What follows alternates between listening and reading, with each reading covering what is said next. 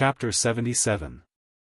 Ralph, Blood Bottle Gang's former star of hope, the only supra-class elite among the strongest 12. After experiencing hell and despair, he finally reunited with Thales after a month. Congratulations. In the end, you still managed to struggle through. Thales smiled and nodded. You did not lose to this damned world. Ralph trembled slightly and suddenly opened his mouth. His throat, which was knotted with flesh, trembled slightly, but he could only mutter something indecipherable. He also knew that he could not say anything now. Faced with such a situation, Thales did not know how to react for a moment.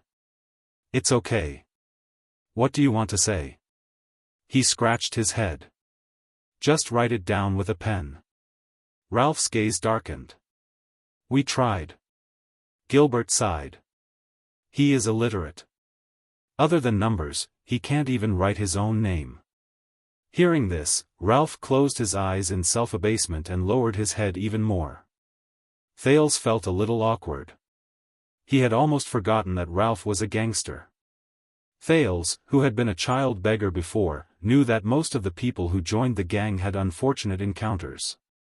They had to earn a living in illegal activities every day, so naturally, they did not have the chance to receive a decent education. But in the next moment, under Thales' astonished gaze, Ralph gritted his teeth and struggled to support himself with his walking stick. He lowered his crippled body and bowed towards the short and thin Thales. He bowed deeply. Thales sighed. All right, I've received your gratitude. Ralph raised his head and trembled as he looked at Thales. What are your plans after this? Do you have anywhere else to go? I don't really recommend you to return to Blood Bottle Gang. Ralph trembled slightly. Return to Blood Bottle Gang? Return to Big Sister Catherine's subordinates? He looked at his leg and revealed a pained expression. And there's still Nikolai. When he thought of the enemy who stabbed him in the back, Ralph's eyes shone with a fierce light. A few seconds later, Ralph exhaled with his psionic power and shook his head sadly. Thales stared at him. All right. The prince smiled. Then you can stay with me for the time being. I should be able to support you. Ralph's eyes brightened. This boy. Apart from being his savior, he also had a powerful background. Gilbert. Thales turned his head and looked at Count Casso.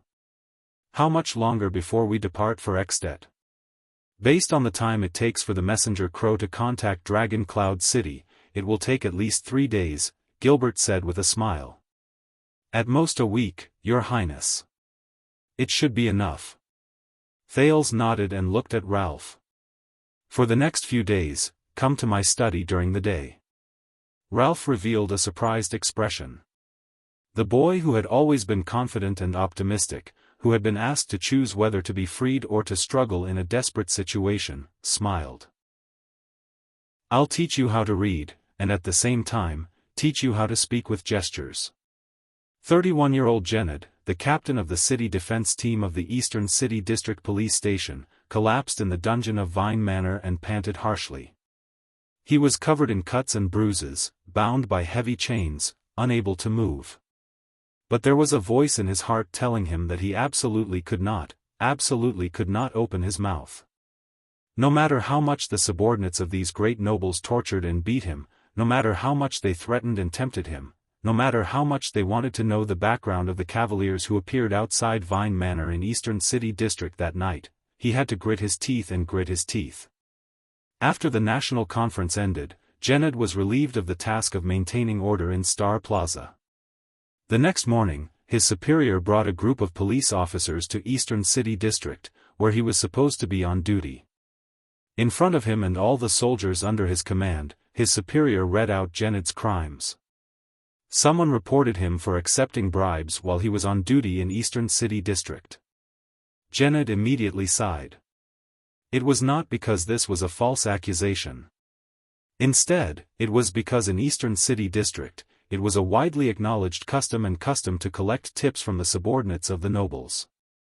Every soldier in the city defense team and even the police officers would collect such tips, and the police station knew this very well. They would always take a cut of the commission and take some extra money. This was also the only extra income that Genid could get for his team members, who were only paid a meager salary. Why was I the only one who was reported? The soldiers under him also looked shocked. However, there was no way Genid, who had been in Eastern City District for almost 12 years, did not know that he had probably offended someone important. Under the watchful eyes of 10 police officers, Genid only had the time to take out the saber that he had treasured and maintained for 12 years. It was the saber that the Duke of Star Lake had casually removed and handed to him when he saw that Genid was unarmed after the retreat at Walla Corridor. Use this in exchange for the flower in your hand. Because of you, at least we can have a full meal. He handed it to the young man he thought most highly of in his team. Then, his hands and feet were chained, and his head was covered as he was brought into a carriage to a manor.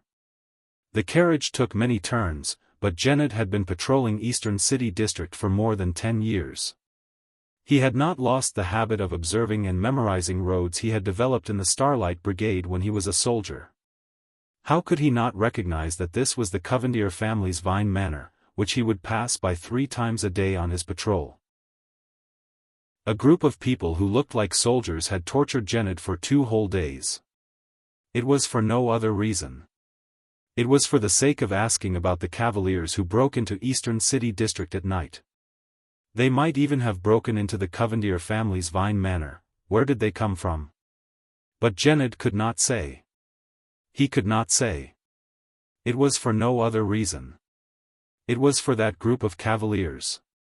They came from the Jade Star royal family under the 9-pointed star. It was John's 9-pointed star, the Duke of Star Lake's 9-pointed star, the Starlight Brigade's 9-pointed star, and the 9-pointed star under which the ignorant Genid had once fought and fought tirelessly with passion. How many of his comrades were among them? 12 years ago, he had wandered numbly on the war-torn land. Amid the cold, hunger, pain, and torture, he had witnessed murder, arson, rape, and plunder in a daze every day. That was until Genid entered the city stupidly. When he was so hungry that his vision was blurry, he walked towards the recruitment office in a daze. That was until he met the Duke, the humorous, confident, optimistic, and approachable Duke of Star Lake, and his Starlight Brigade. A 19-year-old peasant boy who was often bullied, foolish, and could not survive, learned how to work together for the first time. He learned how to sacrifice selflessly for the first time. He was recognized and praised for the first time. He was taught how to read and write for the first time. He raised his sword and shouted for victory. He was the first time he sang happily around a bonfire. He was the first time he made up his mind to cover the retreat of his comrades. Also, he understood for the first time that there were things in the world that were more important than having a full meal and being able to survive. Over there, he felt like he was more like a human than a wild beast who only cared about finding food to fill its stomach. The Duke's Starlight Brigade, the Duke's personal guards, was his home, his everything. It was the place where he thought he would fight for the rest of his life. Until the tragedy of Zodra, until that shameful and hateful betrayal, until that despicable ambush, until that cowardly and despicable stab in the back. Until the Duke lay calmly among all his personal guards and told them to take good care of themselves, while the entire brigade cried in regret and anger. Then, he smiled with tears in his eyes, closed them, and passed away. It's all their fault. It's their personal guard's fault. It's their personal guard's sin. If we had discovered it earlier. If I had reacted a little faster. Then the Duke wouldn't have.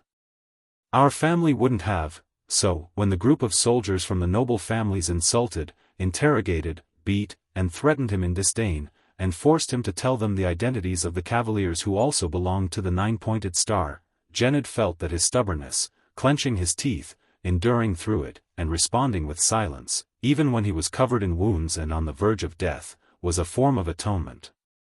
At least, by doing so, he could make his heart, which had been filled with guilt, regret, and self-blame for the past 12 years, feel a little better. He could more or less repay some of the guilt and regret he felt during the 12 years he spent in a dull and apathetic manner. All of this was for his former home, for the duty of the Duke's personal guard, which he always remembered even though he was no longer around. "My master just wanted to confirm some things," the white-haired old man asked him calmly from outside the prison cell again. "It's about the identities of those cavaliers. That's all. I swear on my master's honor that he did not intend to harm those cavaliers." Genid clenched his teeth. "Who will see your persistence? Similarly, no one will see your weakness. As long as you give us some information, even just a little, no one will know." Genid continued to clench his teeth. "We know that you definitely know something. Your soldiers said that they did not have flags or emblems. So, are they people you know? Are they former comrades? Friends who have gone through life and death together?" Genid continued to clench his teeth. The white-haired old man sighed and left the dungeon. Genid loosened his grip on his teeth, panted, and fell limply to the ground. He made it through again. However, in a place he did not know, the Covendier family's old butler, Ashford, had arrived at the upper level of Vine Manor. He bowed respectfully to his young master, the guardian Duke of South Coast Hill, Zayn Covendier, and said, "I've asked them. Those cavaliers are from the Jade Star family." Zayn turned around from the window that reeked of blood. His expression was contemplative. "I thought that he refused to speak until the end." "Some things can be asked without the other party opening his mouth," Ashford said expressionlessly. "Genid was born in the Starlight Brigade. He was even the personal guard of the Duke of Star Lake, John Jade Star, the Starlight God of War himself. After Sonia Sasir disbanded the original Starlight Brigade, he retired from the army and came to the police station as one of the people who did not want to go north to Broken Dragon Fortress." Zayn's gaze shifted, and he seemed to be deep in thought. Ashford nodded slightly. "I can tell that he is an outstanding and tough soldier. If there's something on those cavaliers that made him refuse to speak, it must be related to his military service experience. I'm guessing that, with his rich experience in the army and campaigns, he saw through the origins of those cavaliers without flags. He insisted on keeping the secret for those people because he was also from the Jade Star family when he was in the Starlight Brigade." Zayn stared at his old butler for a few seconds. In the end, he sighed. "So, the only ones who fit the description should be the Jade Star private army in Mindy's Hall. And that new prince openly returned to Mindy's Hall after yesterday. The secret treasure of Mindy's Hall is missing?" Zayn shook his head and chuckled. "Humph, I'm afraid that the so-called secret treasure that went missing in Mindy's Hall is that new prince. Nikolai caught that brat and brought him to Vine Manor. So, they simply broke in and secretly snatched him away. Do you know, Ashford, we've held the fate of the kingdom in our hands twice. Zayn raised his head and shut his eyes tightly. In the end, he escaped. Ashford lowered his head indifferently and did not say a word. After a while. "Treat that soldier from the Starlight Brigade," Zayn said coldly. Ashford raised his gaze with a puzzled look. "You know, that brat, I owe him one, no matter what." Zayn clenched his fists and said with burning eyes, "And I don't want to hesitate when I attack him."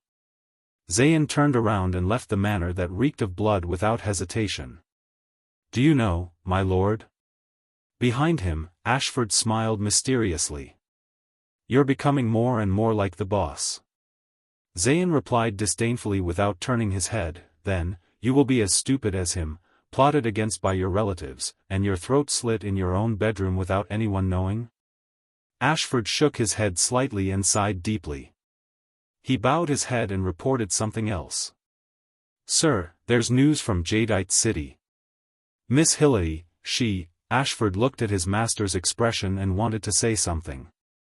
Zayn stopped in his tracks. The young prince took a deep breath, as if preparing for something. "Speak." His tone was icy cold. What inexplicable things has my adorable and foolish 12-year-old sister done this time? When he heard this, Ashford bowed deeply and said carefully, 5 days ago, Lady Hilly went to Sarah Principality under Lord Cassin's protection. None of her men dared to stop her. Zayn turned his head and looked at Ashford. Sarah? The Sarah Principality that fell apart after the Archduke was assassinated? He revealed a puzzled expression and frowned.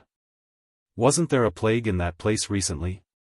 The outside story is that she's going to save the people who are suffering from the plague. Ashford bowed slightly. But I suspect that she found information about that organization. That organization? Zayn's expression instantly turned as cold as snow. His face twitched as if he thought of something unbearable. Until he suddenly exploded. Isn't it enough that she killed her own parents? The Duke's voice was filled with anger and hatred. What kind of disaster does she want to bring back to Covendier, to this family? Ashford did not speak. After more than 10 seconds, Zayn exhaled harshly. In the end, he still waved his sleeve. Send more men to ensure her safety. Zayn shut his eyes tightly, gritted his teeth, and said fiercely, and, ensure that her identity is kept a secret. Absolutely, absolutely, absolutely not leaked. His voice trembled as he used the word absolutely 3 times. Ashford nodded lightly. Considerately, he left the hall of the manor before the Duke did. After the butler's figure disappeared into the distance, Zayn trembled and held onto the pillar. Thud. He punched the pillar with all his might.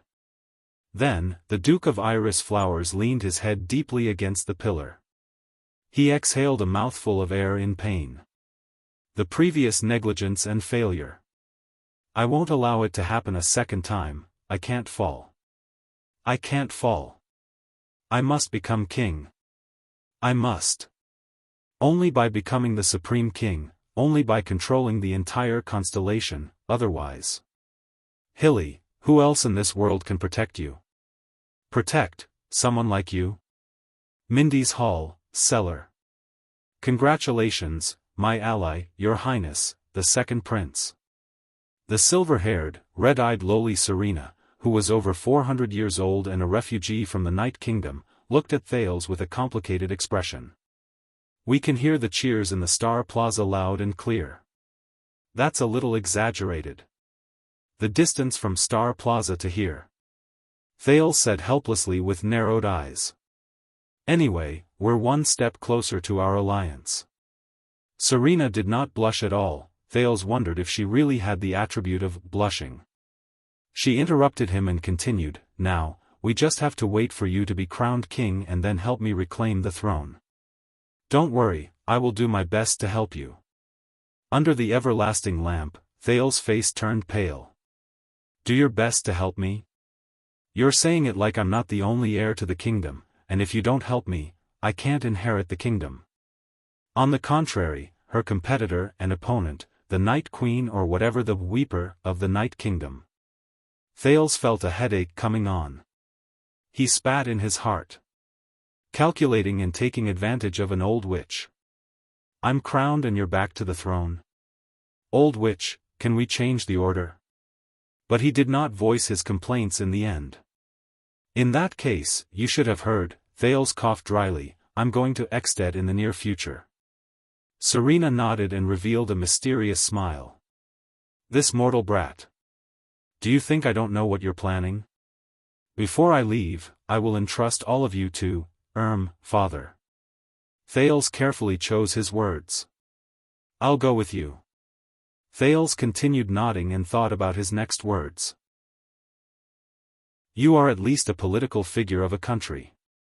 He will definitely not neglect you, I'll go with you. Thales' voice gradually became softer. What? He frowned and asked in puzzlement. I said, I want to be with you. Serena flashed a smile. The girl who looked like she was 6 or 7 years old, wasn't she only 5 or 6 the last time I saw her? Did she grow up a little? The red-eyed girl opened her cracked mouth and said, we still have a monthly blood supply clause, don't we? Thales sighed in his heart. Besides, allies cannot be too far away from each other. I still have to ensure your safety. The prince rolled his eyes again. Being with me is to ensure your own safety, right? The thing he was most worried about had happened. However, at this moment, Gilbert's voice came from outside the door. Good day to the three of you. Sir Corleone, and Lady Corleone. You are really responsible. Cora, relax. Then, someone knocked on the door outside the cellar. Apologies for interrupting your discussion, Your Highness Thales, Your Highness Corleone. Count Casso's voice came through the door. Chapter 78. In short, these are all everyday words that start with P. I explained them just now. If you don't remember, there are pictures beside them. As for why the words that start with PH are not pronounced this way, don't ask me, just memorize them, Thales' voice echoed in the study room. These are all the information that Gilbert prepared for me. But now, it seems that my progress is a little ahead of the others. But it's just right for you to use. A little ahead of the others? Watching Thales pass the list of words to Ralph, who could not speak, Gilbert, who was watching from the doorway, frowned slightly. He did not approve of it, or rather, he was firmly against it. At such a crucial moment, Thales still spent time teaching Ralph, although there was indeed no one who could substitute for His Highness' amazing and rich set of sign language, to the extent that he delayed his own studies. But when he thought of the day when the prince would head to Ekstedt was just around the corner, he needed trusted subordinates more than complicated and trivial knowledge. Gilbert sighed and continued to stand outside the door, allowing His Highness to carry out his act of being courteous and buying people's hearts. At least in Gilbert's opinion, this was the right thing to do. Ekstedt's reply arrived yesterday. However, when the anxious emergency envoy, Baron LaSalle, revealed the contents of the letter, even the old Duke Cullen, who had the best self-restraint, could not help but frown. Compared to the bloody handprints on the first letter of credence, this letter was simpler and calmer. The letter was written in King Nuvan's own handwriting. But there were only 3 words, and they were written with great emphasis. Let him come. There were no conditions, no declaration, no mention of the conflict between the two countries, and no mention of Archduke Lampard's actions. There was no additional content at all. After Kessel V read the letter, he was expressionless and did not say anything. He only officially ordered that 3 days later, the second prince and his diplomat group would head north to Ekstedt and Dragon Cloud City. Gilbert could not help but feel perturbed. After Baron LaSalle conveyed King Nuvan's message, he bade farewell and returned to the kingdom, drenched in sweat. Gilbert guessed that the meeting with His Majesty that day and LaSalle's performance had probably reached Ekstedt. This time, he might have to make his own choice between King Nuvan and Archduke Lampard. As he pondered, Thales' voice continued. Okay, next, let's review the sign language just now. How do you express I'm sorry? Ralph furrowed his brows and rummaged through a piece of paper that was filled with diagrams. Then, he raised his head, raised his right palm in puzzlement, and circled it gently in front of his chest. No, this is please. You have to make a fist, yes, that's I'm sorry. Ralph clumsily clenched his right fist and circled it around his chest. Opposite the phantom wind follower, Thales nodded slightly without raising his head. Half of his attention was on Ralph, and the other half was focused on his right hand, on a book under the table, From the Final Empire to Constellation. Thales realized that ever since he was assassinated, he gained a hidden ability, multitasking. For example, right now, he could completely teach Ralph sign language while flipping through the books and information he needed under the study table that he could not let Gilbert know, especially about calamities and mystics. Thales was too eager to understand these secrets that were related to himself, especially after he was assassinated the last time he was suspected to have used mystic energy. The excruciating pain that almost tore his entire body apart had been bothering him. Would the next time he used mystic energy be the day he died? However, it was as if he was pushed by fate. From the national conference to the ex-dead envoy's audience, and then to being sent out as an envoy, he had no time to stop and investigate the truth about himself and the mystics. Originally, if the matter regarding ex-dead had not been so urgent, then Ralph's arrival would have given Thales the excuse of taking some time to teach him sign language to reduce his Gilbert's class time every day. He would not be able to look up information that might arouse suspicion during Gilbert's class. He had also thought of publicly expressing his curiosity about mystics in exchange for a chance to look up information about mystics in public. However, who knew if the books he flipped through would be recorded by someone specially assigned to record it and pass it to Kessel or even Murat? The ability to multitask allowed him to take time out to search for his own secrets, just like today. However, this new ability did not make him feel complacent at all. Instead, it made him even more anxious and panicked. How many more abnormalities are there in this body? When will these abnormalities expose my secrets? Thales had a premonition that all the secrets were related to his birth, his mysterious mother, the high ritual master Lycia's secretive and strange attitude, the suspicious conversation between the king and the high ritual master during the bloodline ceremony, and so on. The truth about my mother was already listed by Thales as the second of his 5 great unsolved mysteries. It was ranked before the bloody year, flashback of memories, and abnormal body. It was second only to the most pressing mystery of the mystics. When he thought of this, Thales could not help but sigh. Then, how do I sign "thank you"? He asked casually. Ralph found the drawing with great difficulty. He clumsily tapped his chin with the tip of his right palm, then flipped his palm outwards. Thales' gaze shifted between the book and Ralph. However, at this moment, his vision began to blur again. Wuqia's voice was the first to ring. "Young mistress, are you going to the special school again to volunteer for the disabled?" "Yes." "Sigh, don't use such a derogatory term. They are not handicapped, nor are they sick.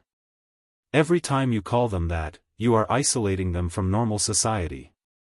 You should use physically handicapped or physically handicapped. Sigh, I always feel that instead of spending your time here, you should go and study for your degree. In the future, you can influence and improve special education from the perspective of the social structure. After all, it doesn't matter if you have one more person. The inconveniences in their lives will not become better because of your occasional actions. That is not how society changes. Wuqia. It is not their fault that their lives are inconvenienced. It is precisely because we, as people in society, did not fulfill our responsibility, to allow all people to live in society without any obstacles regardless of their conditions. We can be considerate enough to design individual washrooms for children who are less than 1.2 meters tall so that they can live in society without any obstacles. Then, why can't we allow a deaf and mute person to communicate with others without any obstacles and live in society without any obstacles? Huh? Why do you have such a sense of social science morality now? This is not morality, it is basic values. It is your way of thinking that promoting social progress from a macroscopic structure is the right way that is problematic. I do not believe that a person who does not even bother to give sympathy and help to those around him will bring real help to society. I am talking about you, Wu. Qian. Run. Stop. Let's stop talking about serious matters. Let's go. Huh? Where are we going? I am sending you to a special school. Aren't you going to be a volunteer? Ah, Qian. Are you going too? You must have been influenced by my full sense of morality, right? Let me say this first. You have to learn sign language with me. Sigh. I am just sending you there. I don't care. I don't care. You must come with me. Otherwise, you are not allowed to enter my room tonight. Thales shook his head hard and chased away the memories that left a deep impression on him but could no longer be touched. He hid them in his mind again. His attention returned to the present. Not bad. Then let us increase the difficulty. One more time. No, I mean, how are you going to sign one more time? While Ralph was sweating profusely as he searched for the blueprint, Thales flipped through 2 pages of From the Final Empire to Constellation. The value of this book was not as high as the previous one. It was basically a compilation of imaginary legends and a chronological account of major events. It did not clearly describe the calamities in the Battle of Eradication. Huh? Thales furrowed his eyebrows. A piece of paper fell out from between the pages of this thick book. Thales picked it up gently. It was a piece of old parchment paper. It looked even older than this From the Final Empire to Constellation, which was already quite old but could still be flipped due to excellent maintenance. On the parchment paper was an erasable black pen. It depicted the side profile of a young girl. The young girl in the drawing was quiet and graceful.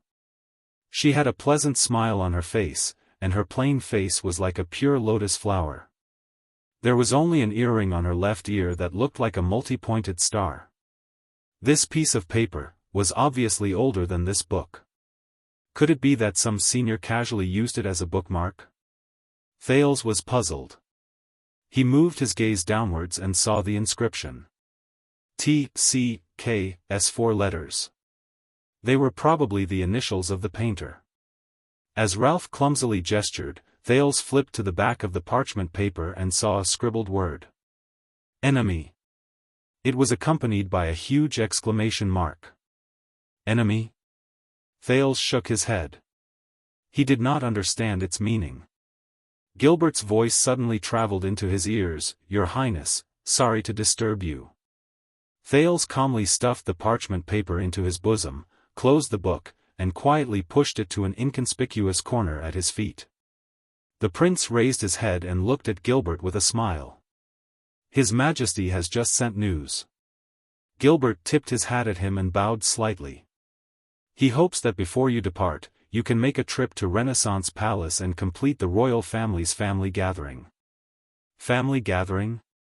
Thales opened his mouth in shock and bewilderment. What family? Isn't the Jade Star royal family? At this moment, the figure of the first-grade female official appeared behind Gilbert. Just follow me. Jianghu said flatly. Her gaze when she looked at Thales was filled with pity and pity. Renaissance Palace. Since you have already been acknowledged as a prince, Jianghu said in a cold voice as she led the dressed Thales up the cold stone stairs in her high-heeled boots. Then, you must come and meet your nominal mother. Even though she is not your biological mother, at least, before you go to Extet, mother? Thales asked in surprise, what mother?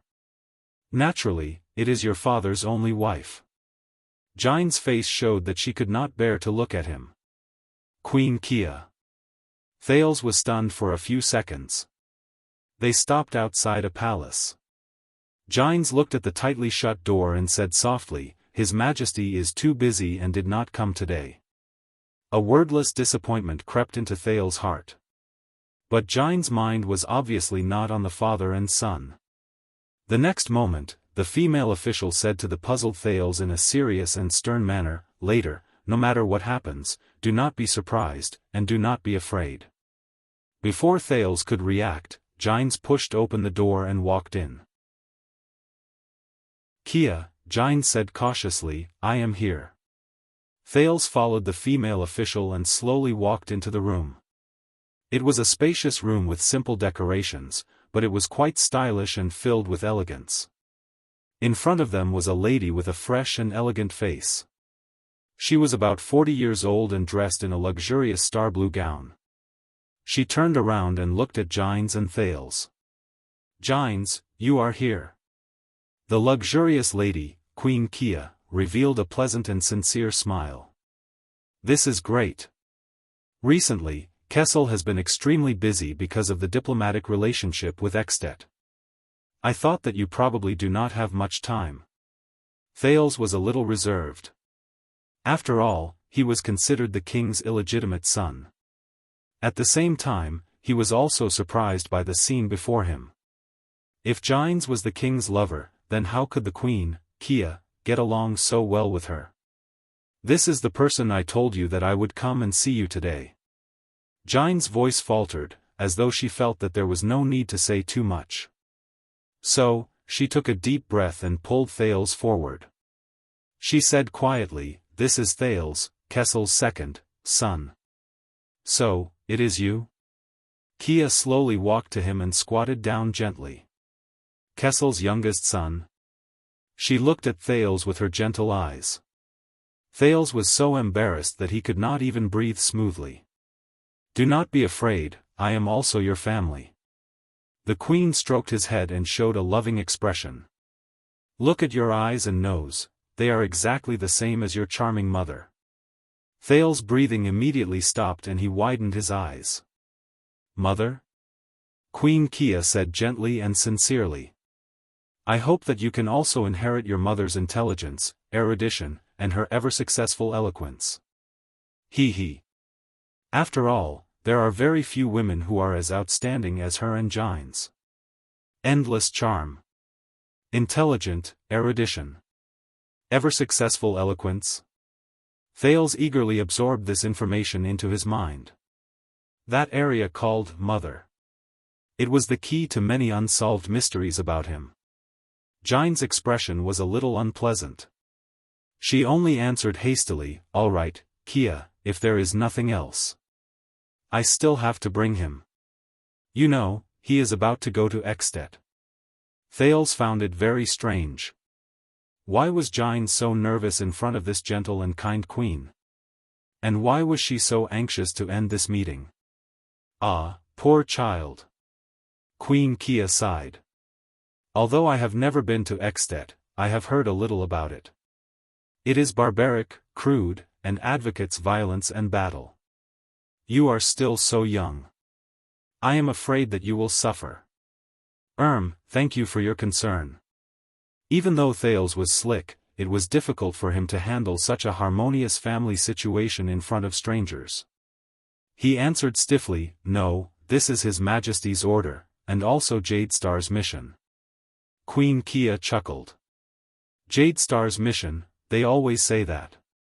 Jianghu's voice suddenly rang stiffly again. "All right, Kia, he has other tasks. We will take our leave first." "That's not right." Thales furrowed his brows. Something must be wrong. But what exactly is wrong? Let me tell you a secret. I will have 2 night shifts today. The second night shift will be around 6 in the evening.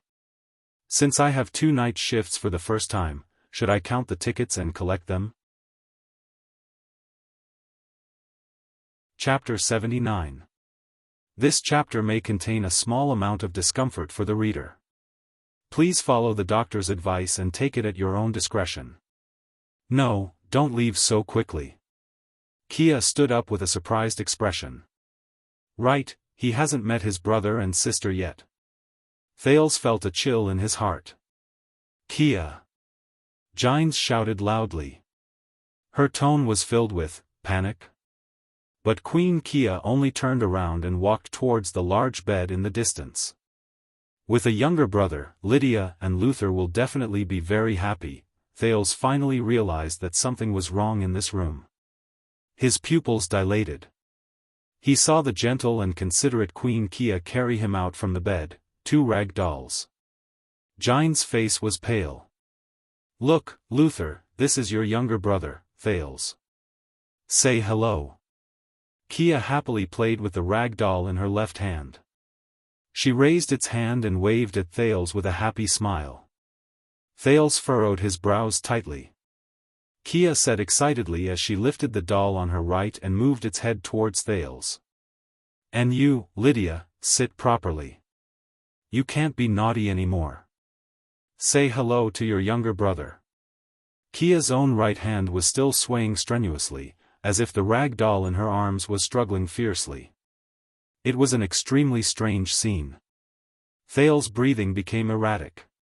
Could it be? The prince stared in disbelief at the beautiful and luxurious queen who was happily playing with the two rag dolls in her arms. This is enough, Kia. Jianghu walked forward quickly, her breathing rapid. The first thing she did was to pull Thales away. But Queen Kia's expression quickly changed. Huh? Why?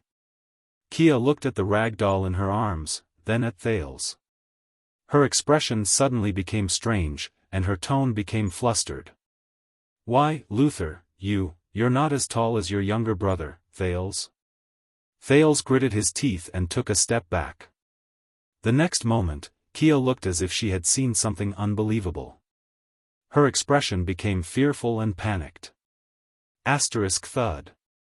The rag doll in her right hand fell gently, but Queen Kia did not seem to notice it. She only looked at the rag doll in her left hand with a pained expression and was about to cry. I know now. Kia looked at the rag doll in sorrow and despair. The reason you became shorter is because you lost, go. Jianghu gritted her teeth and said to Thales, you go first. But Thales was already rooted to the spot. Kia's hands were tightly wrapped around the doll. A second later, Kia began to cry in agony. She said something that made Thales' hair stand on end. Luther, head, you're missing a head. Luther, your head, where's your head? Where's your head? Your head, it's off. Kuya raised her tear-stained face and screamed in panic. She lay down on the ground and looked around. Quick! We have to get your head back. Thales felt his skin crawl. Jianghu immediately went forward and hugged Queen Kia, using all her strength to stabilize the trembling queen.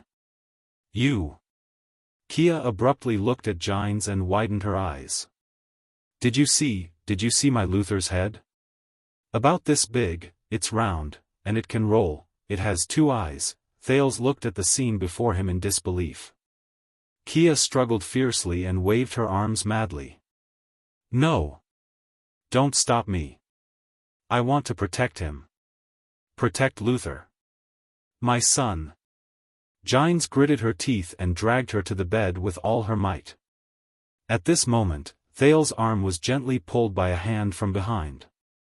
Thales jumped in fright. Still in a state of shock, he suddenly turned his head. The person who pulled his arm was a stranger. It was a long-haired lady wearing a black robe and a goose-down shawl. The lady in black had a delicate face, but there was sadness on her face. Thales panted and finally calmed his breathing. The long-haired lady in black pulled his arm and said softly, "It's okay. Let's go out first." Thales was puzzled and turned to look at Jianghu, who was trying hard to subdue Queen Kia. Jianghu gritted her teeth and shouted, "Thales! I'll be in charge here. You and the princess go out first, quickly." Her Highness? But Thales did not think too much about it before he was dragged out of the room by the long-haired goose-down lady. Behind him, Kia struggled more and more violently, shouting crazily, "Guards! Guards! Quick! Assassin! An assassin!" Lady Goosedown tugged at the livid Thales and quickly walked out. Only Kia's hysterical voice could be heard from afar. From time to time, there were maids and servants with gloomy expressions rushing towards Kia's room. He seemed to be used to such a scene. Kia's screams were still ringing in his ears. "Whimper, my Luther, no! No! Your head! Boo-hoo! Why can't you put it back? Why can't I put it back together? Why does it keep falling? Why? Stick it together. It'll be fine once it's glued. Luther? Am I right?" Thales only walked forward with a pale face. He felt that what happened behind him was too cruel. He did not dare to face it. It was not until Kia's voice disappeared far behind them that the two of them stood still in a corridor. Thales looked behind him with lingering fear. "I'm sorry." Lady Goose Down, who was dressed in black and had long hair, said softly, "Usually, Kia does not act up so quickly." Thales looked behind him in a daze. Doubts began to slowly rise in his heart. Thales raised his head and looked at the lady. Back then, when Luther and Lydia, my elder brother and sister, were assassinated, the Queen and Madame Gines were at the scene. Did they witness it with their own eyes? Thales said with great difficulty. After a few seconds of silence, sorrow appeared in the eyes of the lady dressed in black and goose down. "Yes," she said slowly, "that day, Prince Luther was." Lady Goosedown shut her eyes tightly. As she reminisced, she spoke with difficulty. "Gines and I rushed over when we heard the noise, but we were too late.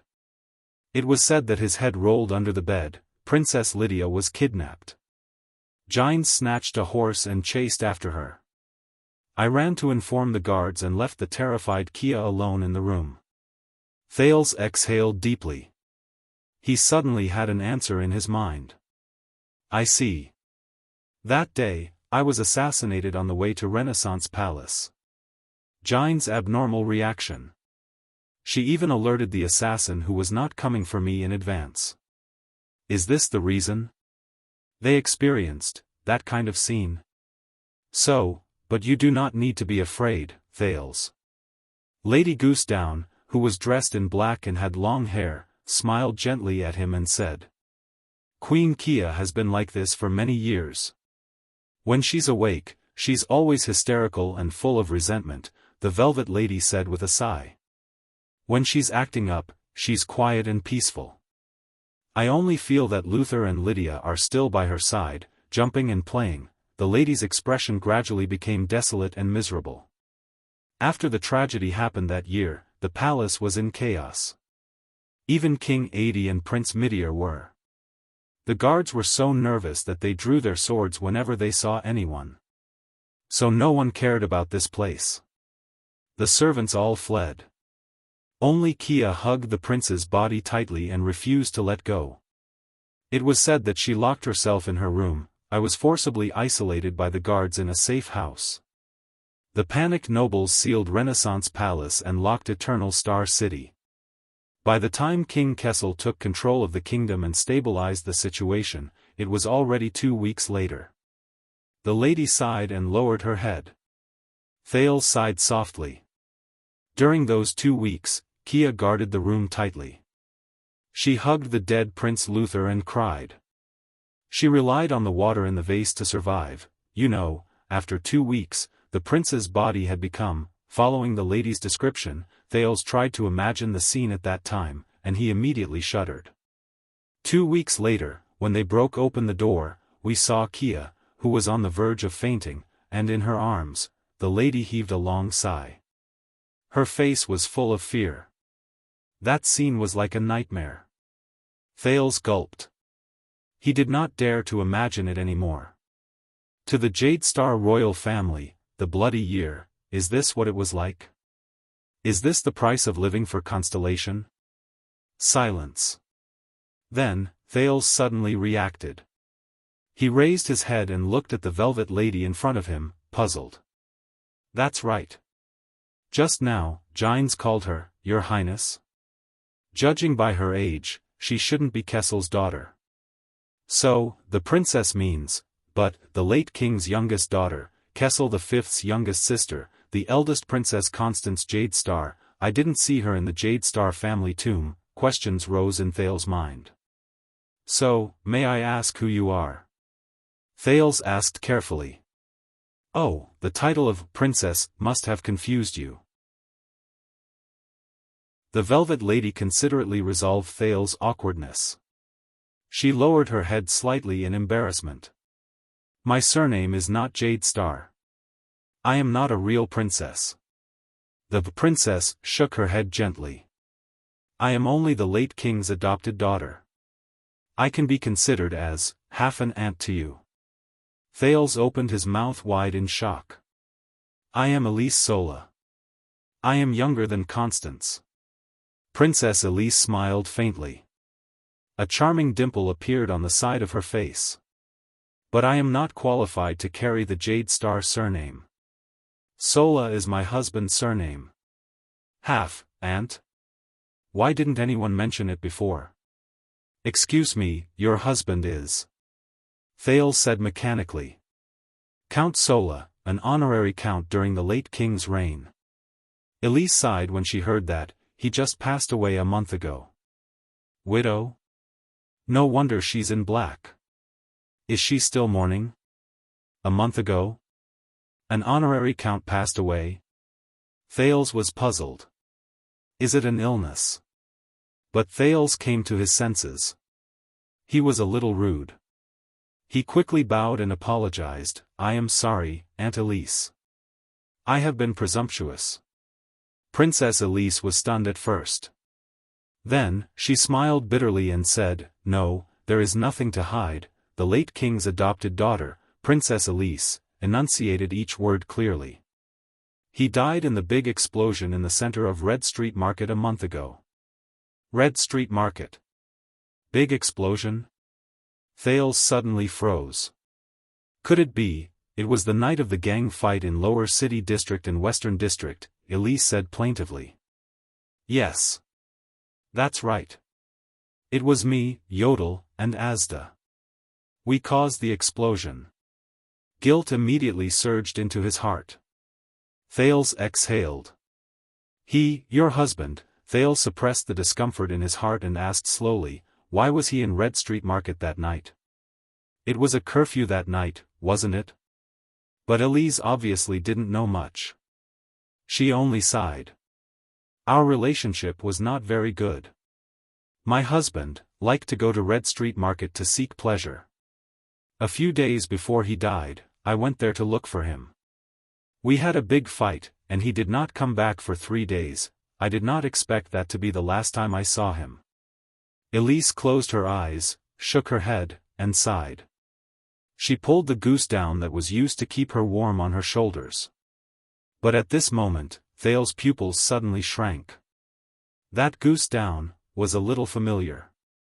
Goose down, lady, Red Street Market, a few days before the big explosion, looking for a husband, quarreling, could it be? Thales shuddered all over. He looked at Aunt Elise's face again. This time, his aunt's delicate face completely overlapped with a face that seemed to be from a long, long time ago in his memory. It was so long that he almost forgot. Yes. It's her. It's that noblewoman with goose down. Thales stared blankly at his princess aunt. That day, it was her. It was her, draped in goose down, and with 20 swordsmen of eradication, they met Thales, who risked his life to beg in Blood Bottle Gang's territory in Red Street Market. It was her, who gave the unkempt Thales 12 coppers and a silver coin on the street. However, Thales had changed so much that even she could not recognize that the second prince in front of her and the child beggar Thales from a month ago were actually the same person. Thales touched his chest. There was the scar that was burned by Quide with the silver coin. Because of that charity, Coria, who was seriously ill, was able to survive typhoid. Because of that charity, Ned told Quide about it. Because of that charity, himself, the child beggars. Quide. Jayla. Red Street Market, it was precisely because of that charity, that everything that happened after that, Thales heaved a deep sigh. What's wrong? Princess Elise looked at Thales, who had a complicated expression on his face. No, it's nothing. Thales raised his head and revealed a respectful smile. In his eyes, this aunt suddenly became much more amiable. I'm just a little emotional after seeing my family. Asda Sakurn's smile reappeared in front of his eyes. Is this what you meant by coincidence? Or is it the lonely figure of the robust Kessel in the royal graveyard that appeared in front of Thales' eyes, fate? Lower City District, Underground Street, Sunset Pub, chop it down. Just treat it as a piece of wood. Abandon useless feelings and principles, and become a real Charlton. Chop it down. No. No. Jayla Charlton suddenly woke up from a nightmare. She rolled up from the bed and gasped for breath. She remembered that after the 3 child beggars were kidnapped, she knelt in Sunset Pub and did not get up for a long time. Until she lost consciousness. And now, how ugly.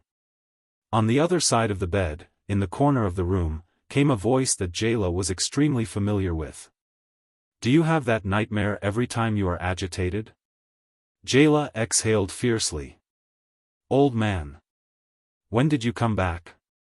She closed her eyes and lay back on the bed. But the voice did not seem to want to answer her. Jayla Charlton, if you cannot turn back and face the fear you had in the past, then you will forever be a weakling. Jayla opened her eyes and pursed her lips. She turned around and faced the wall, turning a deaf ear to the old man's words. Even Rhoda could suppress you to the point that you could not fight back. What a waste of those 2 good killing knives. Jayla remembered the 3 child beggars who were kidnapped, and Coria's heart-wrenching pleas.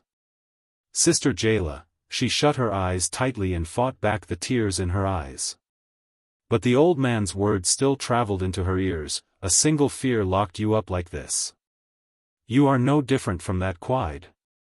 That year, nightmarish memories assaulted her. Jayla could not take it anymore. She rolled over and got up from the bed.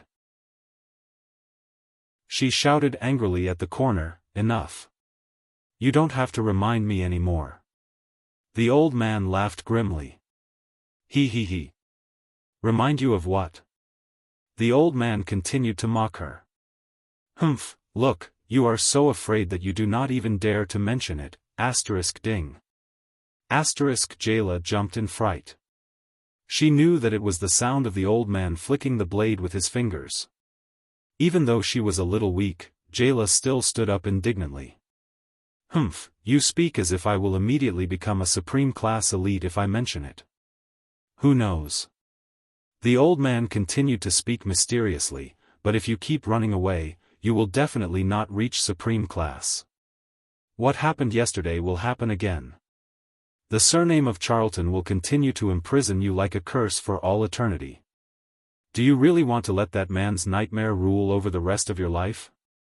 Or do you want to experience your own powerlessness and weakness again? Jayla opened her mouth and took 2 deep breaths. What's so difficult about it? She gritted her teeth. It's just that. Oh. The old man's voice fluctuated a little. What is it? Jayla's face contorted. The stone room appeared before her eyes. No, she began to tremble. No, darkness and blood spread before her eyes like a tide. No, her teeth began to chatter. No, she could barely breathe. No, can't remember, but in the next moment, a small back appeared before her eyes. It was a black-haired, gray-eyed brat with a body full of scars.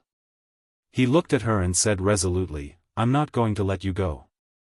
He said firmly, I will go alone. Jayla opened her eyes and sucked in a breath of air. In her mind, she returned to the stone room. She trembled as she spoke. 12 years ago, in Renaissance Palace, cold sweat broke out on her forehead. *ting. The sound of the old man flicking the blade came from the air. The old man said coldly, continue. Jayla clenched her teeth. Her complexion became paler. My first mission, Jayla's entire body began to tremble uncontrollably. But the scene of Rhoda calmly grabbing her blade and taking away the 3 child beggars flashed before her eyes. That was Coria's pleading gaze. Jayla shuddered and felt nauseous. Jayla could feel some liquid flowing out of her eyes. Everything in front of me turned bright red. So scary, Jayla trembled. Her lips could not touch. At that moment, it was the old man's violent shout. Speak. Jayla's body trembled violently. What followed was a ray of silver light that shot towards her. *thud. A wolf limb blade was nailed to the wall half an inch away from Jayla's left ear. Jayla shuddered. All the scenes, people, sounds, and colors from that day appeared clearly before her eyes. That day, her eyes were lifeless. She could not help but shout loudly. I cut off a baby's head while he was still alive. After shouting this, Jayla panted heavily. She felt as if all the strength in her body had left her. 12 years. She shouted. She finally shouted. Thud. Jayla trembled and knelt on the ground. She covered her mouth and endured the nausea. She cried out loud. The old man's voice traveled faintly from the corner. Now, pick up your blade. Your own blade. Chapter 80. 3 days later. It had just snowed in Eternal Star City this morning, and the roads were muddy and dirty. However, the road in front of Mindy's hall was swept clean. A few carriages arrived one after another. Time is a little tight. It is said that Archduke Lampard did not withdraw his army, but continued to deploy his troops at the border. I wonder if King Nuven did not restrain him, or if he can no longer be restrained. Gilbert and the neatly dressed Thales stood in the study room on the 3rd floor and looked at the carriages that entered Mindy's hall through the window. Gilbert spoke with a solemn expression. It seems that a tentative conflict cannot be avoided. Even though Baron Murch and Lady Cecile are guarding the fortress, and the Zamunto and Fries families have promised full support, I heard that the vassals of Cold Castle and Arund are in chaos after receiving the news of the Duke's imprisonment. It is best for us to arrive as soon as possible to avert the disaster of war. Thales nodded slightly and listened quietly to Gilbert's report. According to tradition, as a Prince of Constellation, Your Highness, you will need 3 instructors to guide you in military affairs, politics, and etiquette. You will also need an attendant, who will usually be your assistant in the future, and 2 guards, but you are about to go on a diplomatic mission. We can only simplify everything and make up for it when you return to the kingdom. Considering that we are going to an unfamiliar place in Ekstedt, and the purpose of this trip is to apologize, we have no choice but to reduce the number of attendants. Other than the 30 Jade Star private soldiers led by Cora, there are 3 special candidates. An instructor. I will introduce a knowledgeable scholar to you later. He will be the vice diplomat for this trip. An attendant has already been selected and is currently in the carriage. As for a bodyguard, your safety is extremely important, so he must be an experienced supreme class elite. When Thales heard this, he could not help but be stunned.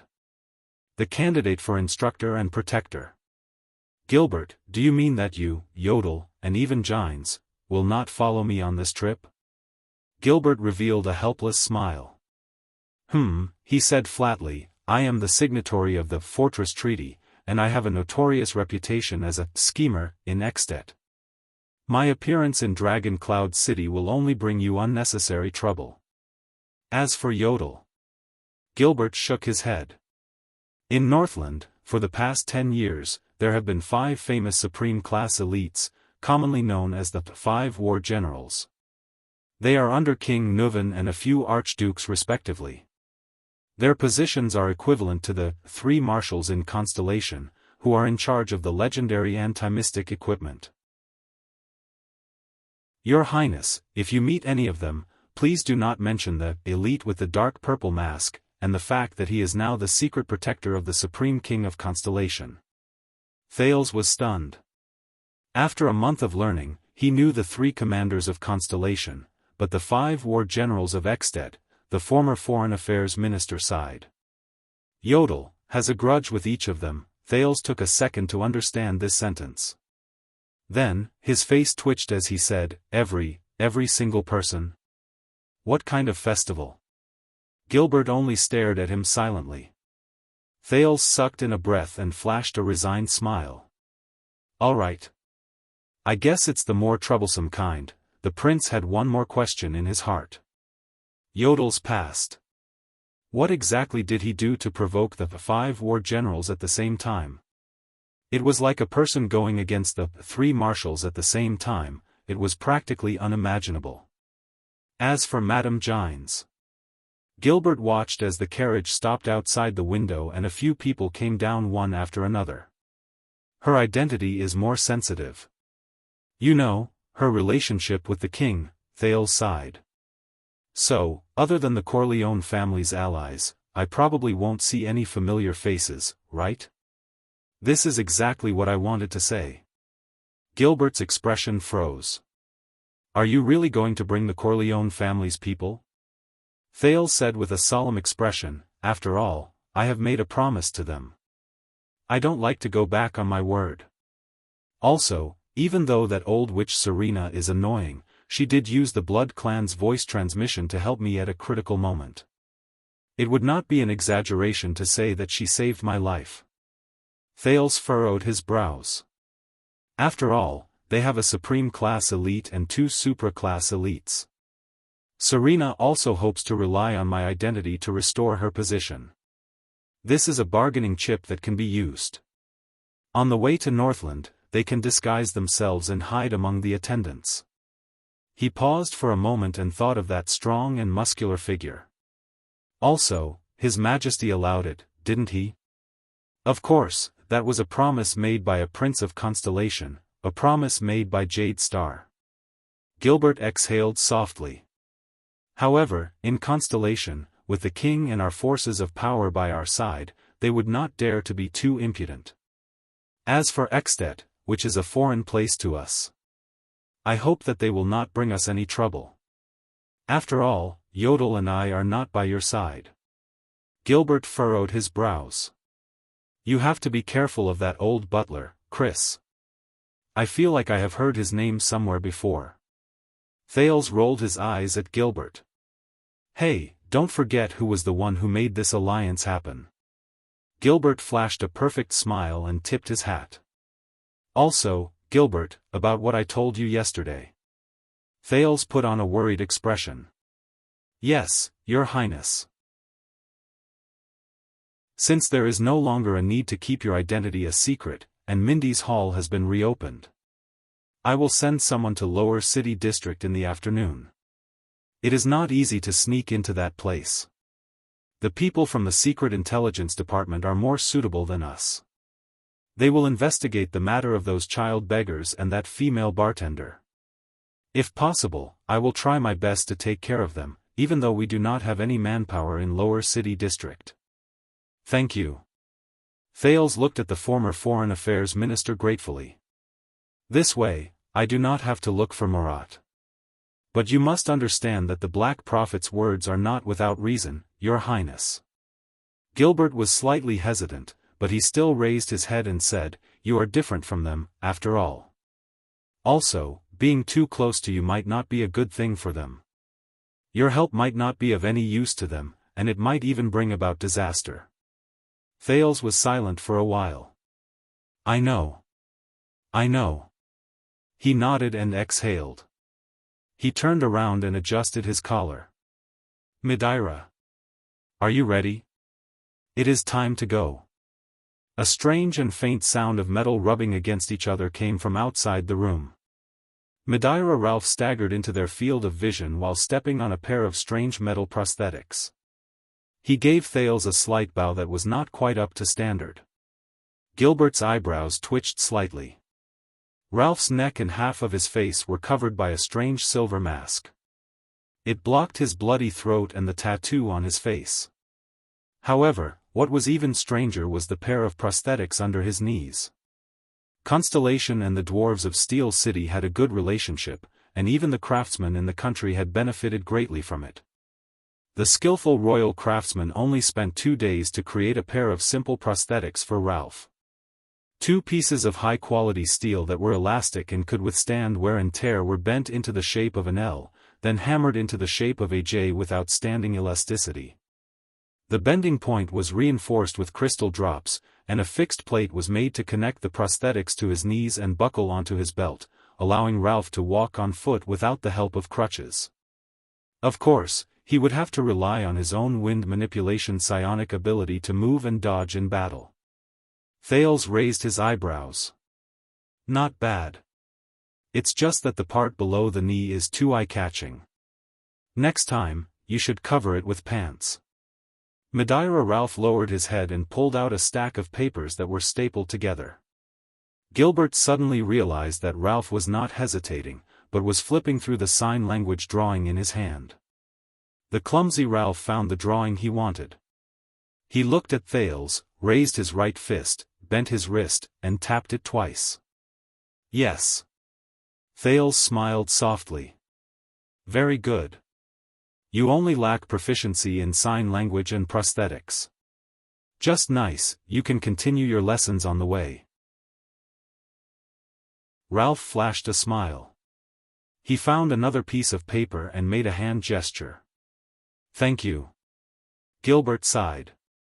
Since you have decided to follow His Highness to Northland, to Ekstedt, I hope you can understand the difficulty of this trip and do your best to protect His Highness. Ralph lowered his head slightly. This time, he did not need to flip through the cheat sheet. Instead, he recalled the necessary hand gestures and gestured. Gilbert, who did not understand, frowned. In the end, he could only look at Thales helplessly. Thales smiled as he answered, he said to do his best. Gilbert exhaled and shook his head helplessly.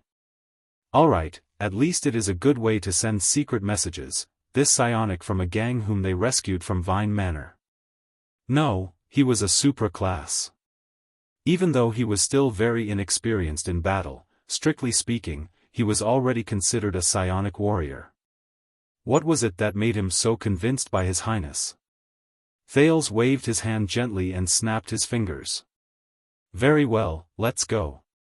At the main entrance of Mindy's Hall. How have you been recently, old friend? In front of a few carriages, Gilbert extended his hand and shook hands with the skinny man who was leading the group. Very bad. The skinny man's expression was unpleasant. The administrative efficiency of Eternal Star City is far inferior to that of the frontline camp in Western Desert. I came to the capital for the documents in the Great Library, but I lost my high-grade pass a month ago, so I could only wait in the capital until now. In the end, they told me that it would take half a year to replace it. I guess you probably ran out of money for your journey, that's why you came to me. Gilbert answered with a smile. And you gave me such a troublesome task. The skinny man sighed and looked at Thales with a measuring gaze. You don't want me to give you money directly, do you? Gilbert turned his body sideways and revealed Thales' figure. This is Lord Putre Nemain from Western Desert Hills Crowing Raven City. We used to study under the same tutor. Gilbert introduced the 40-year-old man in front of Thales, who spoke in a straightforward manner. Putre was once a bard and traveled half the world. He has a deep understanding of the geography of the continent and the customs of the various countries. He has also stayed in Northland for a long time. Your Highness, you have complained to me before that you do not understand the basic situation of the world. I think Putre will be a good candidate. He will be your vice diplomat and your instructor as you head north. Putre, this is the second prince, Prince Thales. His intelligence will shock you. Putre, the skinny man, looked displeased, but he still raised his right fist to his chest and saluted Thales. I am very happy to have the opportunity to ask for your help. Putre, can I call you that? Thales smiled and returned the salute. Of course, you are the prince, you can call me whatever you want. Putre shrugged indifferently. He did not show the slightest bit of excitement and respect when he saw the only prince of Constellation.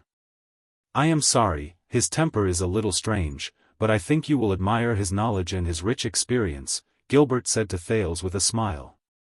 He was not worried that his old friend's disrespectful attitude would cause the second prince to feel bad about him. Thales looked at the skinny Putre before him, then at the Highland boots on his feet. His expression did not change, but he sighed deeply in his heart. Oh, fate. It's him. On the day Quide went crazy, the people from the 6th house met a skinny man wearing Highland boots at the western city gate. He had an unpleasant expression on his face, but he refused to give them any money. Hence, Ryan and Kellett gave him a lesson and took away the only card he had. It was the pass to enter the Jade Star Grand Library. At that time, Thales thought he was a scholar who had fallen from grace. Thales rolled his eyes where no one else could see. "I am sorry, Mr. Putre. Your library pass is in an abandoned house in the lower city district." Gilbert brought him to the next person. It was a young man in his 20s. He had a sword at his waist, a determined expression, and a tall and straight figure. His face was ordinary, but his gaze was sharp. "This is the person His Majesty and I have unanimously chosen. He will be your attendant, regardless of whether you are in Exted in Northland or in Constellation after you return. He has just returned from the Tower of Eradication a few months ago." Gilbert looked at the young man before him. His gaze was filled with complicated and indecipherable emotions. "Why Casso?" Thales immediately reacted and looked at Gilbert in puzzlement. "Casso? I hope this will not cause you to be disgusted. After all, nepotism. But I can guarantee that he is an elite who has been selected after going through many rounds of selection." Gilbert sighed. "But he is indeed my son." The young man, Casso, did not even look at his father. He bowed respectfully towards Thales. "Nice to meet you, Your Highness. My sword and wisdom are yours to use. For the rest of my life, I will serve you wholeheartedly." Thales felt a little awkward. Is it really okay to use, "for the rest of my life" and "for the rest of my life" the moment we meet? But he still nodded and returned the greeting with a cheerful expression. "I will rely on you for the rest of my life, Waya." Waya lowered his head respectfully. "This life and this body are at your disposal." Thales rolled his eyes in his heart again. Gilbert is obviously very good at socializing, but why is his son? Is he a little serious or dumb? But he could also feel that Waya and Gilbert did not seem to get along. Is the relationship between father and son cold? Gilbert sighed and continued forward with Thales. This time, when Thales saw the figure under the cloak, he did not need to be introduced. He already cried out in surprise. "It's you." The petite figure under the cloak turned around with her hands on her hips. "Yes," the person said in a carefree manner. She was neither respectful nor cold. Instead, she made people feel that she was sincere. "It's me." Gilbert, who seemed to be like this after meeting his son, said expressionlessly, "You should have met this person before. She is the same as Yodel. She was originally one of His Majesty's secret protectors. This time, His Majesty specially transferred her out." Hey, what do you mean transferred out? Kessel can't order me around." The cloaked woman who covered her face interrupted Gilbert's words. She walked in front of Thales without any trace of politeness. In front of the dumbfounded prince, she patted his shoulder with her left hand and pointed at herself with her right thumb. "Brat, my name is Ida." "Ida?" Thales was stunned. "Ida Wong?" Thud. While Gilbert and the others had unpleasant expressions on their faces, Ida knocked on Thales' head fiercely. "What, Wong? I'm not from the Far East."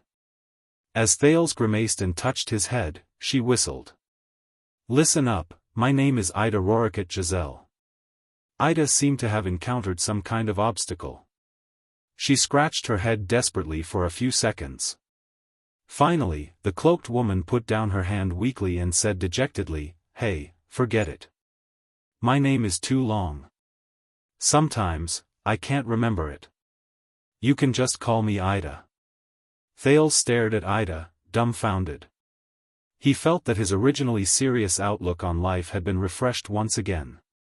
But, this feeling of being hit on the head, is really familiar. A few familiar figures appeared before his eyes. He did not know how Jayla and the children were doing. He had only received some vague information from Murat. "Madam Ida." Gilbert's face was ghastly pale. Next time, please pay attention to your behavior towards His Highness. Thales touched his head, which was gradually no longer hurting. He noticed that although Gilbert was dissatisfied, he had no intention of holding him accountable. So, he also tacitly agreed. This person has the right to hit the prince's head? What's wrong with that? Ida said unhappily, can't I hit him? When I hit Mindy's head in the past, even Kira did not dare to have any objections. Thales' expression froze. He noticed that Gilbert did not refute her. Wait. Mindy's? Kira? Which Mindy's of the royal family? Kira, could it be the supreme class elite of the royal family? Enemy of the wolves Kira Jade Star from 200 years ago? Her voice sounds very young, but, Thales raised his eyes and looked at Ida. Just how old is she? Thales forced a smile on his face. Madam Ida. Hee, you are really, very lively. Yes. Ida seemed very happy under the cloak. She punched her palm. My whole family said the same thing. It's because of this. They chased me out. Thales did not hide it. He rolled his eyes fiercely. Gilbert coughed violently and attracted the attention of a few carriages. Everyone, if there are no questions, we can get used to each other on the road. I believe that everyone knows the destination and mission of this trip. But if there are no questions, let us get on the carriages, he said loudly. His Majesty and the Dukes are waiting at the North City Gate to send the diplomat group off. Cora nodded. The 30 Jade Star private soldiers got busy. Gilbert nodded at Thales and sent him to the carriage. The prince's attendant, Wayakaso, stared at Ralph, who had a strange expression on his face. But under Thales' smiling face, he still followed the phantom wind follower and the second prince into the same carriage. Putre. Gilbert called out to the thin man who was about to get on the carriage. Putre turned around expressionlessly. The former Foreign Affairs Minister, Count Gilbert Casso, said with a solemn expression, I am handing over the prince and the future of Constellation to you. You have traveled through half the world. From the naval battle of Crystal Jade City, the Bloody Year, the Desert War, the Civil War of the Alliance, the Steel and Tree Rebellion, to the Eastern Peninsula's Hanbol Succession War and the Night War, you have seen countless wars and chaos. You know how cruel they are, and your trip this time is to put an end to the war in Constellation. Enough. Putre interrupted his old friend. The thin man still had a displeased expression, but his eyes shone brightly. I will accept it. It is the same as 12 years ago. Chapter 81.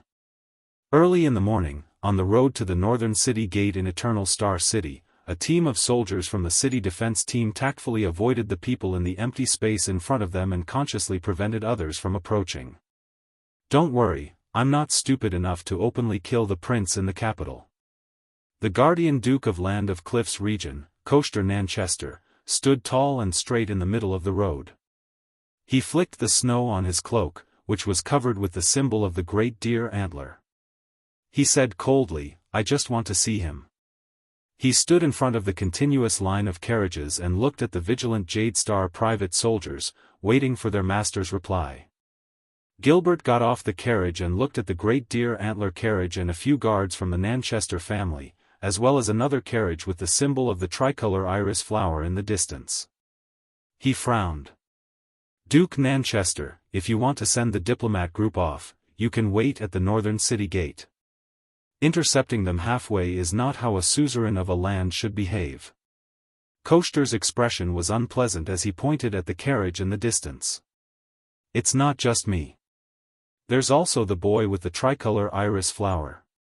Gilbert quickly thought about the situation at hand. We all know that even though he's only 7 or 8 years old, he's not an ordinary child. Coaster shook his cloak impatiently. Send the news to the second prince and let him make the decision. A tender child's voice came from the third carriage. It's okay, Gilbert. Let me handle it. Thales pushed open the car door. Accompanied by the nervous Wuxia Xianxia and the vigilant Madeira Ralph, Thales walked to Koster with a calm expression. Koster looked at the child with a complicated gaze and gestured to the side of the road. Thales took a deep breath and nodded. He waved at the attendant and the phantom wind follower before following Koster to the side of the road. What kind of drama is this? The vice diplomat of the diplomat group and the prince's instructor, the thin Lord Putre, got off the carriage impatiently, as if he had been disturbed from a beautiful morning. Gilbert shook his head. A fight within the kingdom. So peaceful? Putre narrowed his eyes and looked at the Duke of Land of Cliffs and the second prince in the distance. Peace? Gilbert frowned and glanced at his old friend. It's so peaceful that I'm about to cry. Putre curled his lips and said sarcastically, you should go to the eastern continent, to the Kirin holy capital, and see the infighting between the Chen royal family, the eunuchs, and the nobles in the main Yi dynasty. Of course, you haven't been there before, so it's normal for you to have shallow knowledge. Gilbert exhaled discontentedly through his nose. He could not find any effective words to refute him. Damn bards. Thales looked at the hostile Duke of Great Deer Antler in front of him and pondered over the other's intentions. He must have come with a purpose. But we are destined to be enemies. Be vigilant. I didn't expect that the first person to come would be you, Thales said quietly. Koster snorted softly. I don't want to see you in front of so many people. Fakenhaz's sarcasm is too annoying. The one-eyed dragon stared at him coldly. Brat, I know you're very smart. I'll cut the crap and listen, I don't like you, no one ever dared call me a hypocrite. Thales spread his hands helplessly. Then what do you want me to call you? Liar? Swindler? Or actor? Best actor? Sect leader you?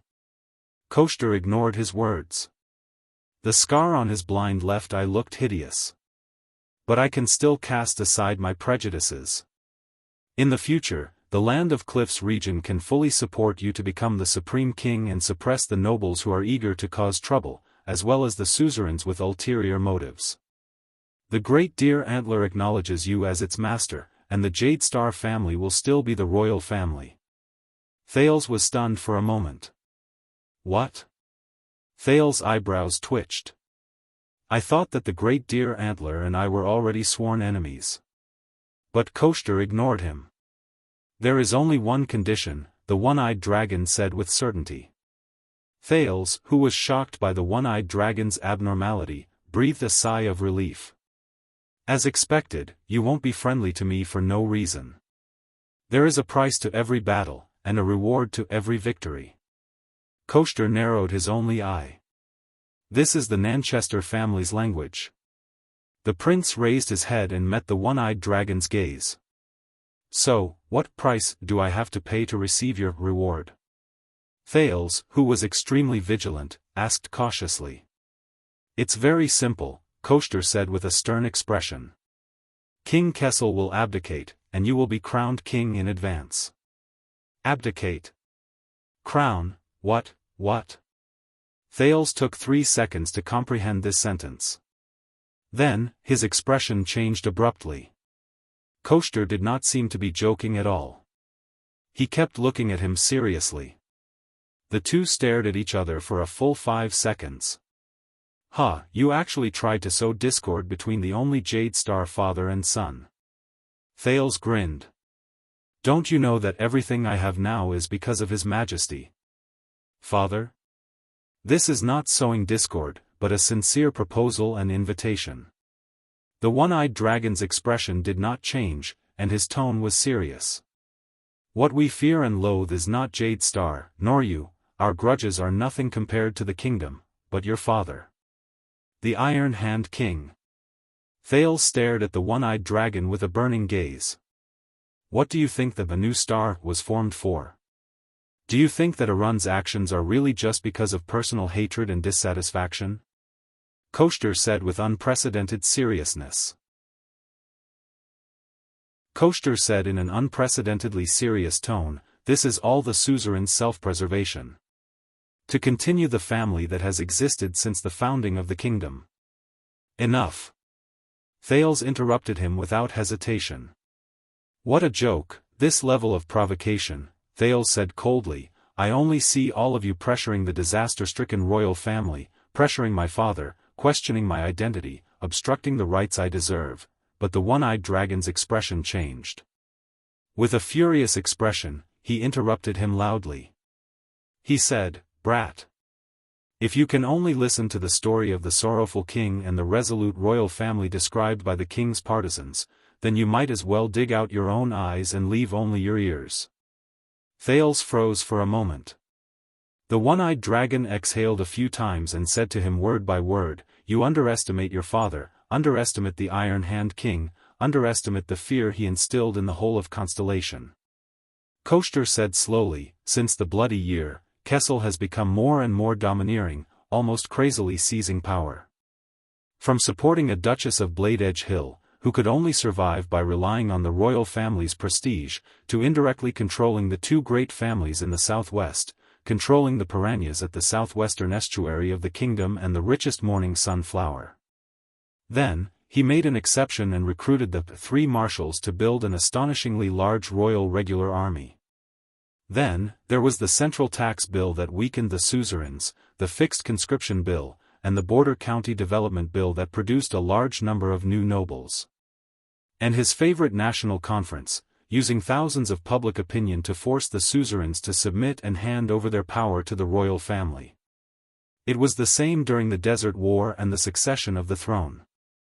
The higher parliament, where the suzerains united to speak, was useless. When making decisions, only the voice of the king and the cheers in the square could be heard. He even wanted to intervene in the succession of the 6 great clans and the 13 distinguished families. Even the internal strife in the Covendier family 2 years ago had his shadow in it. Thales felt a chill in his heart. "What is this?" Koshter said with a gloomy expression, "Do you really think that when a national war is imminent, no one is willing to send troops for the king? Is it really because we do not care about Constellation survival? Your father and his wits are terrifying. If we let him do as he pleases for 20 years, the 19 noble families, from their power, wealth, status, people, and territories, will all be devoured cleanly. We will either submit or be destroyed. Constellation will return to the system of the empire. With such a king around, how can we not panic? How can we not resist?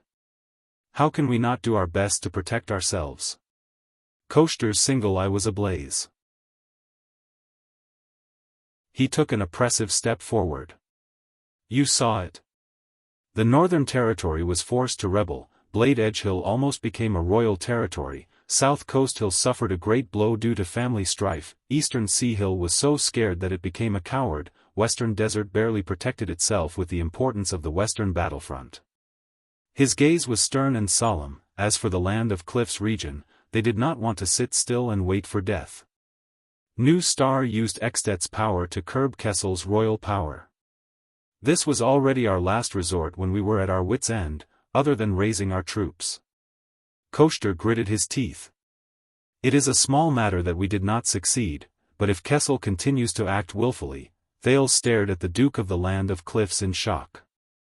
This was another version of the current situation in Constellation that he had heard. It was far different from the version that Gilbert had instilled in him. The Bloody Year changed him. Kessel is now like a real emperor. Koshter's voice was mournful. He wants to dominate everything in this country. He treats every suzerain as an enemy. He is merciless in suppressing and plotting against them. He treats Constellation as his personal carriage, and he has no control over his horsewhip and spurs. Those who can be used will be used as bargaining chips, and those who cannot be used will be suppressed and eliminated. Those who go along with him will prosper, and those who go against him will die. Thales frowned tightly as he recalled how a few counts questioned the king's authority at the beginning of the national conference. This is not a good thing, whether it is for our suzerains, for Jade Star, or for all of Constellation. If this goes on in this ancient country, sooner or later, there will be a great disaster. Koshter gritted his teeth. His single eye was like lightning. You are about to go to Ekstedt. This is not a good errand, but it will allow you to see another constellation from another angle. See how the children of the northern wind and the dragon view us. Thales lowered his head and calmed his breathing. Why did Tormund agree to rule together with the suzerains? Wasn't it precisely because of the tyrannical rule of 2 generations of the empire that led to its eventual destruction? Thales opened his mouth, but immediately swallowed the word calamity back into his stomach. He had a feeling that the end of the empire was not as simple as the calamity strike that Gilbert mentioned. Koshter turned around coldly and pulled up his cloak. If your goal is to become a tyrant like your father, and you are willing to pay the price of Constellation's downfall, then pretend that I never said these words today. The one-eyed dragon stared at Thales, who was deep in thought. His gaze was complicated.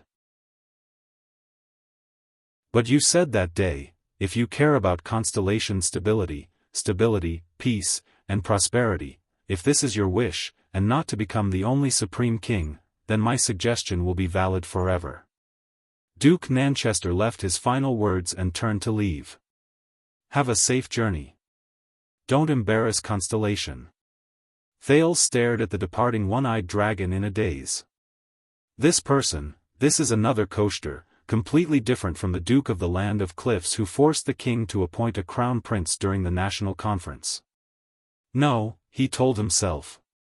This is all a scheme by the other party to ruin Kessel's image, to drive a wedge between father and son. A voice from a very long time ago rang in his mind.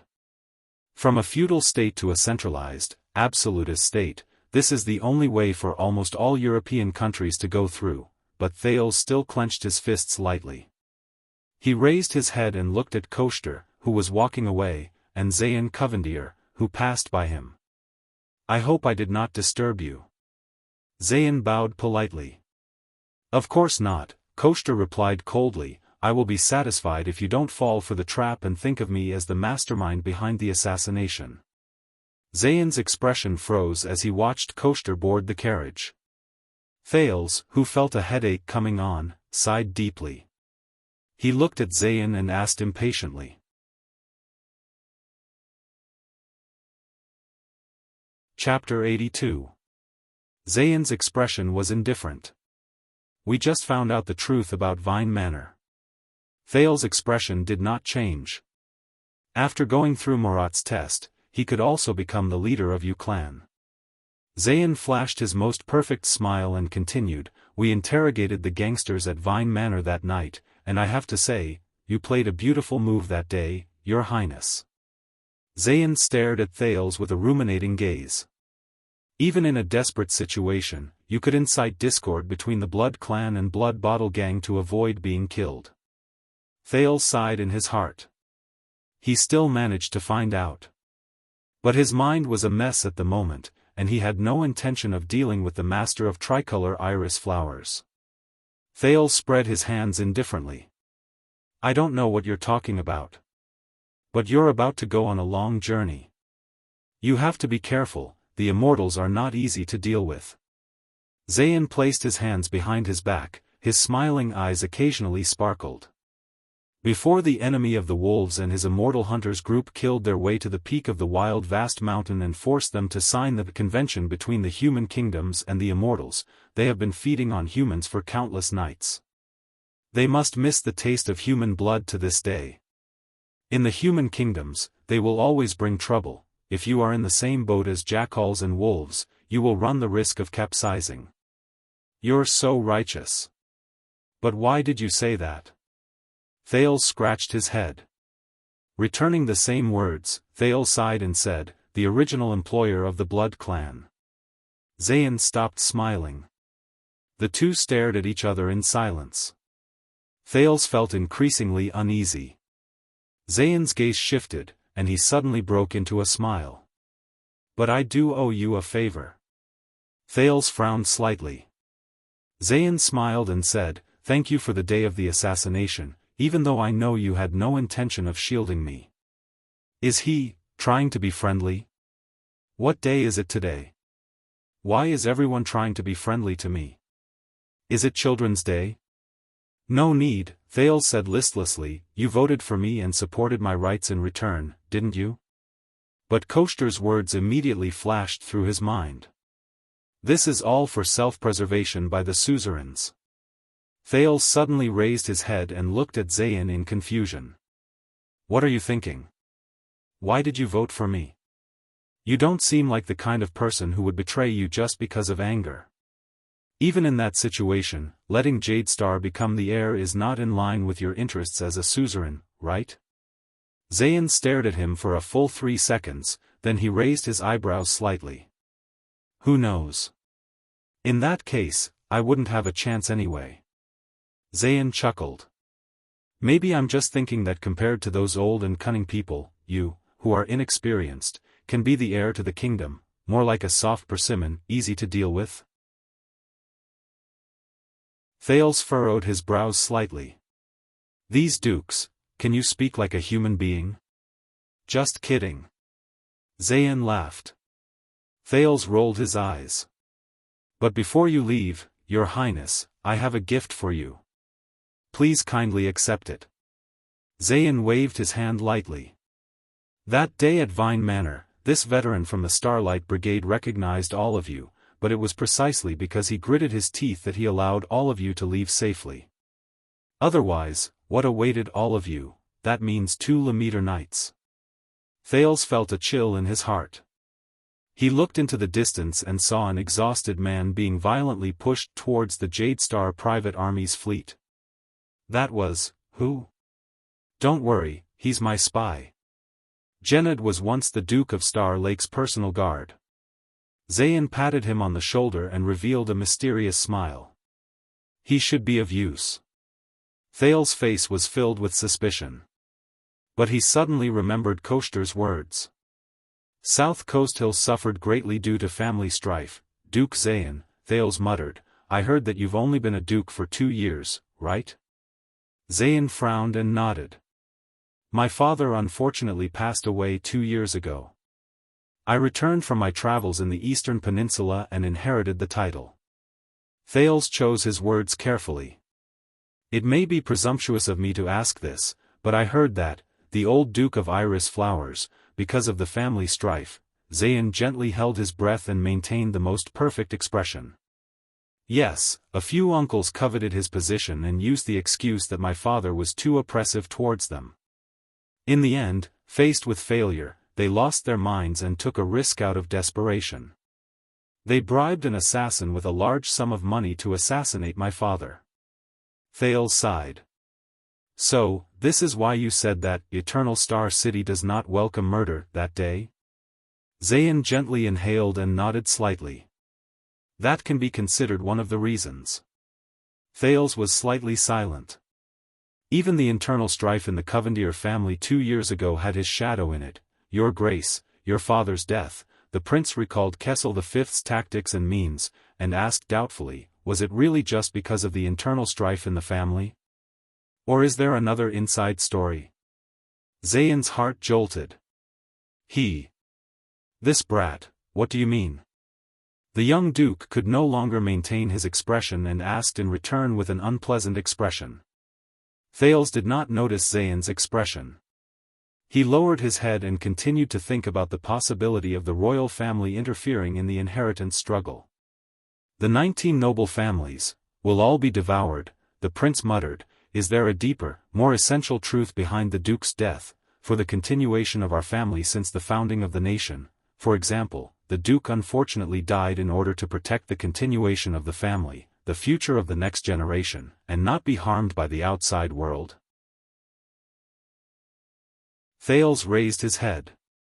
His gaze was sharp as he tried to discern something from Zayn's eyes. What do you think? At that moment, Zayn felt as if thunder had exploded in his heart. His heart raced, his breathing quickened, and his eyes widened as he stared at the second prince in front of him.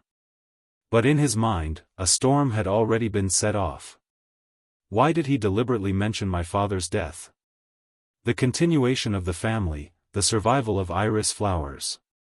He's a member of the royal family, so he must know. The first Duke Covendier was the first Chief of Secret Intelligence and Chief of Intelligence of Constellation more than 600 years ago, and also the person in charge of the project of world cleansing, so, the future of the next generation of Covendier.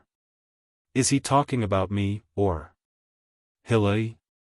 The weather was cold, but Duke Zayan Covendier, who had excellent self-restraint, was already drenched in cold sweat without realizing it.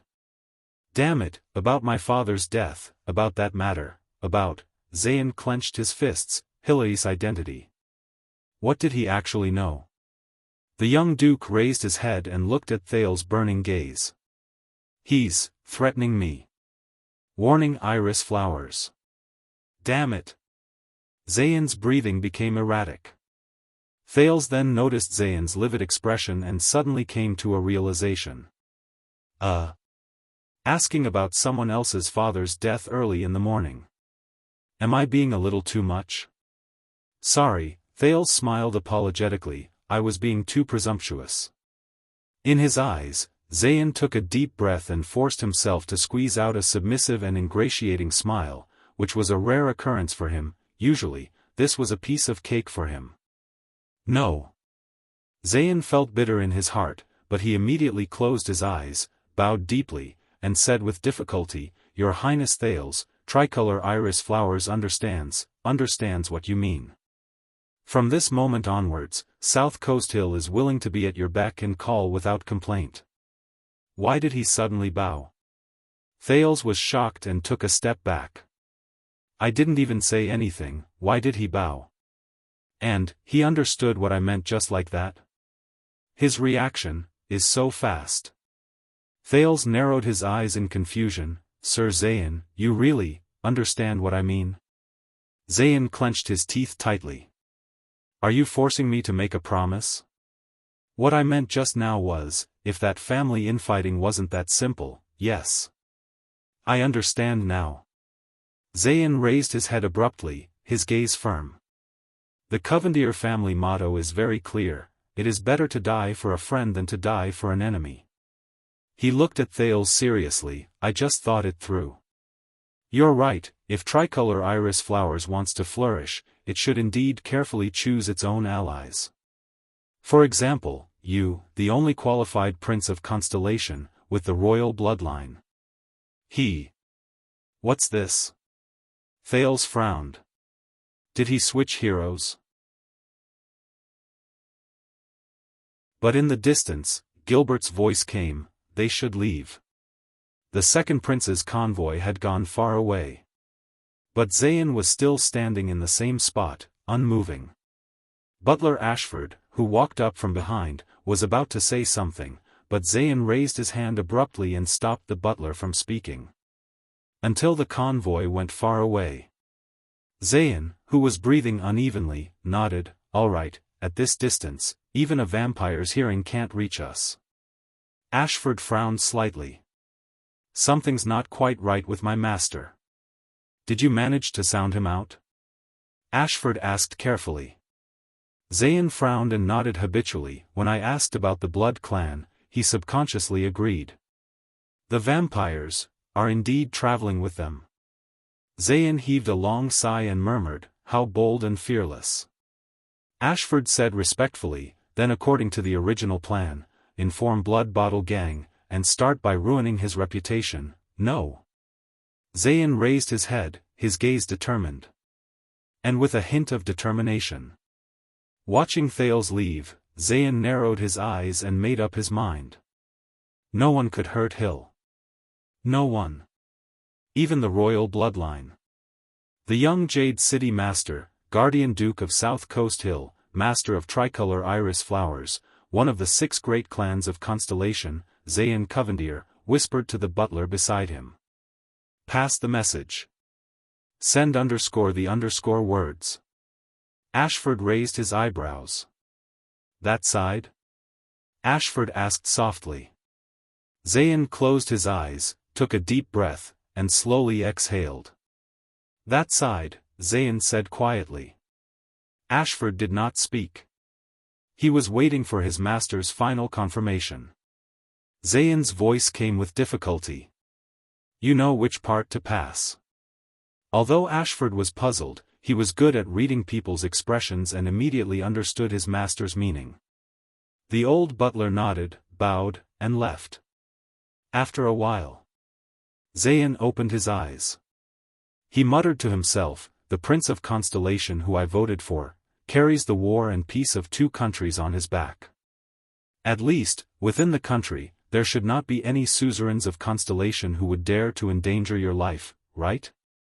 Everyone should be thinking the same thing. Then so be it." The second prince's carriage drove to the North City gate. From afar, Thales saw an empty space separated by the guards through the surging crowd that came to watch the show. The Supreme King of Constellation, Kessel Jadestar, stood among the 3 dukes and looked over silently. "I will send you off here, Your Highness." Gilbert stood where he was and said sadly, "Be careful on your journey. I await your return." Thales turned his head and looked at Gilbert. "If you can only listen to the story of the tragic king and the resolute royal family described by the king's partisans, then you might as well dig out your own eyes and leave only your ears." Thales exhaled. "Thank you, Gilbert." Then, Thales took a step back and bowed deeply. "Thank you, teacher." Gilbert leaned on his cane, lowered his head, and sighed.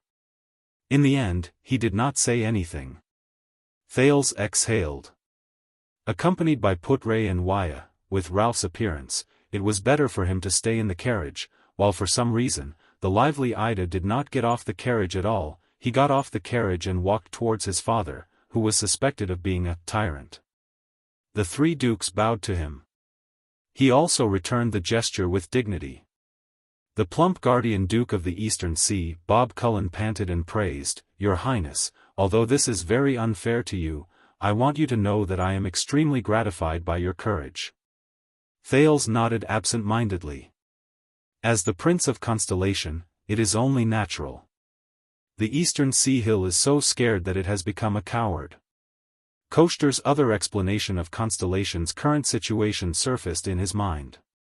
He, I once hoped that my son would be as outstanding as you, Your Highness." The Guardian Duke of Western Desert, the terrifying Fakenhaz, continued to mock him, "But looking at it now, forget it, it is too dangerous." Thales rolled his eyes in front of him. "Thank you for your kind words," he said weakly. "Western Desert is trying its best to protect itself with the importance of the Western battlefront." He walked in front of the young lady. Lyanna Tabark, the delicate and pretty young Duchess of Blade Edge Hill, looked at him with a cold expression. "I think, we all know what kind of heavy burden it is to be the last person in the family," she said softly. "But it is precisely because of this," the young lady said bluntly, but her words were sharp, "that we become stronger." "How much of Blade Edge Hill is the territory of the king?" Lyanna gently pressed the blood moon pin on her chest and said softly, "Your Highness, we are about to part. I will give you the Tabark family's language." Thales was stunned. The cold young lady bowed slightly and enunciated each word clearly. "Only blood can sharpen the blade." Thales stared at the 15 or 16-year-old girl in front of him. After a few seconds, he reacted and nodded heavily. "I will remember it, and dare not forget it," he said. Thud. The king's scepter was propped on the ground. The 3 dukes, Cullen, Fakenhaz, and Lyanna, all retreated tactfully. Thales took a few steps forward and bowed gently. "You underestimate your father, underestimate the Iron Hand King, underestimate the fear he instilled in the entire constellation." "You have met Kia," Kessel V said quietly. Thales nodded. "Very good. Then you will know what kind of path we, you and I, are walking on." Kessel looked at him coldly. "The bloody year changed him, our enemies are everywhere in this world." Kessel sighed and said quietly, "One careless move, and we will be doomed. He treats every suzerain as an enemy. He is merciless in suppressing and plotting against them. He treats Constellation as his personal carriage, and he has no control over his horsewhip and spurs," Thales inhaled. In Kessel's eyes, there was such determination in his gaze. "Go on your way, young Jade Star," Kessel said slowly, "bring glory to your country, bring glory to your family. Live for Constellation." Thales raised his head and nodded lightly again. Behind him, Jines Bajkovic could not help but take a step forward. "Boy." The female official seemed a little awkward. But Jines still took a deep breath and said with complicated emotions, "Remember to practice your sword. Remember to practice your sword." Thales flashed a smile. "Yes, Madame Jines." After Putre and Waya bowed to the king, the latter gave them a few words of encouragement. Thales knew that the time to depart had finally arrived. However, at this moment, an unexpected person walked to his side with a cane. "Your Highness," Murat Hansen said with a hoarse voice and an unpleasant smile on his face to the vigilant Thales, "when you reach Ekstedt, please help this old man pass a message to an old woman." With a bad impression of the Black Prophet, Thales asked in bewilderment, "Which old woman?" Murat grinned. "You will know when you see her." Thales furrowed his brows deeply. On the city gate, which Thales did not notice, a masked figure slowly disappeared into the air. Hence, the fleet of carriages with the double cross-shaped star's flag and the nine-pointed star flag slowly set off. All the way north. Thales leaned against the wall of the carriage and exhaled. "Waya, why do you think that when everyone said goodbye to me, it was as if they were bidding farewell for the last time? Will King Nuvan really kill me?" He did not expect an answer from Waya. But the second prince's attendant, Waya Casso, who had been looking outside the carriage, actually raised his head slightly with a complicated expression. "Your Highness. In the Tower of Eradication, my teacher once taught me a sentence." In the next second, Waya said something that made Thales' eyes brighten. Until a long time later, Thales would still occasionally think of it when he could not sleep at night. Waya Casso said softly, "That's right. Treat every farewell as a final farewell. Treat every second of your life as a chance to survive, this way, we will not miss out on our lives." Recently, some readers in the book comments section suggested that the protagonist is too much of a Virgin Mary. I think I need to respond. The following is my response, oh. That is my response.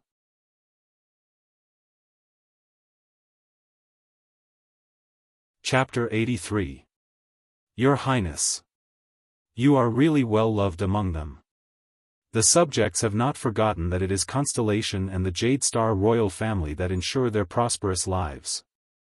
The one who spoke was Baron Lamore.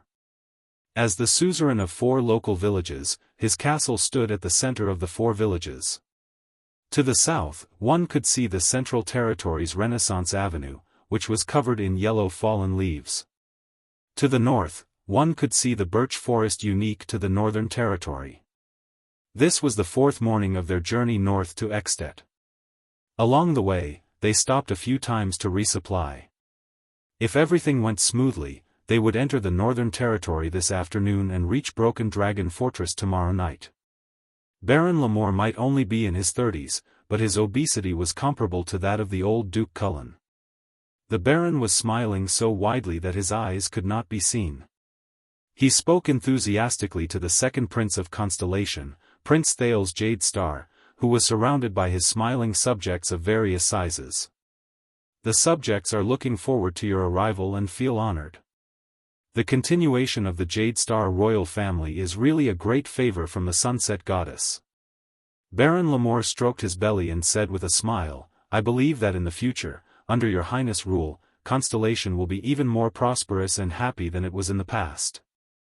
At the end of the day, we are the descendants of the Empire.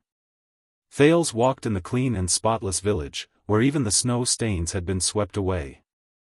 He maintained the most basic smile and waved at his subjects, who were dressed in bright and beautiful clothing.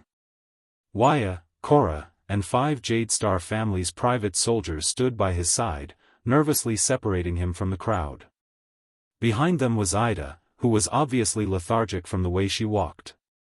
It is best that we leave immediately, Your Highness, Cora, the leader of the Jade Star private soldiers, said with a serious expression, "This is really not a good idea." "Indeed." Wuxia stopped a squire. "Your mission is an envoy, not an inspection. You are just passing by." Thales nodded. In an inadvertent moment, he made a few gestures that no one could understand. "How is it?" Wuxia looked at the prince's gestures and frowned. He looked at the other direction of the village in displeasure. As expected, Ralph's figure appeared in a secluded spot in the distance. He racked his brains and made 2 gestures at Thales. "The ones behind are fake. Everything. Fake." Sigh. Thales' heart sank. He looked at the child who was 7 or 8 years old who was closest to him. She was about his age. The child's skin was dark and he was so thin that he was just skin and bones. He was wrapped in a set of thick clothes that clearly didn't fit him. His small hands were hidden in his sleeves and he couldn't take them out at all.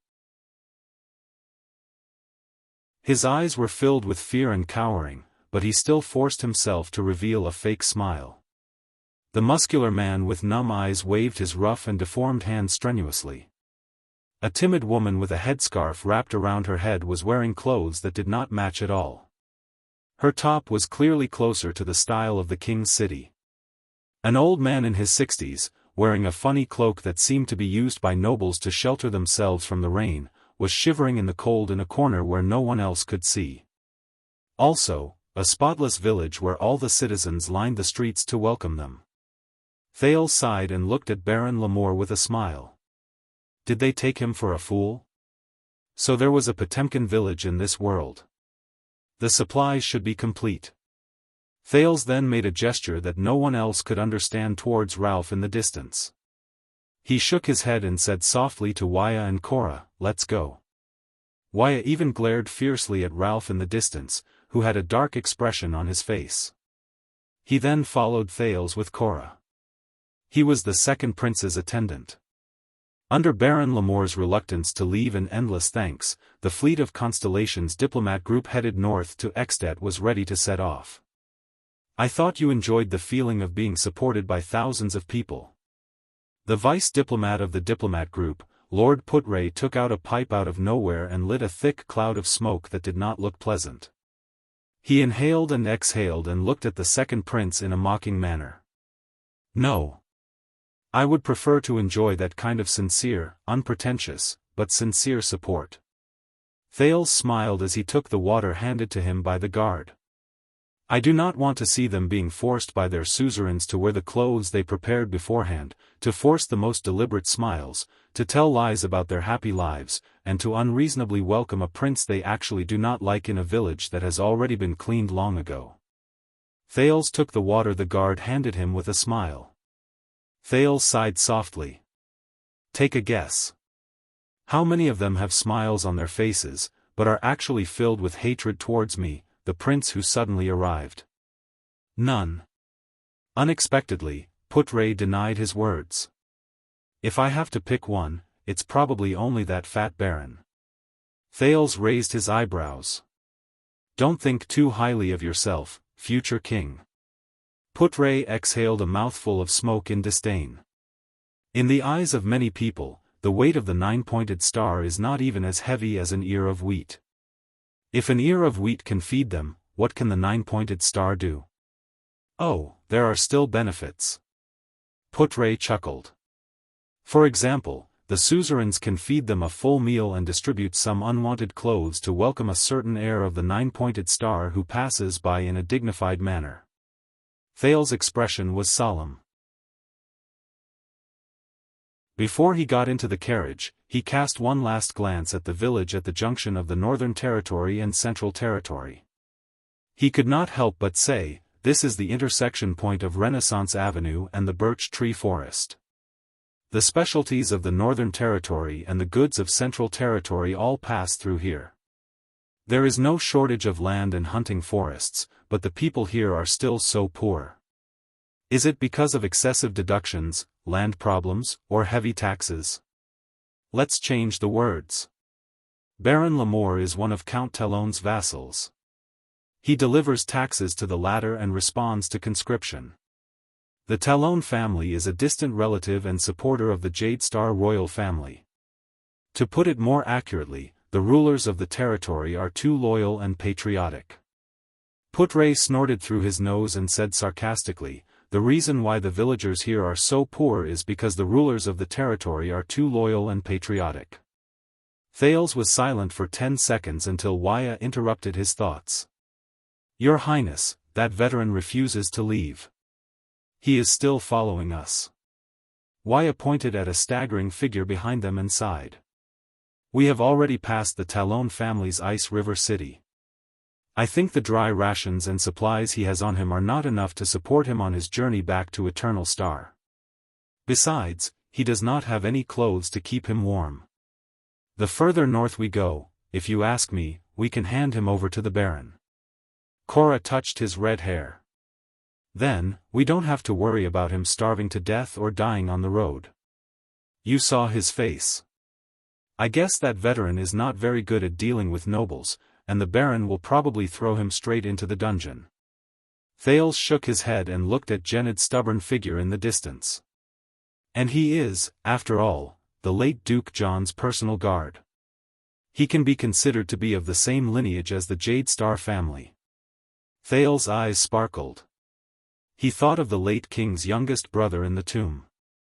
Starlight God of War, Liberator of Zodra, Duke of Star Lake, John L. K. Jade Star, 613 to 660, then bring him along.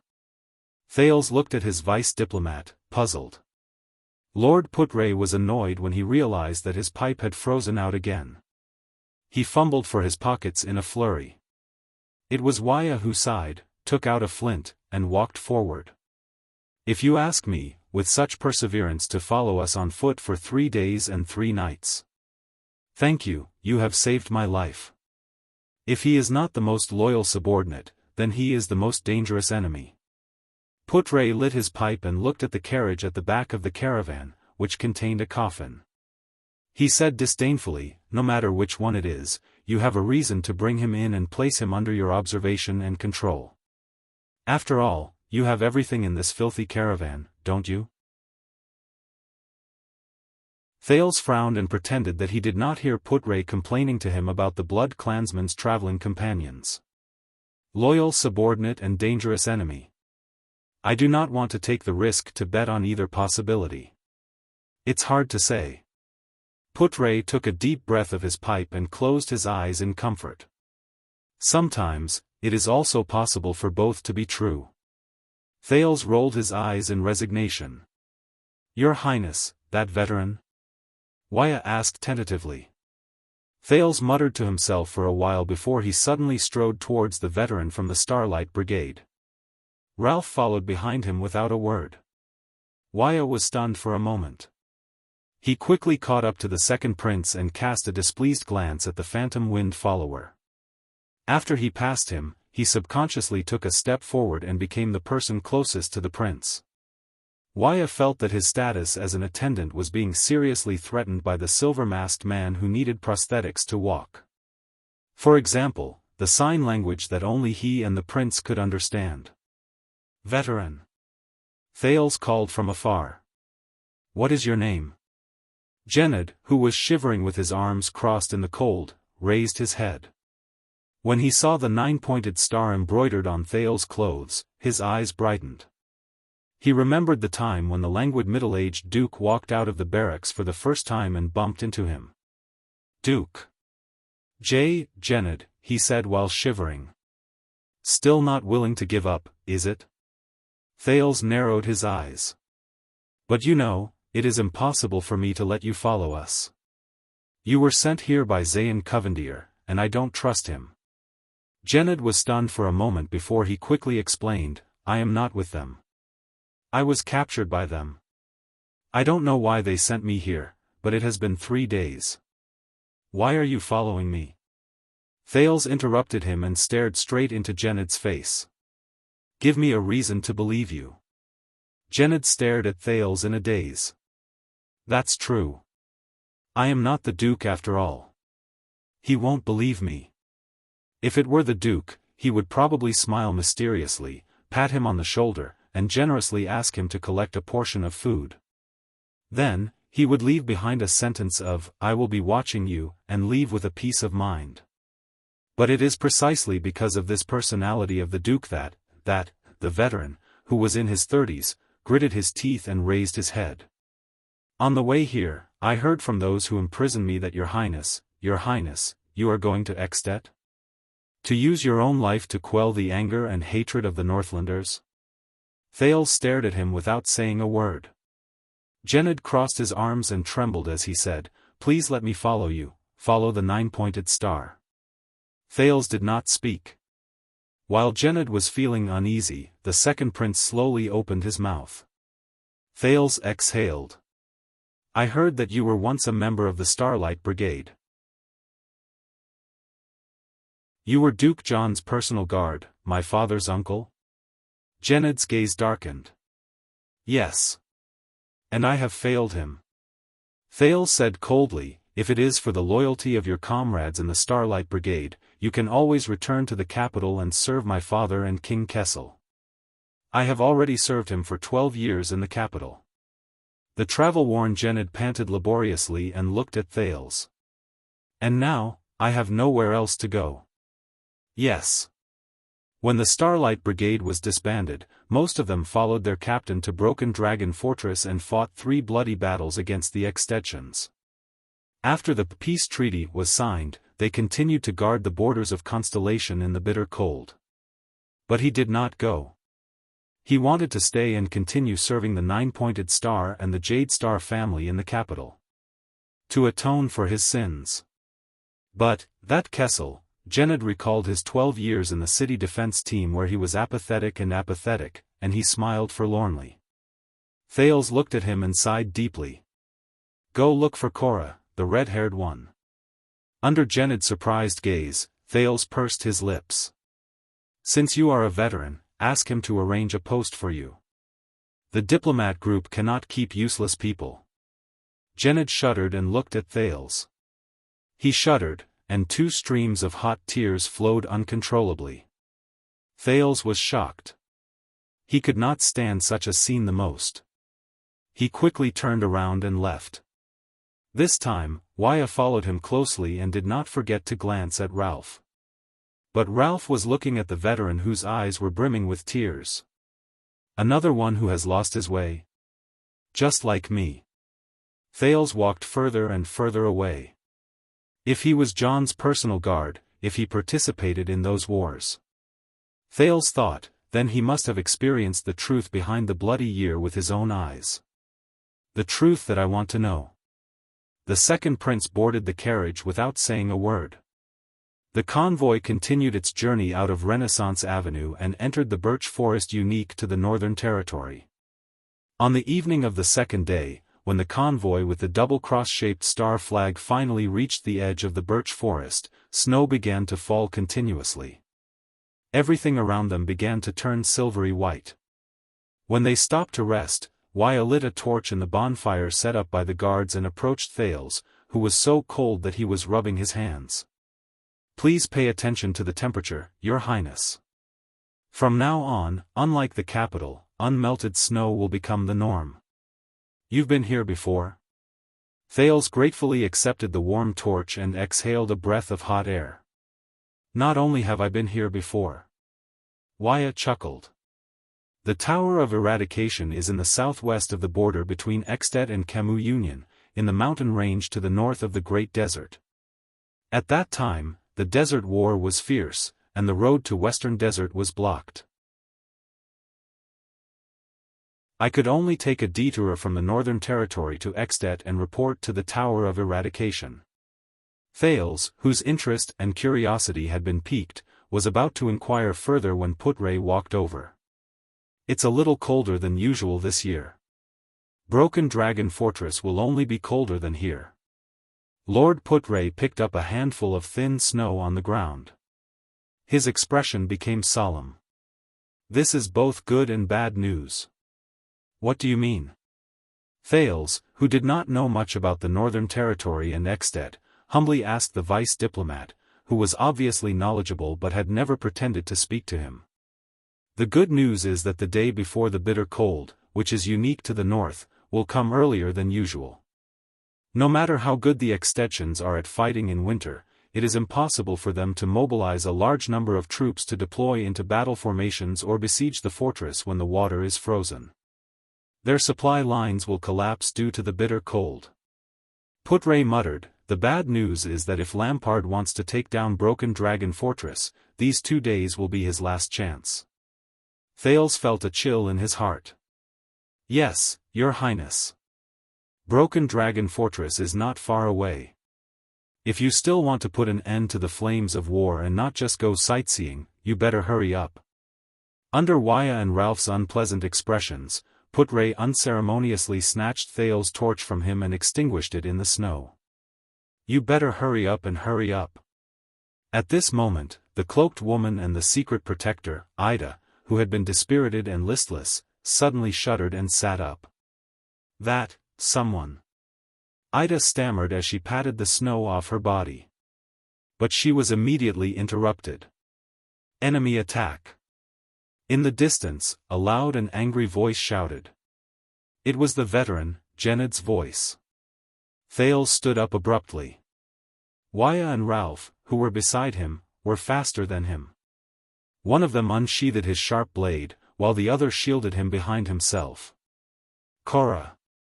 Putre shouted calmly. "Formation!" Korra roared. The 30 Jade Star private soldiers shouted, unsheathed their swords, and formed a wall with their shields.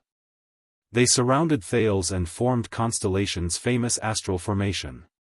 But Thales, who was firmly protected between 2 people, the attendant and the phantom wind follower, looked around in confusion at the birch tree forest in the evening. Where are the enemies? In the next moment, he no longer had to be confused. Shadowy figures strangely appeared behind almost every tree in the surroundings in an instant. There were at least 20 of them. Thales felt a chill in his heart. He had seen this kind of body movement that suddenly appeared. It was like a frame skip in an animation. The Jade Star guards lit their torches as if they were facing a great enemy.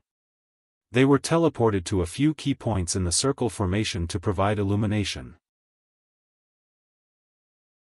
The light from the torches illuminated the surroundings. Figures dressed in luxurious clothes and armor, both actually appeared on everyone's body at the same time, appeared one by one from the dark forest. There were men and women, and every one of them was tall and handsome. But everyone's gaze was sharp as they stared at them coldly. As if they were looking at prey that was bound to die. Putre also drew a sword and held a torch as he shouted calmly, "Who goes there?" Under the astonished gazes of all the constellations, a graceful figure slowly walked forward in a dignified and quiet manner. It was a woman. It was the first woman that Thales saw after he transmigrated. She was so beautiful that she was suffocating. How should I put it? She's breathtakingly beautiful. She was dressed in a well-tailored black gown that perfectly accentuated her figure. Her face was gentle, her hair was silvery, and her purple eyes looked as if they were sparkling with tears. She was an endearing sight. If she were in Red Street Market, she would definitely be an existence that only nobles of Duke level could meet. The adorable beauty, whose age could not be determined, slowly opened her cherry mouth. Her face was clearly an endearing sight, but at that moment, she was like a robot as she said coldly, "Good day, everyone. I am Katerina van Corleone. My enemies like to call me the Weeper." Everyone's breathing froze for a moment. The first thing Thales did was to look at the carriage with the black coffin behind him. He was shocked and bewildered. Corleone? Katerina? Weeper? Isn't that? But everything before his eyes was still going on. The black-clothed beauty, who had an endearing and innocent appearance, had watery eyes. Her tone was like a bone-chilling wind as she spoke slowly. "I am now ordering all of you. Hand over my sister. Then, all of you." Her eyes were fierce as she pressed her hands on her upper abdomen.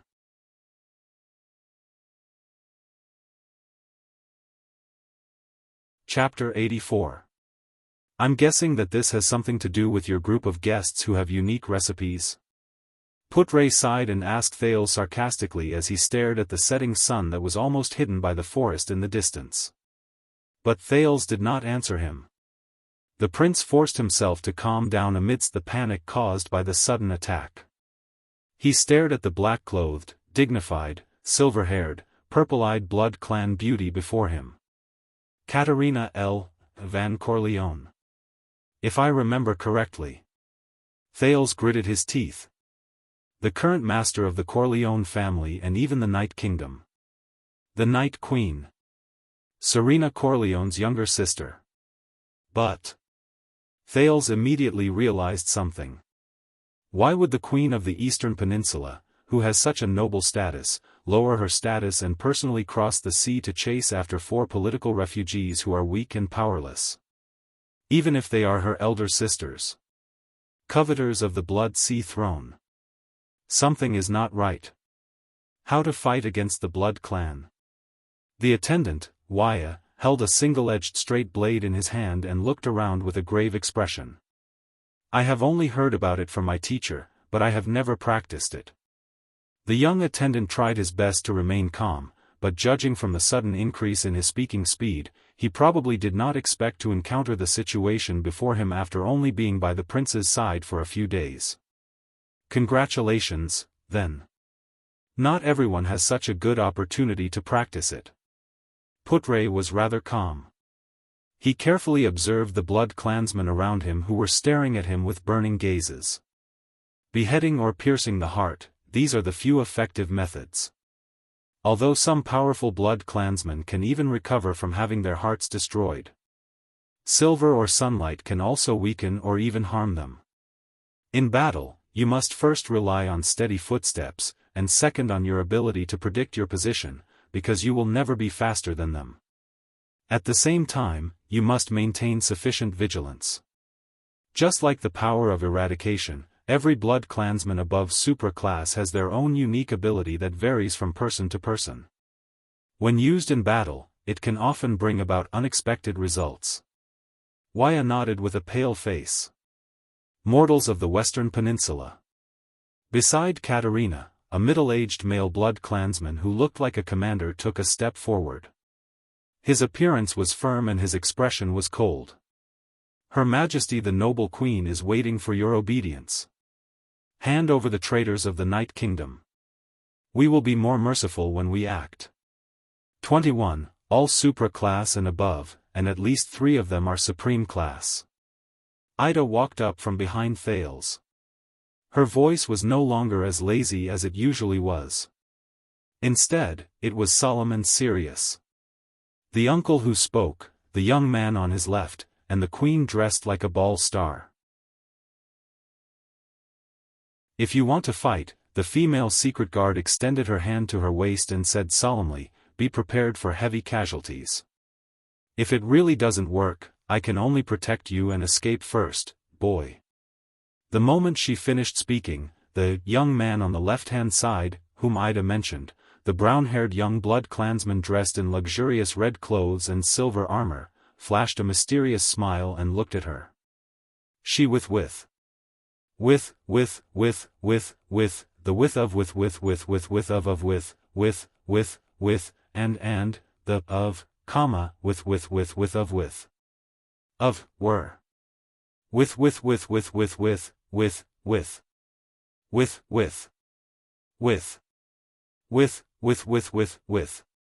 With.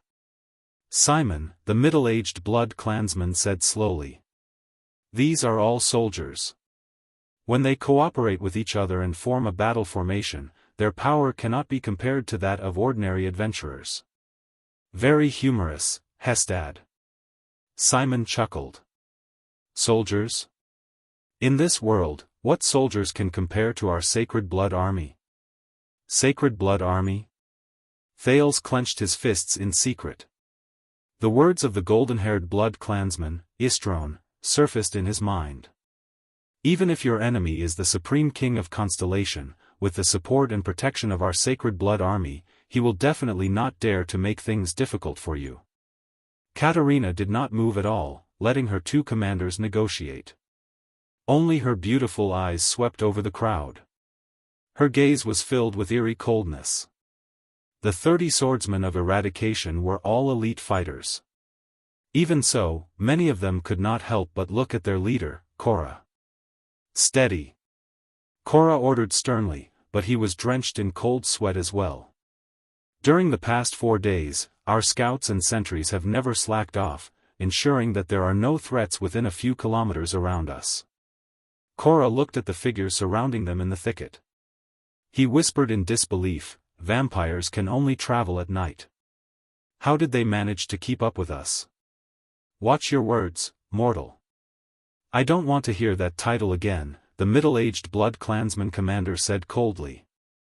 Thales furrowed his brows. "They are here for Serena Corleone, who is in the convoy." "That's right. At this juncture, whether it's Constellation or Extet, no one has a reason to take my life. Even the ambitious ones who are passionate about war would at least have to wait until I leave Constellation's borders and enter Extet.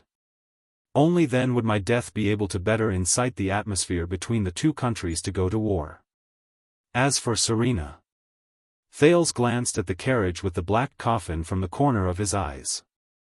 "Korra, you don't have to lower your voice anymore."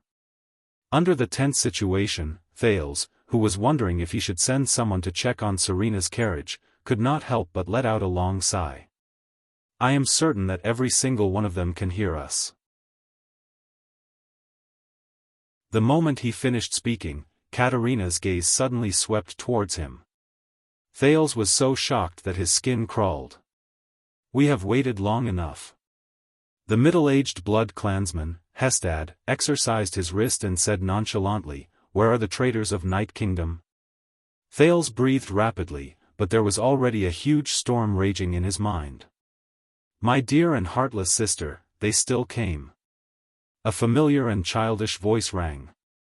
Under everyone's gaze, Serena Corleone, who looked to be only 6 or 7 years old, walked down the carriage with a cold expression, accompanied by Chris and Istrone. Katerina's purple eyes were fixed on her older sister. Following the appearance of the 3 blood clansmen, the blood clan warriors, who were originally standing like statues, moved as if they had come to life. Many of them seemed to be surprised by Serena's infant figure. When Hestad and Simon saw Serena's appearance, they both furrowed their brows. The former even glared fiercely at Chris. Beside Thales, Ralph, on the other hand, looked at Chris and Istrone warily. He had not forgotten the old grudge between them. "It seems that your injuries are not light, Your Highness Serena." The seemingly young Simon smiled and said, "You can't even maintain the basic figure of an adult." Serena ignored him. Step by step, she walked into the crowd and stood beside Thales. The middle-aged Hestad said coldly, "Your Highness Serena, please return to the blood-forbidding prison and serve the rest of your sentence." A thought flashed in Thales' mind. A heinous crime? Sentence? What sentence? Isn't Serena a loser in the fight for the throne? He looked at the silver-haired lowly, who was about 6 or 7 years old. "Oh, my dear Marquis Hestad Corleone."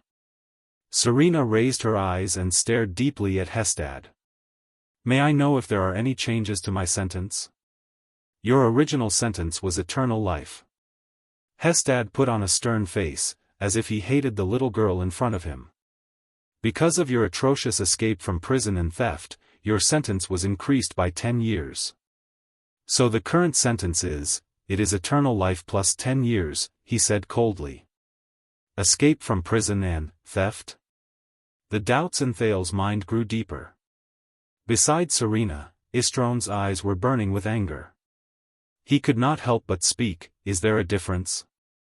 Katerina still stared at Serena with a burning gaze. Hestad, Simon, as well as Luke, Gnai, Bruton, Isala, Caesar. Serena looked around and pouted. "You have brought out almost half of the Corleone family's power in the Sacred Blood Army. Aren't you afraid that the situation in the country will become unbalanced? The archdukes from the other 6 families who are eager to make a move? If I can capture you and bring you back, Katerina spoke slowly. Disgust actually appeared on her alluring face at that moment. I will not be afraid. Thales sighed sadly. Why is my luck always so bad? Now that things had come to this, they could only negotiate. What they wanted the most was Serena.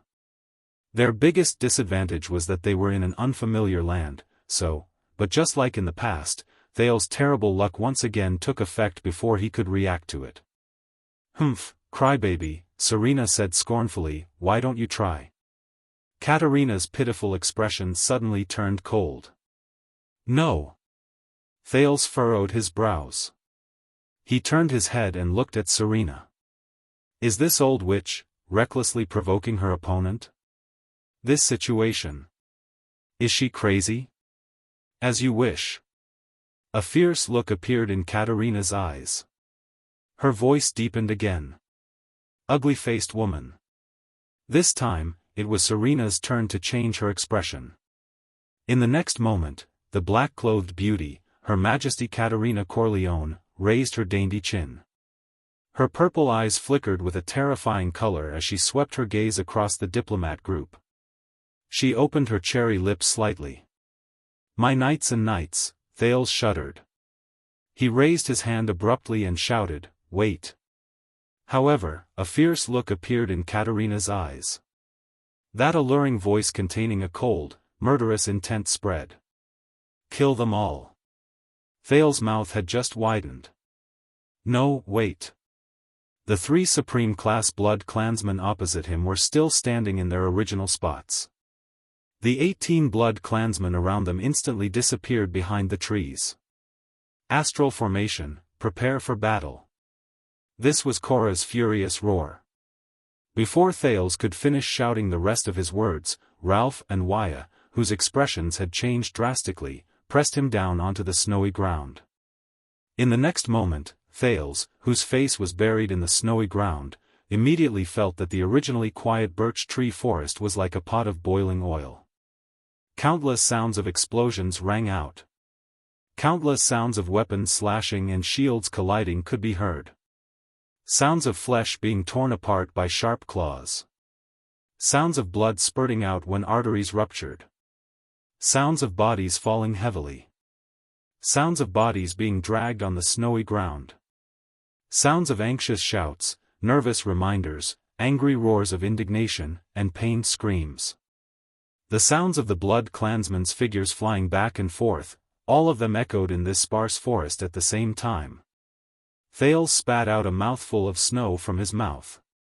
Lying on his stomach on the snowy ground, he gritted his teeth and raised his head in fear and nervousness. Asterisk swoosh.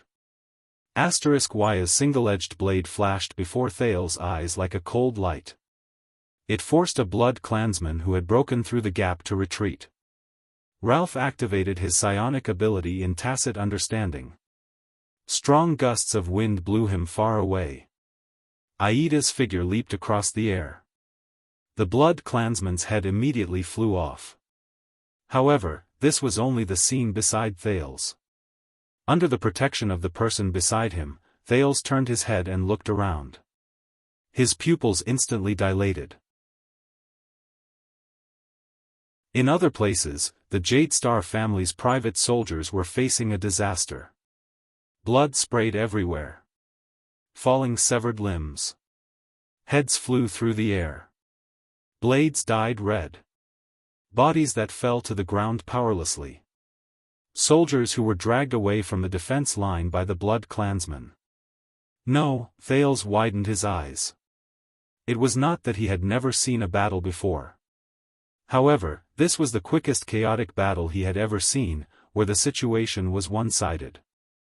In less than 10 seconds, 8 or 9 of the 30 Jade Star family's private soldiers had fallen.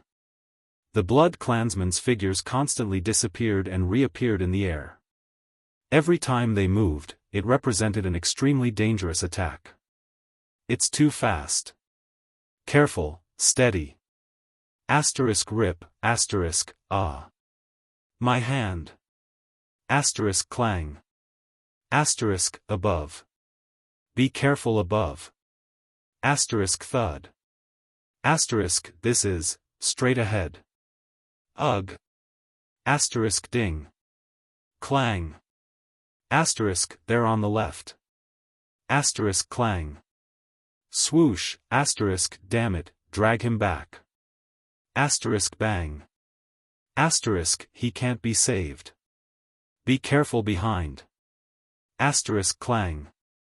Asterisk no. Don't you dare. Korra stood at the front line and formed a circular formation with his companions on both sides. He gritted his teeth and slashed at the blood clansman who suddenly appeared. However, the blade slashed at the air and did not have any effect at all. He shouted at the top of his lungs, "Hold your shields and hold the line of defense. Be careful of the attacks from above." But it was useless. A soldier beside Korra held his shield and blocked an attack for him. However, at the same time, another sharp claw appeared from the other side. It suddenly hooked and slashed the soldier's throat. Blood splattered. Korra could only roar in anger and resentment. The Jade Star family's private soldiers tried their best to maintain the astral formation. They originally wanted to use their well-practiced and seamless battle coordination to restrain the ghostly and astonishingly fast Blood Clansmen. But ironically, in this battle, the Blood Clansmen were the ones who had the most seamless cooperation. 18 Blood Clansmen, 18 figures of men and women, were orderly divided into 6 groups. They attacked the astral formation of the Jade Star family's private soldiers from 6 directions.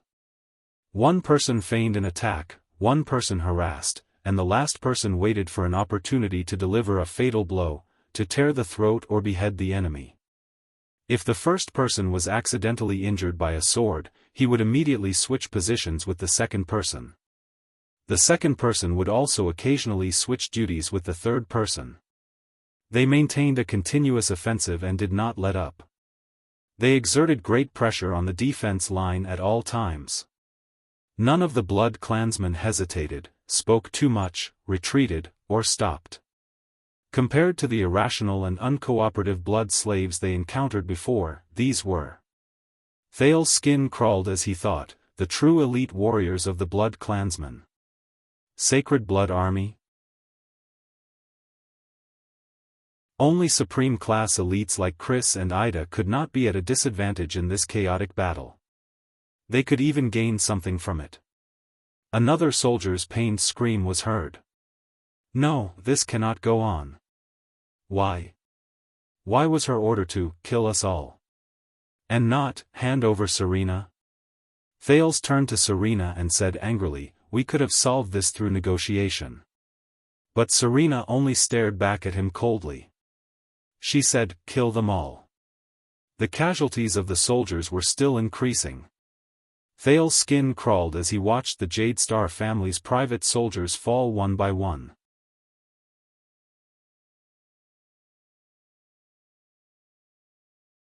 Chapter 85. Abandon the shields. Many warriors looked at the person who spoke, puzzled. It was Gened, the veteran of the Starlight Brigade. Trust me. The Starlight Brigade has also fought against the so-called mercenaries of Grand Banquet Hill. Gened shouted at the top of his lungs as he fought. The veteran of the Starlight Brigade roared in a voice that even drowned out Korra's, "Abandon the astral formation, abandon the shields. Stay close to each other. Use your legs to pin the person closest to you. Don't look with your eyes. Hold your swords with both hands and stab in the direction of the tremors. Conserve your strength when you attack. Make sure you are agile." Korra turned his head and looked at Gened, puzzled. While he hesitated, another soldier's abdomen was torn open. "Don't hesitate, do as he says." The old butler of the Blood Clan, Chris Corleone, grabbed a Blood Clan warrior in midair. Even at the risk of a deep wound on the side of his abdomen by another warrior, he wanted to dig out the other party's heart amidst the other party's angry roars. He said coldly, "You are facing the army with the least number of people in the world, but the most experience. The Sacred Blood Army. Many of them have been fighting wars for hundreds of years. The classic old battle formation won't work. Enough. Korra was still hesitating, but Put-Ray blocked an attack in a disheveled manner and roared furiously, "Anyway, in another minute, we will all be dead. Listen to that guy for once." Asterisk thud. Thud. Clang. Asterisk the Jade Star private soldiers threw down their shields and pinned each other's legs according to Genad's instructions. They held their swords with both hands, no longer believing in the scene before them, and formed their formation again. The effect was immediate. The number of casualties immediately decreased. The Blood Clansmen's ghostly and swift attacks in groups of 3 could no longer display their previous effects in the face of the nimble soldiers who threw down their shields and the extremely stable formation of their lower bodies. On the contrary, the Jade Star private soldiers, who counterattacked by relying on the tremors instead of sight, began to gain some results. In the distance, Simon frowned. Among them, there are veterans who have been through war. Hestad stared at Chris' figure. Also, don't forget Chris. That guy used to be a member of the Sacred Blood Army. It's time for us to act. Simon turned to Her Majesty the Queen. There are already 4 casualties. No, fighting is one thing, war is another. Katarina shook her head, still expressionless. Even supreme-class elites cannot remain unscathed in a chaotic battle involving more than 50 people. We still have to deal with those 2 Lemeters. I'd rather be more conservative than waste your strength. After all, we are stepping on a foreign land. Besides, Katarina muttered, we still have to protect that thing back to the Eastern Peninsula. My relatives in Grand Banquet Hill have been drooling over it for a long time. Thales breathed a sigh of relief when he saw that the battle around him was no longer as brutal as before. However, Serena, who was beside him, suddenly tugged at the corner of his shirt. You want to stop this fight, don't you? Serena smiled mysteriously. Simple. Serena pointed at Katarina in the distance. Just ambush that crybaby. Chris can help too. He's very confident. Then we can sit down and negotiate. Thales panted and looked at Serena, then at Katarina. Besiege way to rescue the besieged? Although he knew that this was a ruse that was mixed with personal grudges, Thales also understood that this was probably the only way. One of the soldiers collapsed, gasping for breath. He no longer hesitated. Ida! Thales roared furiously. He looked ahead at the cloaked figure who was fighting with ease. Take down that queen. Ida understood what Thales meant. My duty is to protect you. Ida replied coldly. Thales said angrily without hesitation, our men are dying. Stop them. Ida glanced at him, her mouth twitching under the cloak. I beg of you. Thales stared at his supreme-class protector. Ida snorted softly. In the next second, the secret protector took out an exquisitely crafted machete from under the cloak. With the help of a birch tree beside him, he leaped into the air. He pounced towards Katarina. The exquisitely crafted machete drew a brilliant flower in the air. As if she could predict the future, she struck down 3 Blood Clan warriors who pounced to intercept her. Ida broke through the obstruction and continued to dash towards Katarina. However, a powerful arm appeared out of thin air and grabbed Aida's right shoulder. Madam! Simon, who appeared in the blink of an eye, laughed happily and said, You are my. However, before he could finish speaking, he felt Aida's shoulder sink and she instantly broke free from his grasp. Simon's expression changed. This dexterity, before he could finish his thought, the secret protector under the cloak somersaulted, grabbed his arm in a reverse grip, and nimbly flipped onto Simon's shoulder. Simon did not have the time to be shocked. He turned around at lightning speed and struck out with his claws at the same time. However, Aida's entire body twisted and moved like a boneless spirit snake, causing Simon to only be able to futilely grab at the air. Ida tapped her foot on Simon's shoulder. Instead, she used the force of Simon's turning to leap up easily. As if she was passing through obstacles, she sprinted towards Katerina without stopping. Simon's expression was extremely unpleasant. He was broken through and could not even stop her for a second. Even Katerina furrowed her brows as she watched Aida's movements and leaps. Her dexterity was simply extraordinary. The second Supreme Class Elite, Hestad Corleone, appeared in front of Ida with a flash. His expression was solemn. This cloaked person is probably not an ordinary Supreme Class, he thought. However, no matter how dexterous he was, in front of the blood mist formed by the blood shadow dance, Hestad laughed hideously. His body started to turn invisible. However, his expression immediately changed. Because the blood shadow dance belonging to another blood clansman had also turned into blood mist and unknowingly wrapped around his entire body. Chris Corleone, Serena's old butler, appeared behind Hestad without a sound and grabbed his neck in a death grip. Chris! Hestad roared furiously. With a quick turn, he broke free from his opponent's grip and thrust his claws towards Chris' heart. The two Supreme Class blood clansmen suddenly disappeared from the ground as if they were teleporting. They then reappeared on a tree, in midair, and on the snowy ground. Every time they appeared, it was accompanied by an extremely dangerous exchange of blows. Hestad, old friend. Chris replied expressionlessly, what a nostalgic old time. The two blood clansmen instantly turned into mist at the same time. Like two entangled tornadoes, they swept up into the sky. In front of Ida, the path to Katerina was no longer obstructed. Thales thought of something. What's left, as long as Ida can subdue Katerina, or even gain the upper hand in the battle, then, there will be a chance. However, in the next moment, Thales felt Serena, who was beside him, gently hugging his waist like a lover. This way, no one will come and disturb you and me, she said softly. Thales, who was fully focused, was about to impatiently shake off this senseless old witch. However, his brain suddenly thought of something. Serena. You. Me. In. Me. Why did the words she said suddenly stop leaking? Thales turned his head in shock and looked at Serena in disbelief. The silver-haired, red-eyed Princess Serena Corleone was looking at him with a smile. You found out the moment I exposed myself? As expected of my ally. I can finally speak normally. This past month, I've been working so hard to pretend. What an overly smart brat.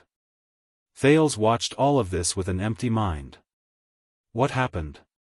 Before he could figure out the cause and effect, he sprawled on the snow-covered ground and lost consciousness. In the chaotic battle, Ralph stepped on his sore knees. He was still not very used to this pair of prosthetics. He used his hidden blade to parry a blood clansman. At this moment, he, who was unusually sensitive to wind, frowned. He turned his head and saw that one of the carriages in the convoy suddenly moved. The horse pulling the carriage started to run as if it was startled. It moved into the distance. Ralph frowned deeply. He recognized that it was Serena's carriage. What's going on? He turned his head, wanting to inform the others. However, he immediately realized that he was a mute. Ralph let out a helpless sigh. At this moment, in the chaotic battle, a strange ball suddenly fell from Istrone Corleone's sleeve. The ball was covered in strange patterns and runes, and it was still rolling around. The sharp-eyed Putre noticed the orb. His expression became extremely unsightly. Everyone, get down. Everyone was stunned for a moment. Putre roared angrily, it's a wizard's alchemy ball. Only Waya's expression changed drastically. He instinctively wanted to pounce on Thales. But when he turned his head, he did not see Thales' figure in the chaos. Where's the prince? Extreme uneasiness rose from the bottom of his heart. The next moment, a violent light and explosion spread from the center of the ball. When Thales woke up, he found himself on a speeding carriage. He immediately recognized that it was Serena's carriage, which carried the black coffin, because he was leaning against the folded black coffin. Thales struggled to raise his head, but found that his hands were tied behind his back. The prince looked at the front of the carriage in shock and bewilderment. There, Rolana Corleone held a horsewhip and flashed him a sinister smile. "What's going on?" Thales questioned her in shock and anger. "Don't worry, ally." On the other side of the carriage, Serena, who had ulterior motives, looked at him with a smile. "The most exciting part is just about to begin.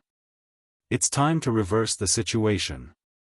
The 6 or 7-year-old little girl said with a smile, "My road to regaining my throne."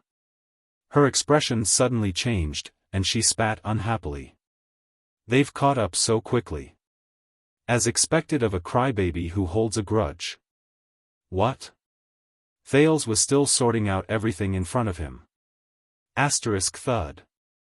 Asterisk as if someone had smashed the roof of the carriage with a hammer, the carriage suddenly shook. Thales was shaken so much that he fell to the ground. But an even greater tremor followed. "This is..." Thales looked out of the carriage in shock and bewilderment. He saw that the horizon under the setting sun began to tilt. Asterisk bang. Asterisk the carriage crashed into a birch tree and flipped over on the snow-covered ground. The dizzy Thales bumped into the carriage, and his face was swollen. He shook his head, gritted his teeth, and struggled to get his hands tied behind his back. He could not feel JC's dagger by his waist.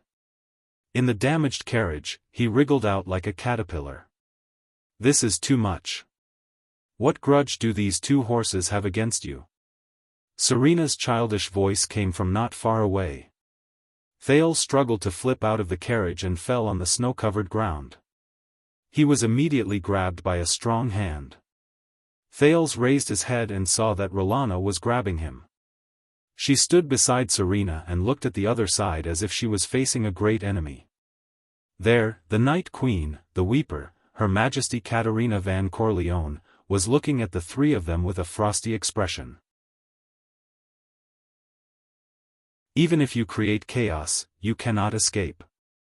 With your current strength that has yet to recover from your injuries, you are not my opponent at all. The farce is over.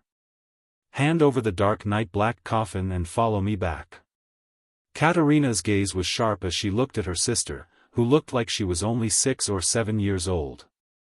She showed hatred and disgust. "Continue to atone for your ugly past." "Ugly past?" Thales looked at the adorable Serena, who was blinking her eyes. A chill ran down his spine. "What ugly past? What past? Oh, I do not know what crime I have committed." Serena did not seem worried at all. She giggled and said, "I have always done the right thing." "The right thing?" With an expressionless face, Caterina repeated Serena's words. However, Thales only felt that the Night Queen's mood was even worse. For the first time, the frosty Caterina's eyes shone with hatred and fury. "Is that so? Is this what you feel after sitting in the blood prohibition prison for 200 years? Patricide."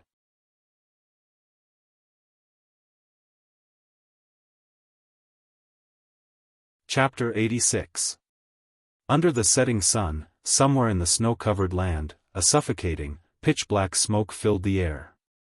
Ida somersaulted, flipped in the air, and finally landed on the ground. "Hey, you saw the explosion just now, didn't you? Both sides were blown apart. Not to mention there's smoke like this." Looking at the thick black smoke that filled the sky, she raised the exquisite machete engraved with beautiful patterns in dissatisfaction and shouted behind her, "Can you not be so annoying? Can you not be so annoying? Let's go home, okay?" A figure suddenly appeared, stirring up the smoke around it. The Supreme Class Blood Clansman, Simon Corleone, appeared in the air with a cold expression. "All right," he said in a deep voice, "but before that, one of us has to fall first." The seemingly young blood clansman disappeared in an instant. Ida stomped her foot in annoyance and swung her machete like flowing water. The blade collided with the sharp claws. Clang! Clang! Clang! Clang! Clang! Within a second, 5 sparks flashed in the air. Do you not understand human language? Ida said angrily, I just somersaulted above your head. The secret protector gracefully spun around and dodged the blood clansman's attack as if she was performing a beautiful dance. But the wind howled. The blood clansman used his absolute advantage in speed to catch up to Aida's dreamy body movement. Somersaulted? You just insulted the dignity of a blood clansman marquis. Simon's face was full of murderous intent as he appeared in front of Ida. Please wash away this humiliation with your blood. Ida sighed. So you're another paranoid person who spouts a lot of nonsense for the sake of honor, dignity, and whatnot. She massaged her neck and exercised all the joints in her body. She said helplessly, all right, based on my experience, I have to kill you first before I can leave. Simon's eyes shone with anger. Ah, it seems that you have a hard time understanding this kind of obsession, woman. Without the dignity of a powerhouse, without the pride of a powerhouse, let alone the obsession of a powerhouse. How did you become a supreme class? Cut the crap. Ida exhaled under the cloak and threw the machete into the sky. She nonchalantly caught it with her other hand. Show me your true form, little brat who lives on blood. Ida chuckled. Simon's expression changed. He ignored the little brat that the other party mentioned. You actually know the true form of vampires? The young-looking blood race count said coldly, it looks like you've met a Supreme Realm blood race member before. Humph, not accurate. Ida raised her exquisite machete and smiled confidently. Tell me in detail. I've killed a Lemiter blood kindred. Simon's pupils shrank. Ida whistled and continued to laugh. It's still in its true form. 2. As soon as he finished speaking, Simon roared furiously. His claws instantly turned into countless afterimages as he blocked Aida's every direction. Die! In the exchange of blows that could not be seen with the naked eye, the sound of metal and sharp claws colliding could be heard. Then, they converged into a loud noise. Boom! A blinding light flashed. Ida let out a muffled groan while Simon howled in pain. The two figures separated in the air and landed on the ground. It's a blade blessed by the sunset goddess. Simon's expression was cold. He looked at his claws, which were sizzling with white smoke. It was as if they were burning. He clenched his fists tightly. All the blood in his body gathered in his hands. Old skin fell off and new flesh grew, rapidly healing his injuries.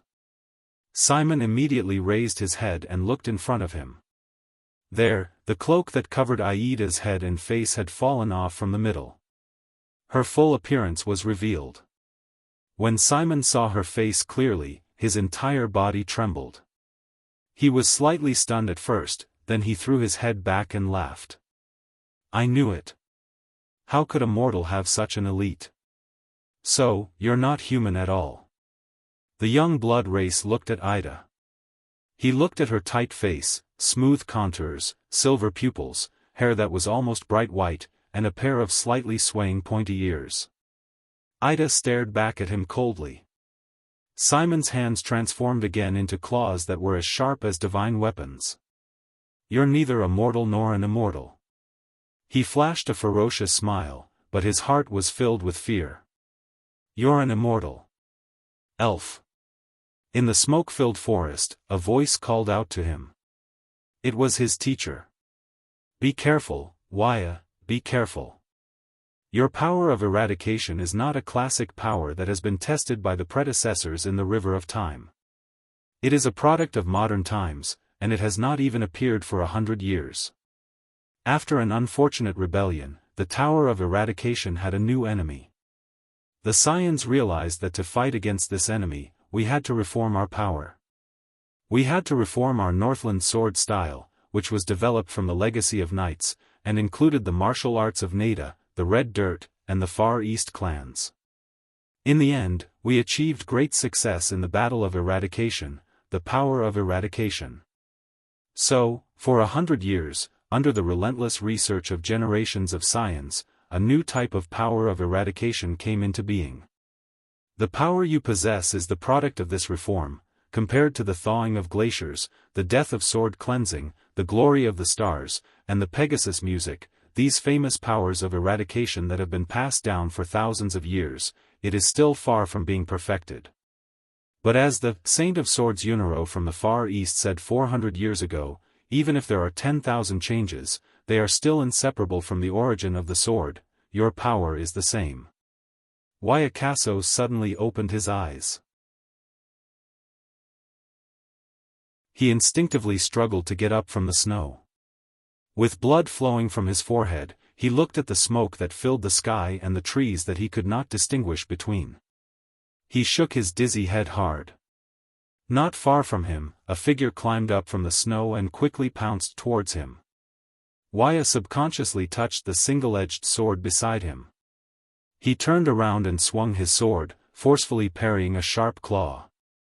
Asterisk clang. Asterisk the sword and the claw clashed, and sparks flew everywhere.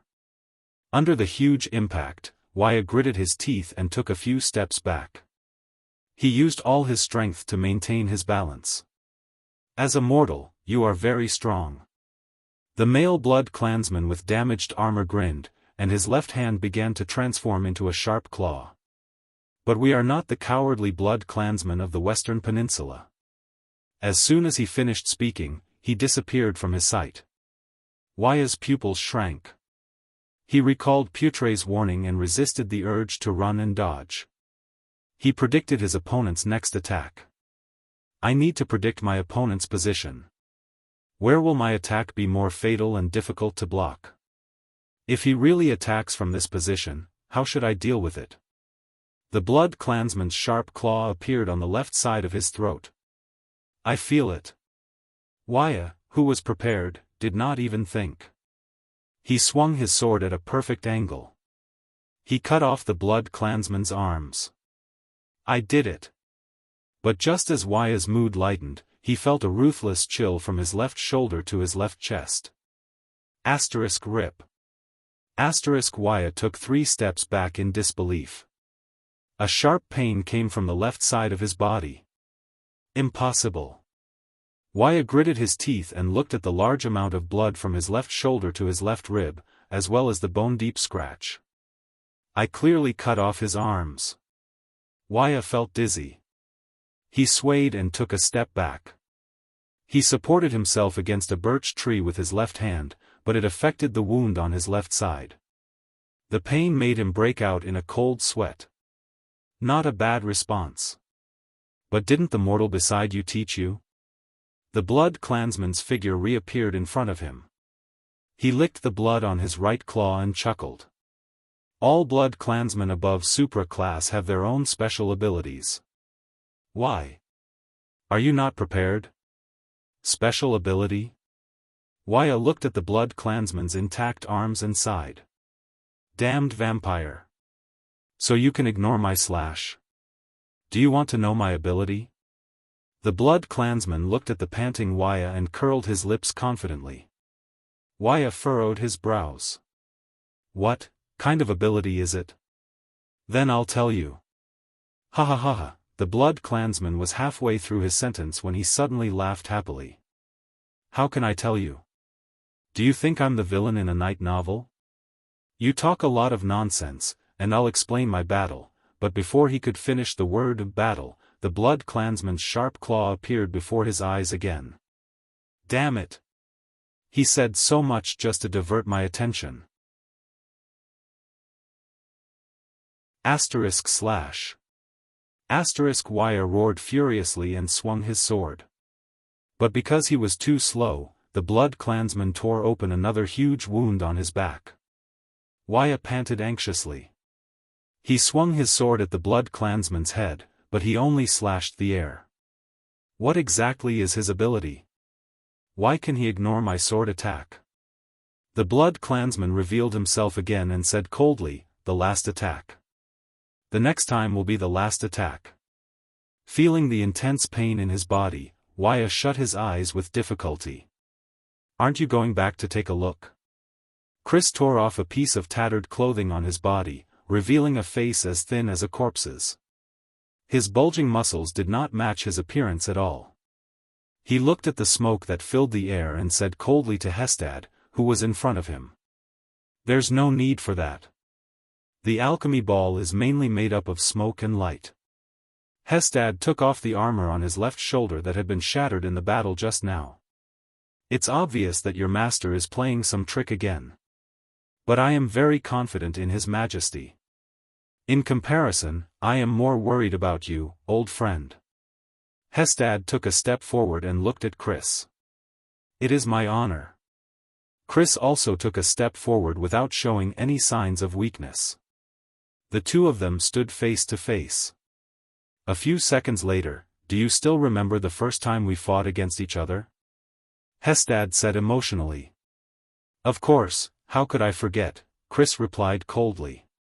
"Yes, at that time, you were still the deputy general of a legion in the final empire, Christopher Linka." Hestad took a deep breath. "And I was the insignificant chief of the Kisari tribe, Hestad Chula. You stood on that side, and I stood on this side. For some baffling reason, we charged at each other with no regard for our lives." "How nostalgic," Hestad said emotionally. "Nostalgic?" Chris shook his head and snorted coldly. "Forgive me, but I cannot agree. Those nightmarish years changed everyone, including you, me, and His Majesty." Hestad knew that the Majesty Chris was referring to was neither Katerina nor Serena. It was the huge and terrifying black shadow under the night wing. He raised his head, and their gazes met. But those years were, after all, meaningful. Hestad sighed. Those years in the Battle of Eradication. In the next moment, the two of them opened their ferocious, fanged mouths at the same time and roared furiously. As their flesh expanded, it changed color, changed shape, and deteriorated. Huge bat wings with sharp bone spurs broke out of the skin on their backs. They spread out abruptly. The skin on their bodies fell off piece by piece. The muscles under their skin turned into hard leather, which became dark and pitch black. The two of them quickly changed shape. No, they grew. Their ears were tall. Their mouths and noses were ferocious. Their pupils were crimson red. Their fangs were terrifying. Their joints were like spurs. Their claws were sharp.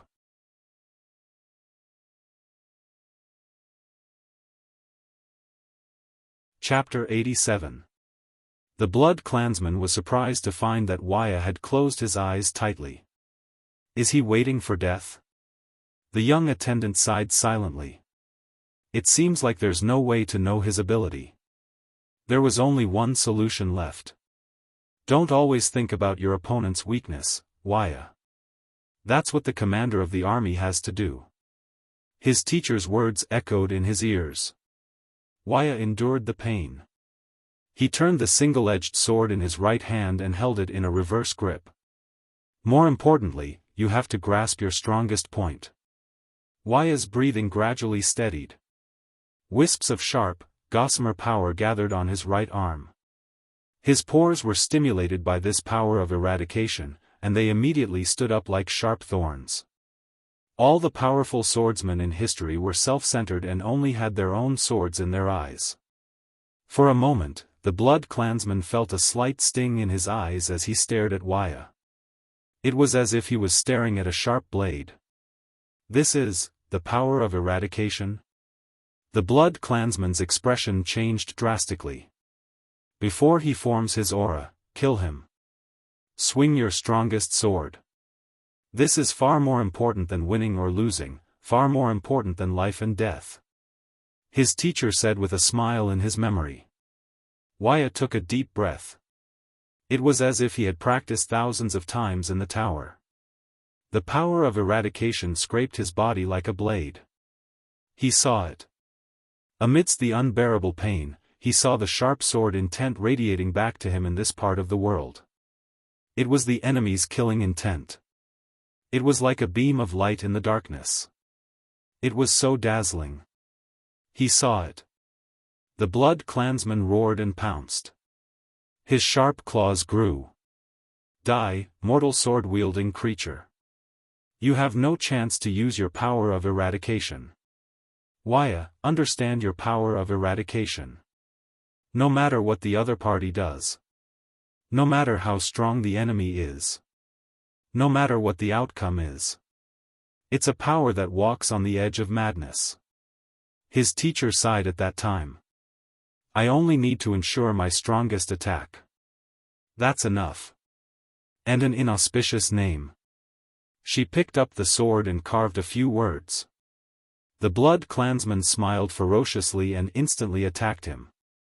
It was over. The edge of no return, his teacher said desolately. Waya opened his eyes suddenly. He had already swung the sword in his hand. The sword was unstoppable. It was incomparably sharp. Pfft! Blood spurted. Waya fell to his knees in pain. The vampire tore the clothes on Waya's right shoulder and fell to the ground. The vampire looked at his claws in confusion. He actually didn't kill him. Why, did it deviate? However, he soon found out the answer. The vampire shuddered as he carefully looked at his arms. A bloody line had appeared there. No. This was impossible. With my abilities, it's impossible for him to hit me. Plop. His arms, from his upper arms down, fell to the ground. The blood clansman gaped in shock. This degree of sharpness? He raised his head and looked at the single-edged sword. It was clearly just an ordinary sword. Why? Then, at the same level as the vampire's upper arm, a bloody line appeared on his chest. Boom! A dull sound. His upper body left his torso and fell away. The incision was smooth. Why, the vampire thought desperately. He wanted to exhale and roar. But he could no longer make a sound. A black heart, unique to the blood clansman, was divided into two parts. One was in his upper body, the other was in his lower body. Then, the two parts of his torso, together with the blood clansman's expression, turned black, shrunk, and withered. Wayakaso, who had just survived the disaster, panted. That was close. It's actually the ability to distort the refraction of light. Waya sighed. No wonder I couldn't hit him. Because the parts one aimed at were all illusions that he refracted. He was like a newbie who could not stab a fish in the river even though he had his fork in the right place. Footsteps came from behind him. Waya gritted his teeth and turned around warily with his sword in hand. Putre supported Cora, who was covered in blood. Behind him were 3 Jade Star private soldiers. They staggered out of the thicket. Have you seen His Highness? Putre asked with a frown. I have the same question. Waya heaved a sigh of relief and slowly sat down. Enduring the intense pain, he used the wilderness survival method he learned in the tower to stop the bleeding. He said with difficulty, we have to find him immediately. We have to be prepared for the worst. A few private soldiers took Cora. Putre patted away the snow water on his body and straightened his collar. He pondered for a while and looked at the setting sun. He said, the prince is in danger, and we only have these people in front of us. It's dusk now. The smoke emitted by the alchemy ball is too strong. We can't locate the prince. Cora struggled and said, my lord, put me down and go find His Highness. I have a sister who works as a secretary in the Western City Police Station. If I die, you won't die. At least not here. Putre interrupted him rudely. The experienced vice diplomat in the diplomat group pondered for a while and made a decision. Right now, we can't do anything when we face an enemy like that. But fortunately, Broken Dragon Fortress is not far from here. Our carriages were startled by the explosion just now and got separated. Putre raised his head and looked at the three private soldiers. His gaze was firm. The three of you, go in three different directions and follow the ruts to find the carriages. After you find them, don't hesitate. If you have a messenger crow, send it to Broken Dragon Fortress and use the most urgent, 7th class emergency signal. Then, untie the reins of the horses and gallop to the fortress at the fastest speed to ask for help. For the prince's safety, the mission is number 1. If you encounter a vampire, avoid him if you can. Are you finally ready to show your trump card? Ida smiled nonchalantly and shook her pointy ears. Simon gritted his teeth and took off his luxurious coat. Underestimating the enemy is the first step to death, he said coldly. What's more, he's facing an eternal being like you. Look at your skin color. The shape of blood vessels suddenly appeared on Simon's face. Are you a holy elf or a white elf? Or a high elf from the eastern continent? The blood vessels on his face became denser, redder, and darker. Immediately after, Simon's entire body began to swell and change shape. He grew 7 to 8 inches taller. His fair skin turned to ash, revealing the hard, grayish-black keratin. Simon roared in pain, as if he was going through torture. Bone spurs grew from his shoulders. Dark gray bone wings pierced through his back and extended into a pair of giant wings. His hair became thicker, harder, and whiter. Compared to Hestad and Chris, Simon's face did not become too hideous and terrifying. Instead, his pair of bat ears gave him a strange sense of beauty. Simon, who had transformed into his true form, coldly spread his wings and claws.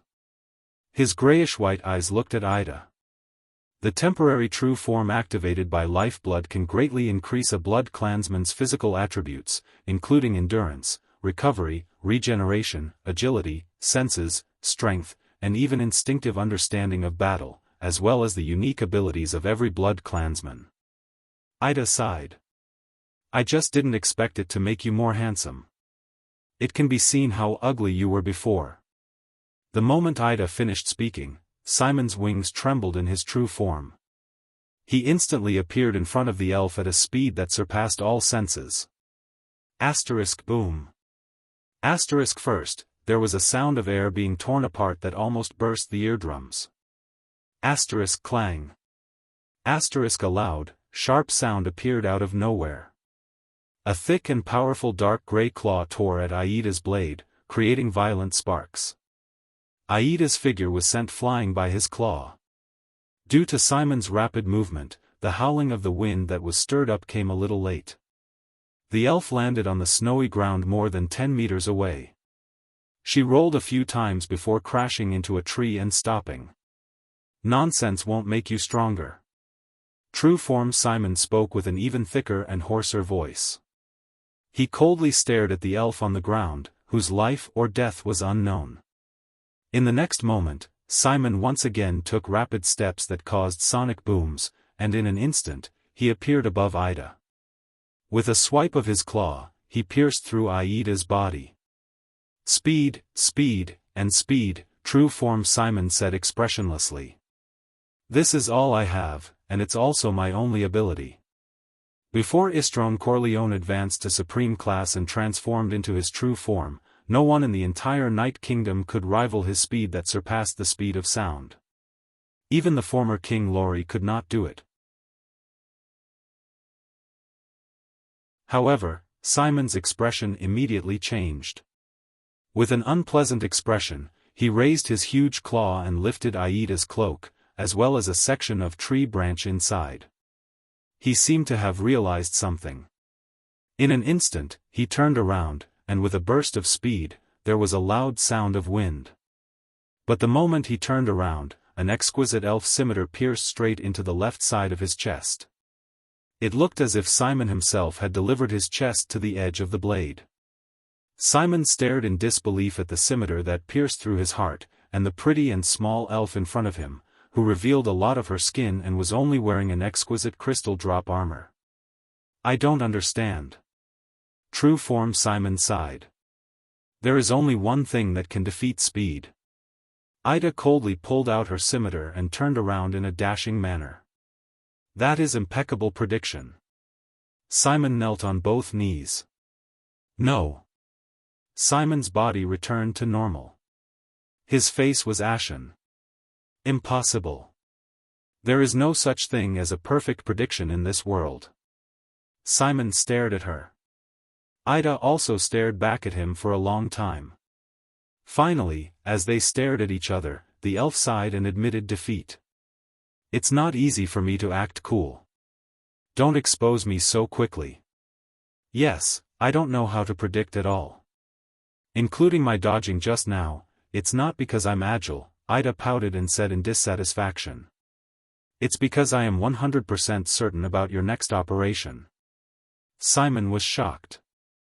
"Next operation, 100%, how did I do it?" But he could only open his mouth and fall to the ground powerlessly. Ida pulled up her cloak. Suddenly, her expression changed drastically. She slapped her head, as if she had remembered something.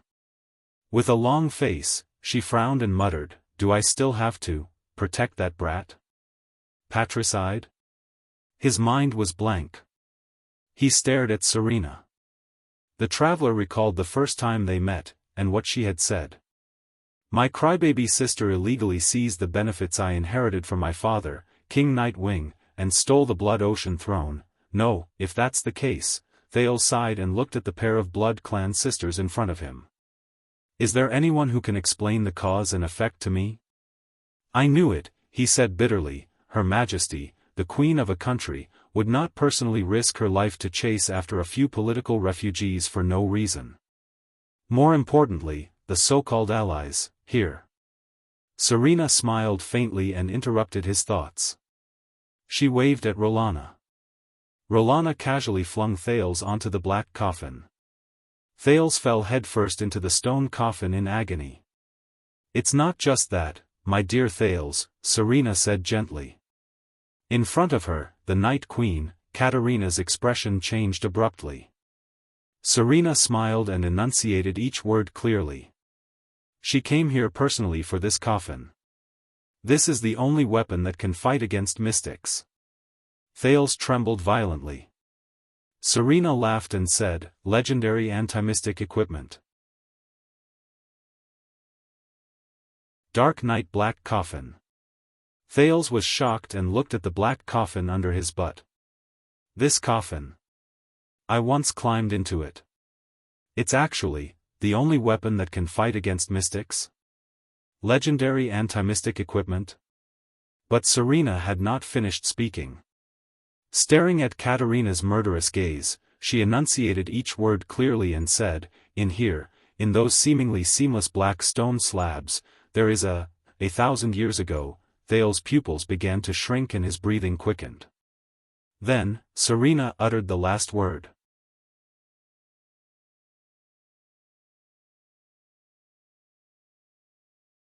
Chapter 88. Thales' brain paused for 3 seconds before he regained his ability to think. Inside, a mystic? What a joke. Thinking of the air mystic and his human ball, Thales felt a lingering fear in his heart. He exhaled. "Fortunately, it is sealed." Katarina Corleone looked at Thales' reaction and furrowed her brows deeply. Serena, who was all smiles, licked her lips and shook her head.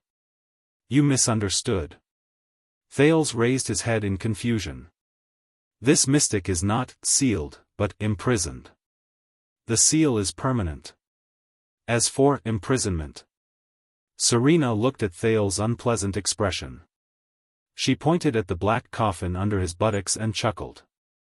She chuckled and said, "It can be released at any time." As soon as she finished speaking, Thales lowered his head in disbelief.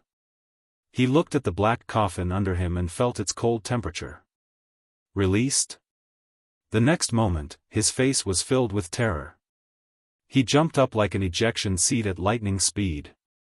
If Jianghu were here, she would probably be very pleased that her training had finally paid off. He hurriedly jumped down from the black coffin and fell on the snow-covered ground. He just wanted to get as far away from the black coffin as possible. Are you crazy? Thales roared at the giggling Serena in confusion and resentment. You actually kept a mystic who can be released at any time, for a whole month. Serena smiled nonchalantly. This is nothing. The Corleone family has guarded this secret for more than 600 years. Otherwise, why do you think Her Majesty the Night Queen would travel thousands of miles to come here? Why did she even bring the elite Sacred Blood Army? This is the Corleone family. This is the promise Father made to the Bloodthorn Empress. It concerns the survival of the Corleone family and the Night Kingdom. Thales listened to these words in a daze. His brain automatically started to work. More than 600 years. A suspicious number. Bloodthorn Empress? What a familiar title. That's not right. On the continent, the leaders of almost all the countries ranged from archdukes to kings, but those who could be called emperors were only the emperors of the ancient empire and the final empire, right? Why is there someone who is an empress? Could it be the emperor of the ancient empire? It's also possible. After all, the lifespan of the Blood Clan, wait. Thales shuddered. This was not the first time he had heard of this title. A memory from a long time ago opened up in Thales' mind. Those were the mutterings of the most terrifying enemy he had ever encountered, the air mystic. Coincidence, hee, I'm beginning to understand where Empress Helen's power lies. The Bloodthorn Empress. Empress Helen. Their title was Empress. And, the survival of the Corleone family? Thales furrowed his brows in deep thought. At this moment, Katerina's cold voice interrupted, enough. These are all top secrets of the family that cannot be announced. Yes. Serena smiled happily and pouted at Thales. But now that he knows, what should we do? Thales felt his skin crawl as he watched Katerina's purple eyes turn towards him. Her eyes were pure, sparkling, moving, and overflowing with killing intent. You seem to know what mystics are, the queen said coldly. How unfortunate. Thales shuddered. Wait. Thales looked anxiously at the smiling Serena, then at Katerina, whose face was filled with killing intent. **T. It can't be. The secret must be kept, Katerina said slowly. Thales' brain began to operate at a speed that was several times faster than usual. The Night Queen looked at him quietly. Her right hand began to transform into a pure white claw. Wait. The anxious Thales struggled with his hands that were tied behind his back. In the next moment, Katerina's figure disappeared from his field of vision. Thales was instantly scared out of his wits. Two pitch-black, gigantic winged monsters collided head-on in the air without any buffering. Bang. At that moment, even the air seemed to have been shaken. The smaller monster shuddered abruptly. With a muffled groan and tremble, it flew backwards. The larger monster had the upper hand. It used its fist, which was full of bone spurs and sharp claws, to strike its opponent's left chest with a tremendous force. Blood splattered. Do you want to compete with me in strength? Are you from the Empire? Hestad said fiercely with a changed voice. Chris roared furiously. Clutching the wound on his left chest, he flapped his gigantic wings and quickly retreated. However, Hestad had no intention of letting him go. Hestad's true form leaned towards brownish-black. Compared to his opponent, he was even more ferocious and gigantic. His bone spurs and sharp claws were also sharper. His pitch-black skin was covered with a hard shell. From afar, he looked like a black warrior in heavy armor. His thick and heavy wings stirred up strong winds as he pounced towards Chris. The true form Chris gritted his fangs and raised his arm to block. Rip. The sharp claws tore open Chris' black right arm. Blood splattered violently again. We know each other too well. We both know how this battle will end. Hestad bared his teeth and roared. He did not stop his attacks. Every time we fight before the throne, it always ends with my victory. He pierced Chris' right shoulder with one claw. Chris roared in pain. Black blood flowed out and soaked Hestad's palm. Hestad flapped his wings and clamped down on the immobile Chris. With a shocking momentum, they descended towards the ground. Immediately after, he clenched his right claw into a fist and mercilessly punched down. Boom. His fist, which carried great force, punched Chris to the ground. Under the terrifying force, huge cracks appeared on the snow-covered ground. The snow and dust all dissipated, revealing the two ferocious blood clansmen's true form figures. The gigantic figure pinned the smaller one to the ground. Hestad pressed his fist against Chris and said coldly, "See, this is the ending. No one can block my power, no one can break my armor, the perfect balance between offense and defense. How could you possibly have a chance?" Chris seemed to be severely injured. His chest had caved in from Hestad's punch. However, even though he was on the brink of death, he actually moved his face and laughed bitterly. "Yes, I still remember that the Night Wing King praised your ability. Strength, speed, toughness. The simpler an ability is, the more deadly it is." That's what he said. Chris coughed out a mouthful of black blood and laughed. Battle Wing, Hestad Corleone and Flash Wing, Simon Corleone. The old butler closed his eyes and sneered. They respectively led the Sacred Blood Army's assault warriors and scouts. When they worked together, they were almost invincible on the battlefield of the Peninsular War. Hestad's expression gradually changed. "And you are, Dark Wing, Chris Corleone. You are His Majesty's most trusted military advisor and assistant. Do you remember?" Hestad's expression turned cold as he interrupted him. "With the logistics officer, Red Wing, Lee Corleone, we are the Night King's 4 terrifying wings. Our reputation is known throughout the Eastern Peninsula." Hestad gritted his teeth and trembled as he looked at Chris. His eyes were filled with hatred. 300 years ago, we were His Majesty's strongest wings. We followed him across the Sea of Eradication and fought to the other side of the world. During that era, we occupied the eastern coast of the Sea of Eradication and had 20% of the eternal oil quota. 15% of the Eastern Peninsula's crystal drop mine. The 5 clans of Grand Banquet Hill would send letters every month, hoping to maintain their status and join the Night Wing King's banner. Even the Silver Wolves of Wild Vast Mountain, the Crimson Wolves of Kerry Plains, and the 3 great orc tribes of Desert, Glacier, and Black Mountain all sent people to pledge their loyalty to His Majesty. Hearing this, Chris sighed dejectedly. Hestad, on the other hand, gritted his teeth. His ferocious face was filled with an eerie coldness. During the Peninsular War, even the 2 poles of the Eastern Peninsula like Main of Night and Hanbol did not dare to underestimate the Night Kingdom and His Majesty's power. With fear and flattery, they worshipped him as the supreme commander of the Allied army. "We once worked together and crushed Extet's army, along with their pride, under Dragon Cloud City. His Majesty personally beheaded the King of Wrath. During those days, we tore the dwarves' armor and weapons into scrap metal, and trapped the Sacred Tree Kingdom's elven army in Elefure City. At Arund Castle, we slaughtered all the reinforcements from Constellation and Camus Union." Chris, who had his chest caved in and was panting bitterly, only shut his eyes tightly. "At Prestige Orchid Snowfield, we gathered behind His Majesty's flag, and together with Chara, Kaplan, and Midir, the 3 most outstanding heroes in the history of the Western Peninsula, and even in human history, we launched the most epic battle in the world after the Battle of Eradication.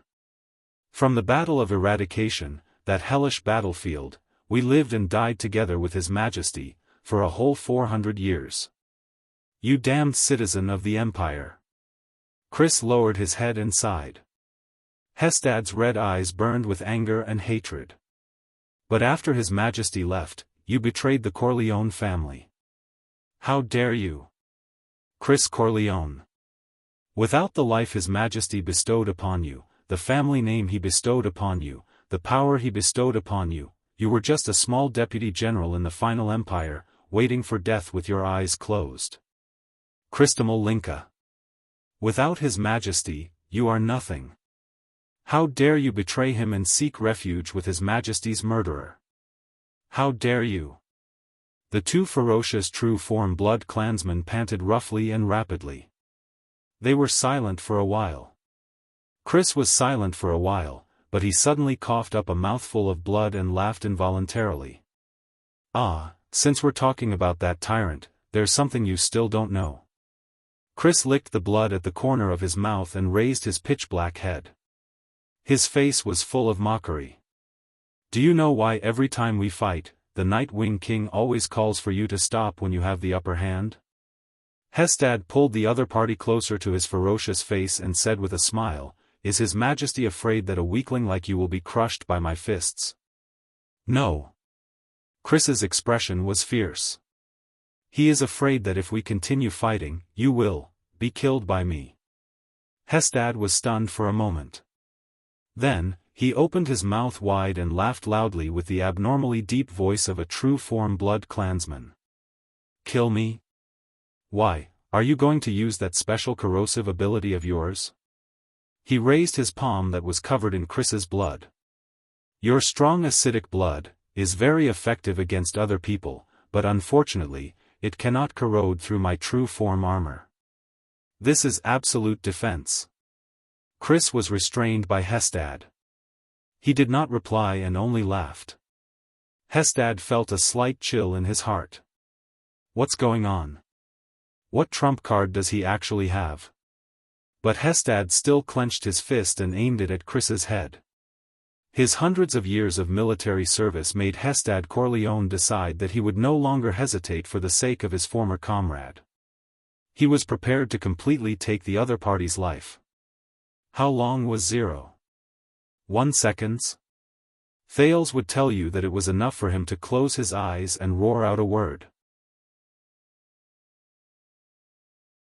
Hence, the moment the murderous Katerina disappeared, the prince closed his eyes and roared loudly. Covendier. The rapid wind blew past his face. Thales shut his eyes tightly and breathed heavily. Ha! Ha! He opened his eyes slowly. Katerina's black, terrifying, sharp claws were an inch away from his face. What did you say? Katerina narrowed her beautiful, mesmerizing eyes and said slowly. Escaped. I escaped this disaster. Thales panted uncontrollably and said nervously, It's Covendier. Was it Zayn Covendier who told you that Serena was in the convoy? You know quite a lot, huh? Katerina snorted softly and spread her claws slightly. Then all the more reason for you to die. Thales, who saw that his life was at stake, felt his skin crawl. He could not be bothered with the cadence of his speech. He spat out the words he had just thought of in an unparalleled, fluent, and unstoppable manner.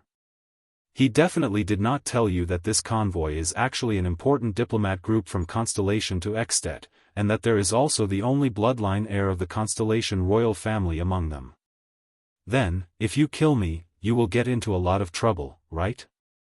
After Thales spat out these words, he continued to pant. He sat down paralyzed with his forehead drenched in sweat. Katerina's purple pupils quivered.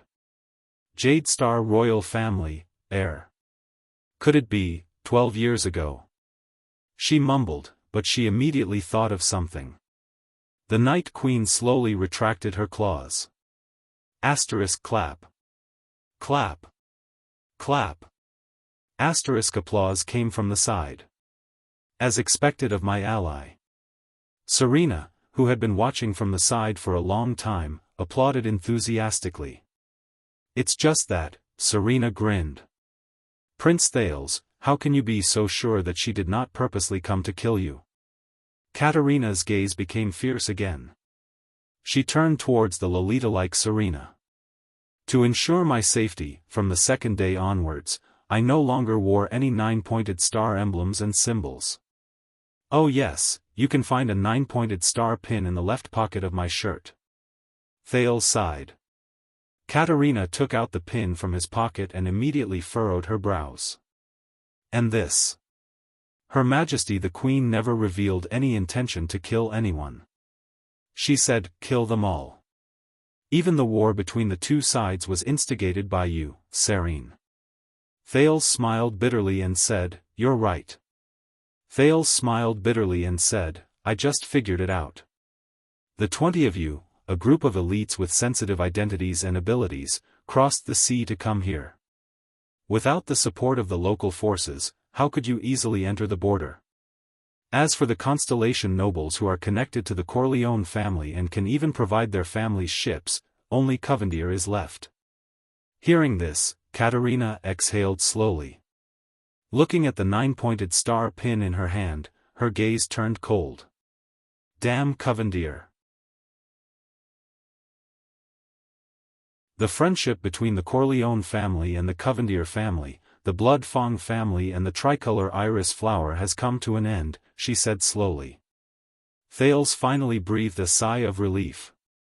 It seemed that in front of this powerful queen, his life was temporarily saved.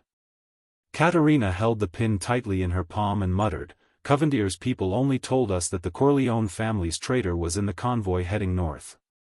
They only said that it was a supply convoy from Constellation to the Northern Territory, but they didn't say that it was the second prince's diplomat group.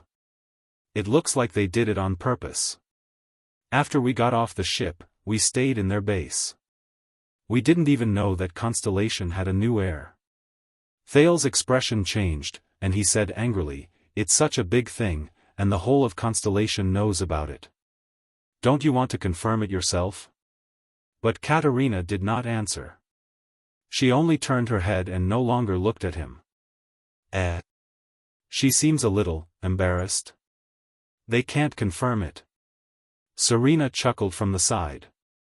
Katerina's forces and supporters are all in the Sacred Blood Army.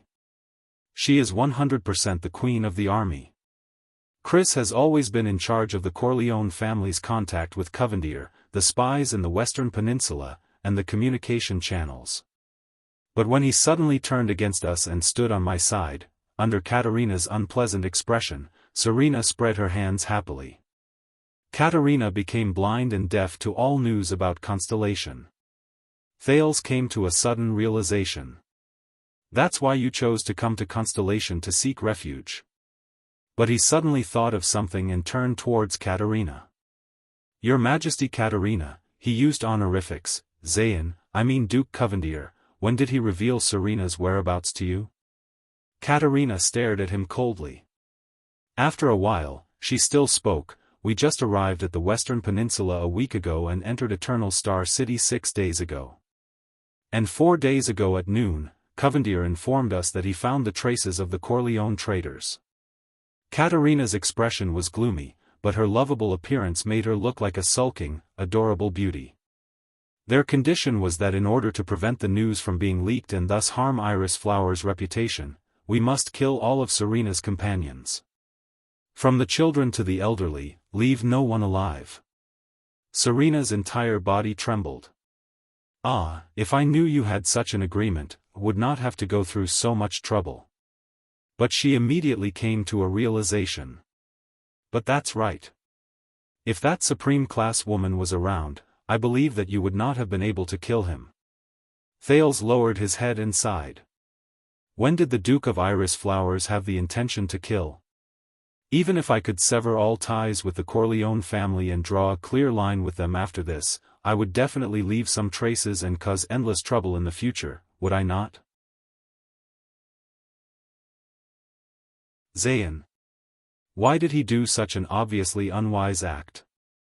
That morning, when Zayn met me, after testing me with a few words, now that I look at it, it was to find out Serena's whereabouts. His attitude suddenly became extremely strange. Also, he brought, Thales' eyes brightened. It's that veteran, isn't it? Thales raised his head and asked slowly. He was probably unknowingly planted with some sort of tracking method. You do not need to chase after our convoy, because Zayn knows that Gened will definitely do his best to follow behind me. You only need to chase after this veteran. The distance is so far, so no matter how many scouts and sentries my guard set up, they will not be able to detect your presence. As long as you are far away from the central territory, away from the suzerain's fortress that you run into every few days, and into the sparsely populated birch forest, Thales concluded with a sigh, you will be able to make your move. Katerina's eyes brightened. For a mortal, especially a mortal of your age, you are very smart and have quick reflexes. Right, I think so too, Serena interrupted with a smile, but she was glared at by Katerina and Thales at the same time. Alright, since I did not achieve my goal, Serena spread her hands in resignation, then revealed her small fangs. I can only do it myself. In the next moment, Serena's small hands turned into sharp red claws. She bared her fangs and pounced towards Thales at lightning speed. Thales shuddered, but his hands were tied behind his back. He could only kick his legs with all his might and retreat on the snowy ground. Boom. The snowflakes exploded and scattered. The ice-cold snowflakes pounced on Thales' face, stinging him so much that he closed his eyes. Thales opened his eyes and saw Serena's small red claws a few feet in front of him. This time, however, she was held tightly by Katerina. Since just now, you have been trying your best to lure me into killing him, Katerina said coldly, even at this stage, do you still harbor any illusions about the throne? Little Serena grinned. Why, can't I? I am the first in the line of succession. I am one rank ahead of you, who are the second. Very well, Katerina raised her other hand and said coldly, anyway, I no longer harbor any hope of capturing you alive. Then I will directly change my line of succession. Katerina roared furiously and stabbed her sharp claws toward Serena's heart. Become the first. Rolana, who was beside Serena, only watched coldly. She did not have the slightest intention of interfering. However, in the next moment, then, something happened that shocked Thales and left him dumbstruck. The Lolita-like Serena seemed to have suddenly grown up. Her body swelled and she tore off all the clothes on her body. She turned into a bewitching beauty with a voluptuous and alluring figure who was almost as tall as Katerina. Her red eyes and silver hair were incredibly alluring. At that moment, this bewitching beauty had an enchanting smile on her face as she easily caught Katerina's pure white sharp claws. Katerina bared her fangs and roared furiously.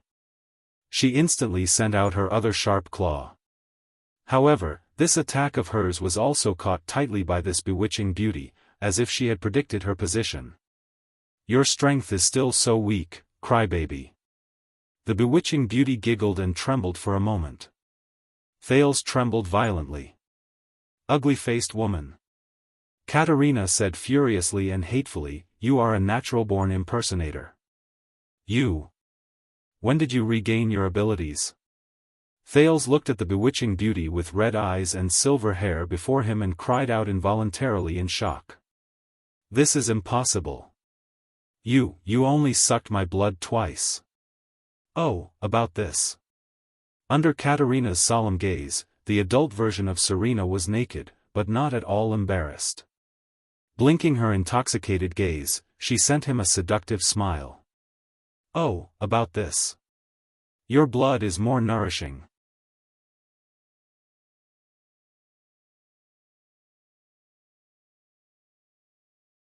Chapter 89. Battles between Supreme-class fighters were not like those between Superclass fighters and Ordinary-class fighters, where the rhythm was slow and the power was scattered.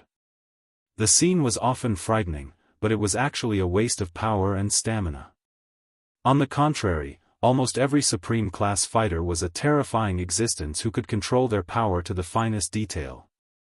They could release and retract their power at will. Hence, the battles between them were usually just right.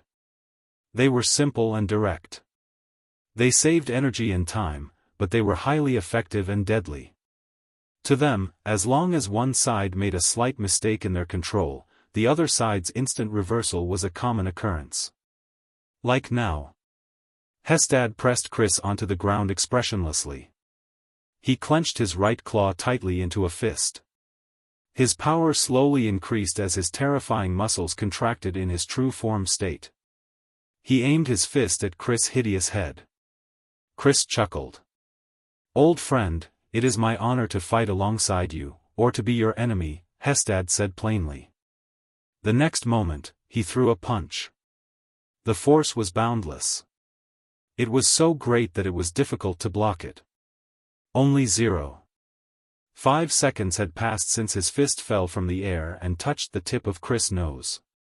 In this 0.5 seconds, Chris suddenly bared his fangs and roared furiously. The bone wings on his back pierced through the snow-covered ground. The sharp spikes on the tips of the wings went straight for Hestad's eyes. A futile struggle.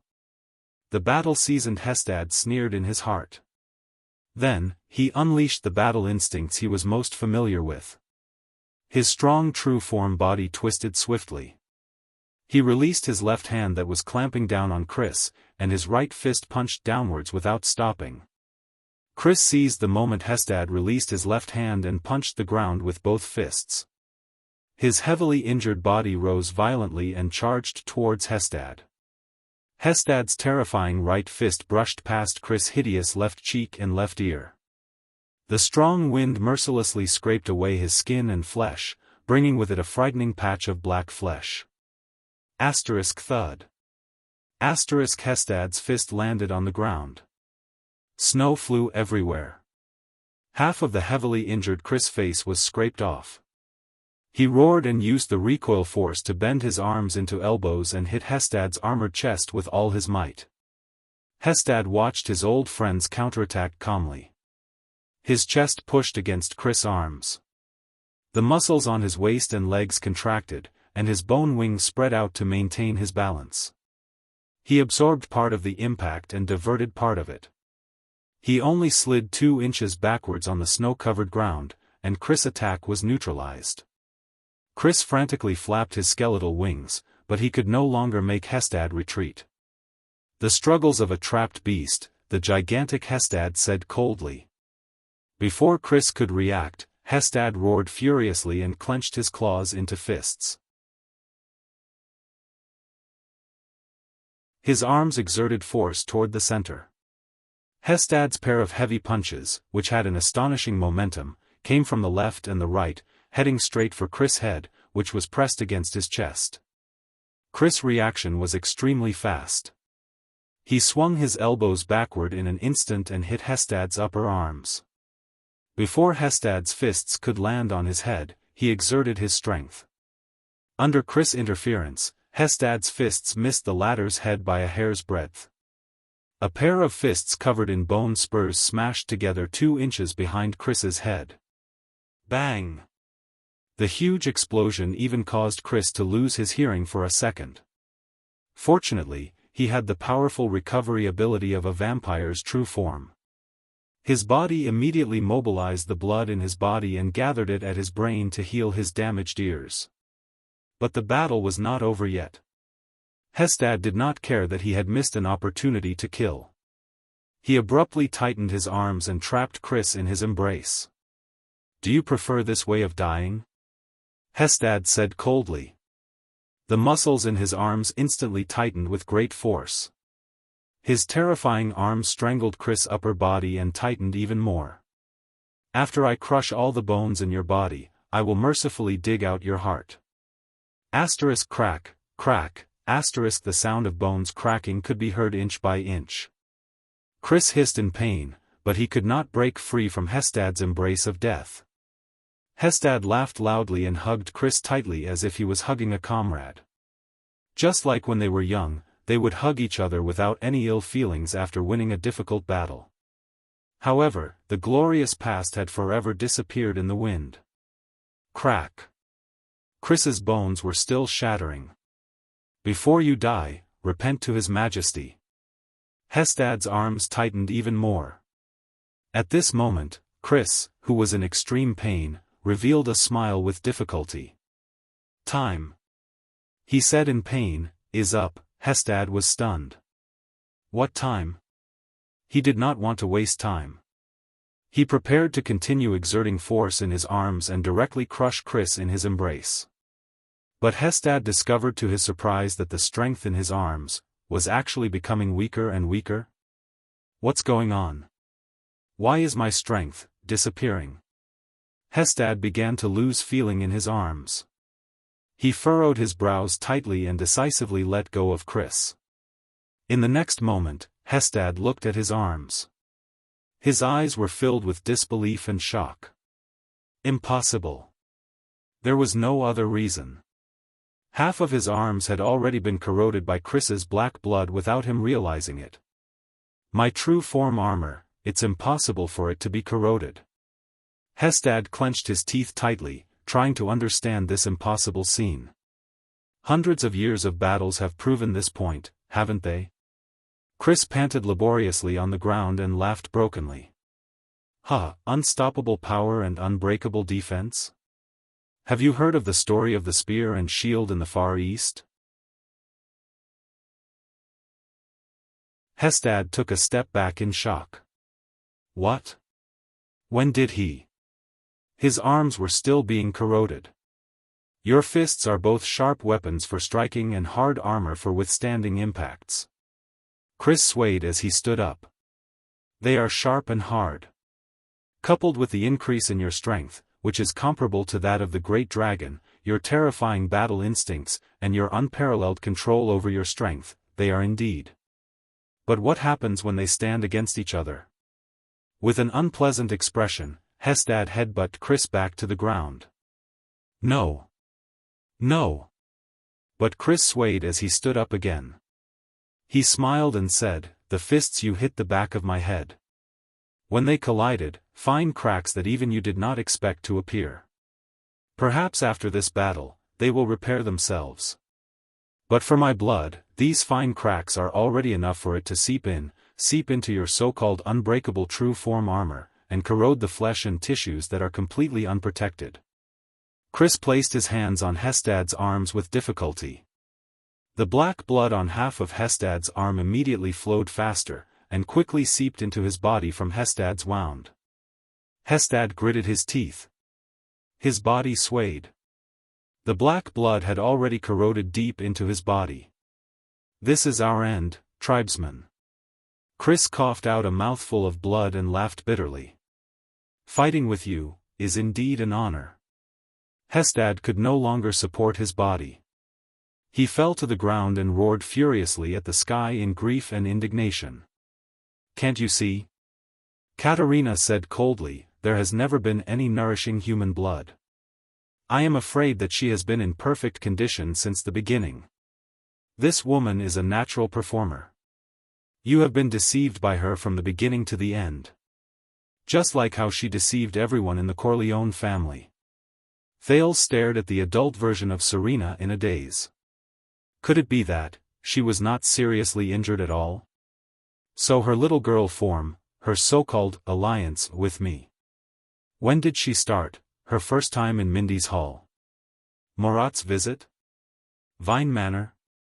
No, then our alliance, however, the fatal battle between the Blood Clan sisters, who would resort to any means necessary, had already begun. Don't even think about transforming into your true form. Serena, who was obviously stronger, ignored her younger sister's hands that were clamping down on her wrists. She abruptly grabbed Katerina's neck and pierced her neck with her claws. She laughed and said, just like in the past, you have no chance.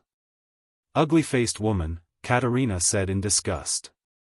Serena's expression changed. She whistled behind her. The contest of strength between Katerina and Serena finally came to an end.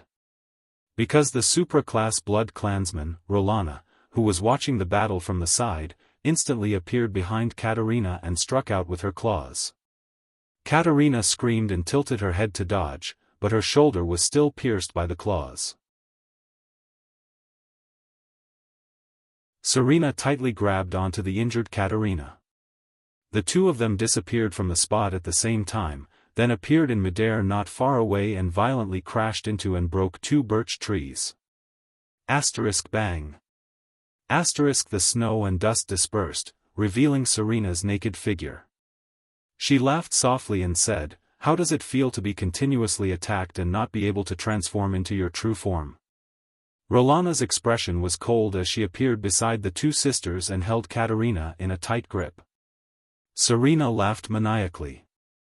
Facing Katerina, who was obviously being suppressed, she punched her younger sister's face with the speed of the wind. Thud. Katerina spat out a mouthful of blood and leaned to the side weakly. Oh no! It was obvious that Serena's side's attitude towards him was no longer that of an ally like before.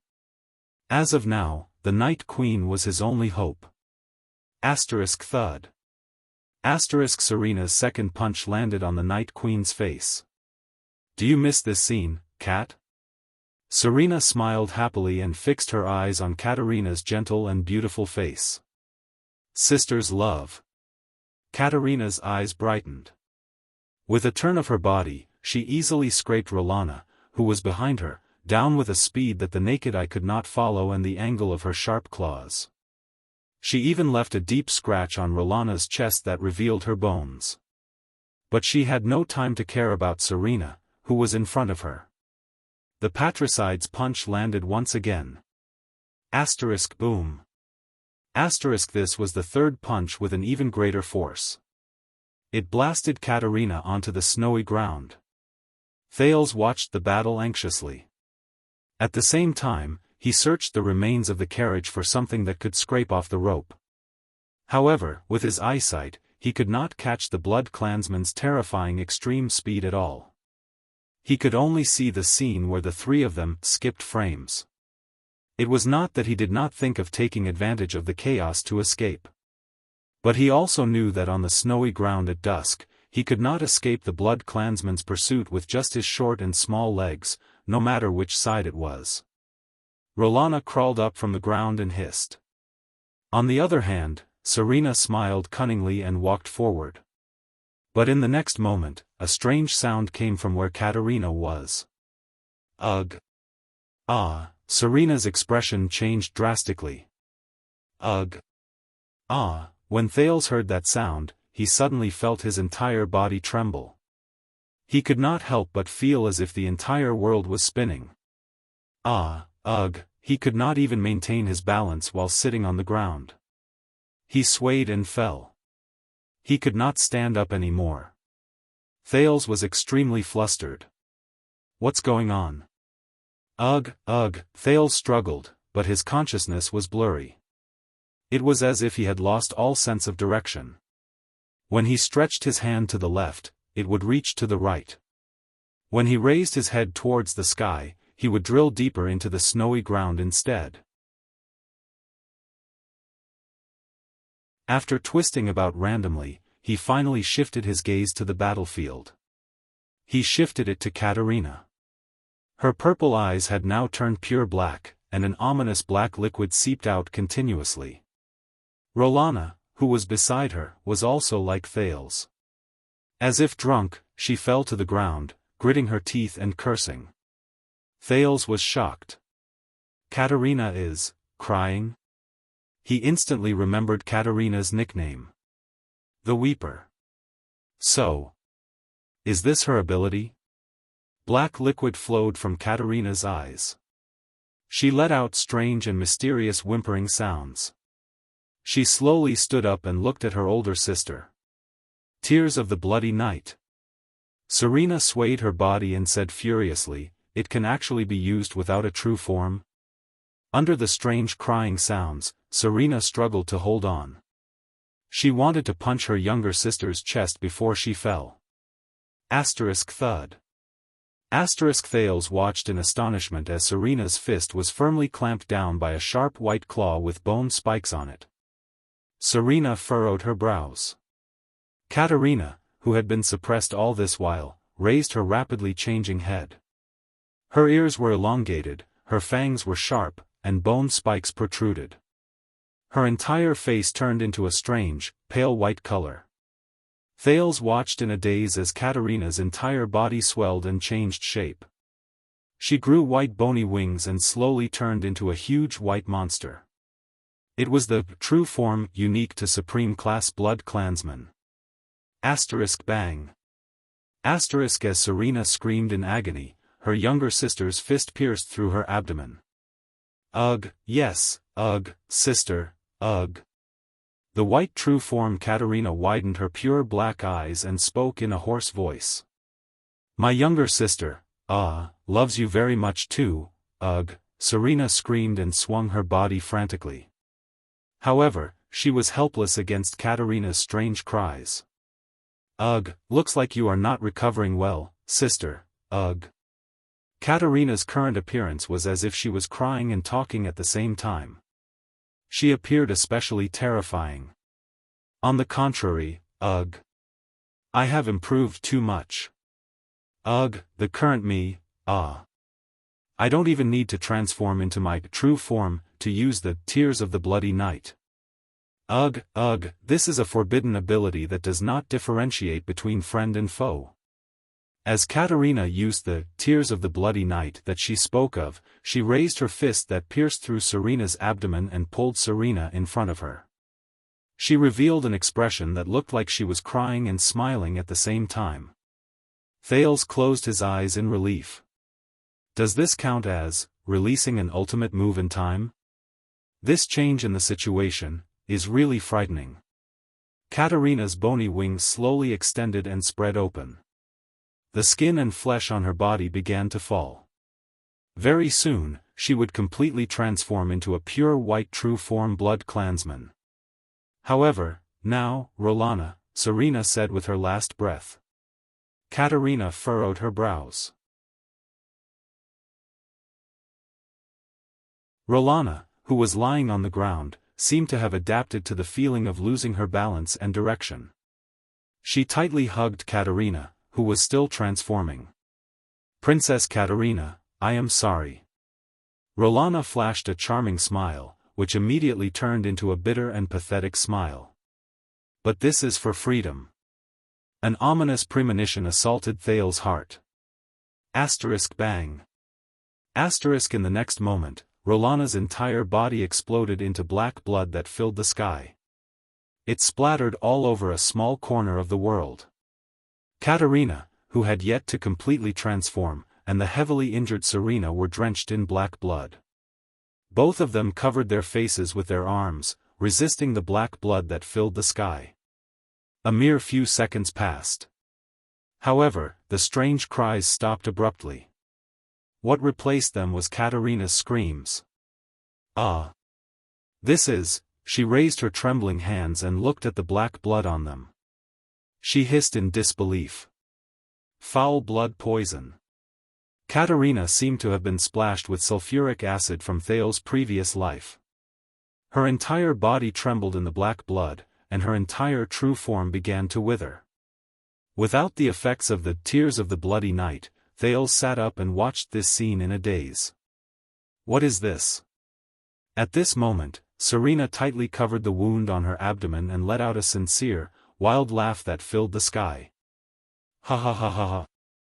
In the next moment, the skin and flesh on her body fell off inch by inch, and a crimson stratum corneum grew and took shape. Her ears elongated, her bone wings pierced through her back, and bone spurs and sharp claws slowly took shape. Serena instantly turned into a huge blood-red monster. Other than the color, she was almost exactly the same as Katerina. There was only one difference. She was different from Katerina's pure facial features even though she had transformed into her true form. Serena's facial features, Thales trembled as he recalled a scene that he did not want to recall the most. A huge black mouth that split open to the back of her ears. A pitch-black, empty nose. eyes that resembled two irregular black holes. This was, other than the fact that her skin was no longer charred and withered, this was the horrifying mummified Serena that Thales saw in the black coffin in Vine Manor that night. Thales watched this scene with cold sweat dripping down his back. He suddenly understood the meaning of Katerina's so-called ugly woman. Really? So ugly. Serena, who had an inelegant true form, opened her huge mouth and revealed similarly irregular fangs. She let out a wild roar at Katerina, as if she had caught her prey. Asterisk roar. Thud. Asterisk amidst true form Serena's hoarse and shrill laughter and Katerina's pained screams, the Night Queen's pair of bone wings were snapped off. Asterisk rip. Asterisk in the next moment, Katerina's left arm was torn apart. Blood splattered everywhere. Asterisk crack. Asterisk this time, her right arm was forcefully snapped off. Katerina, who had lost both her arms and wings, roared madly. However, the true form Serena only revealed a victorious smile and punched her into the snow-covered ground. Asterisk boom. Asterisk the horrifying true form Serena raised her red claws that were at least twice as long as the average blood clansman's and slashed downwards. Asterisk rip. Asterisk she forcefully chopped off Katerina's legs. Katerina's true form appearance finally disappeared completely, and she returned to the adorable queen in black. However, she was already powerless to reverse the situation. Thales watched this reversal in a daze. Not good. He said in his heart. Not good at all. Katerina, whose limbs were all severed and her wings shattered, spat out a mouthful of blood indignantly. She watched as the true form Serena slowly returned to her normal appearance.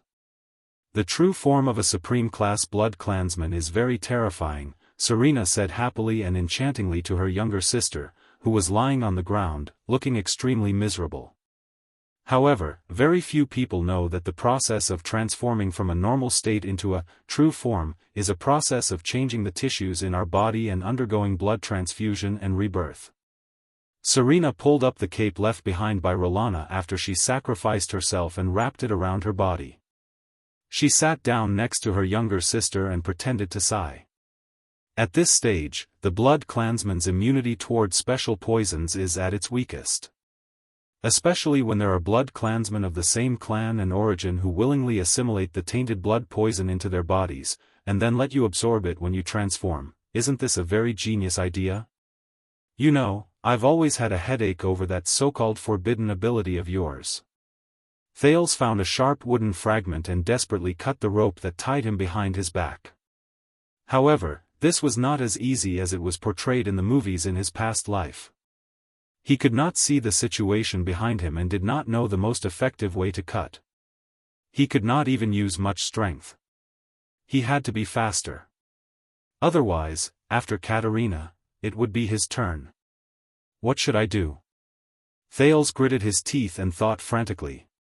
Katerina, who was powerless to retaliate, said furiously, "You crazy B***tch. You actually used the lives of your subordinates. Do you know how painful it is to implant the tainted blood poison into your body? Ha ha ha, I love seeing you like this the most. The cute look when the tables are turned at a crucial moment and you can only use foolish words to criticize me." Serena clapped and laughed happily. The Night Wing King will probably be very pleased to see how powerful I am, right? Shut up. The Night Queen, who had lost all her advantages, Katerina hissed in indignation and resentment, "You are not fit to mention him. You killed our father." Patricide. Father. Serena suddenly turned her head and was enveloped in an endless chill. You called him father? Just because he bit you on the neck? Katerina, who was on the ground, seemed to have been hit in the soft spot. She was momentarily stunned. She then frantically retorted, "He saved us and raised us." Katerina, whose limbs were all broken, struggled to raise her head with a heart full of hatred and met her sister's gaze. He bestowed his noblest lifeblood upon us. He allowed us to possess his bloodline, share his glory, and even inherit his title. He's like a father, loving us. Otherwise, we, the pair of orphans, would have died a violent death in the chaotic world of the Battle of Eradication. Thales shuddered. The Battle of Eradication? Serena's figure flashed in an instant. She grabbed the ladder's neck and lifted her up. Filled with disgust and ridicule, the patricide coldly said to her sister, "Ignorant sister, you do not know anything. You only remember the doll he gave you. You only remember the love he gave you. Right, cat? You will always be a crybaby who hides behind me. Do you think that I do not know what you think? What I think about him?" Katerina's gaze seemed to have been frozen by something. She looked at her sister with a face full of suspicion. Serena spoke coldly. "Every time that man returns to the castle, you are the first fool to pounce on him and act coquettishly. If there is any ignorant maid or knight who shows even the slightest bit of love for him, you will mock and ridicule them, secretly suppress them, and have the people below isolate them, weeper. Half of your tears are because you are afraid of me, and the other half is because you like him." Katerina trembled violently. "Yes, I know." Serena sneered. Serena sneered and said, "Kat, you do not only admire him, you worship him." Katerina struggled and revealed a look of disbelief. Under Thales' extremely shocked gaze, the patricide enunciated each word clearly. "You still like him and desire him. You love him deeply." Katerina trembled as she looked at Serena. She could not speak. At this moment, Serena laughed maniacally in a deep and mysterious manner. "You fell in love with the person who gave you a second life, the powerful and terrifying Nightwing King, did you not?" "No." Katerina's brows struggled, as if she was immersed in an unbelievable pain. "Is that not the case?" Serena said coldly, "You wish that you were his wife, his lover, and not his daughter." Watching this scene, Thales was stunned. "This is serious, Oedipus complex?" Thales lowered his head and sighed. Unfortunately, his life and death were still in the hands of this queen. He struggled to stand up. "Really? Why? Every time, in the end. It's always me alone. To save the world?" The heavily injured Katerina roared madly. Serena's gaze was cold. She stretched out her crimson claws and gently scratched Katerina's fair face. "And your ugly and shameless feelings, let it end here. At this moment, wait a minute." Serena furrowed her brows slightly and turned to look at Thales. Thales leaned against the wreckage of the carriage and struggled to get up from the ground. He furrowed his brows tightly and looked at the ferocious-looking Serena. Under Serena's gaze, he walked towards the black coffin. The legendary anti-mystic equipment. The Dark Knight Black Coffin. "I heard that there is a mystic here." Thales' jade star panted and flashed a bitter smile. "And the kind that can be released?"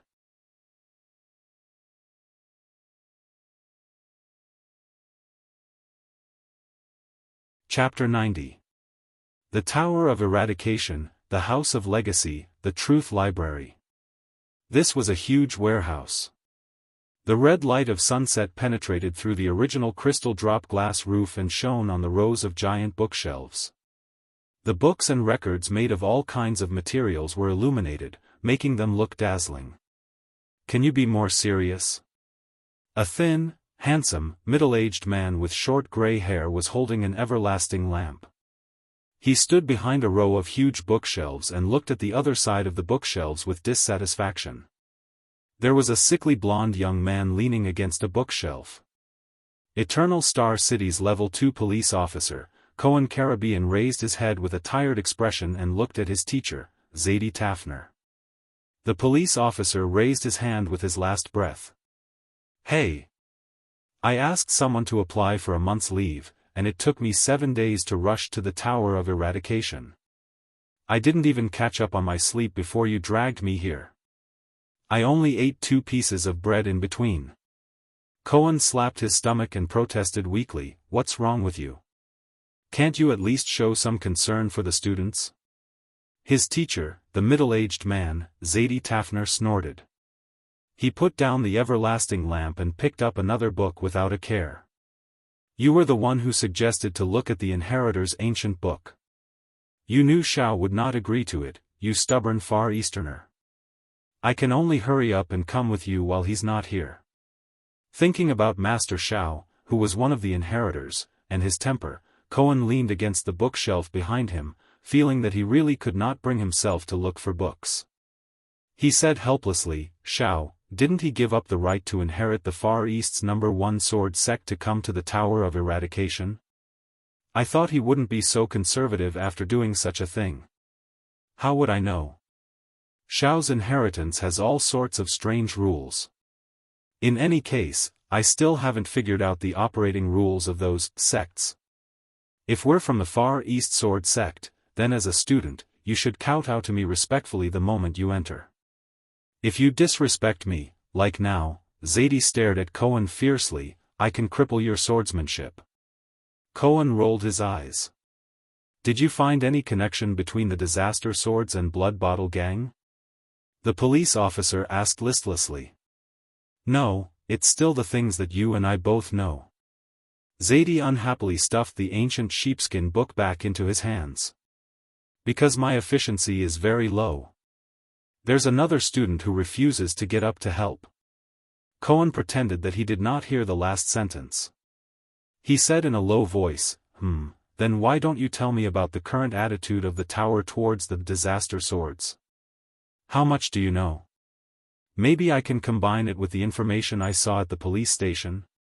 Jedi stopped what he was doing and looked at his own student. He was silent for a while.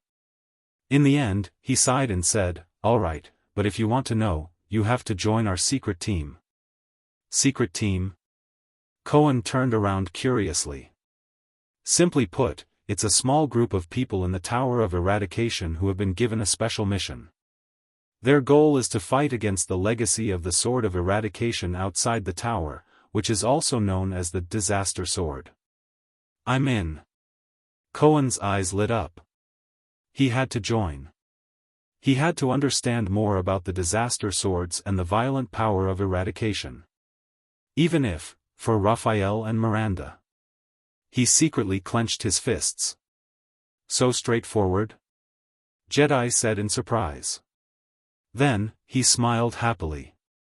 "All right, this team has Chartier and me. Now, there's one more." Cohen opened his mouth wide. "You guys.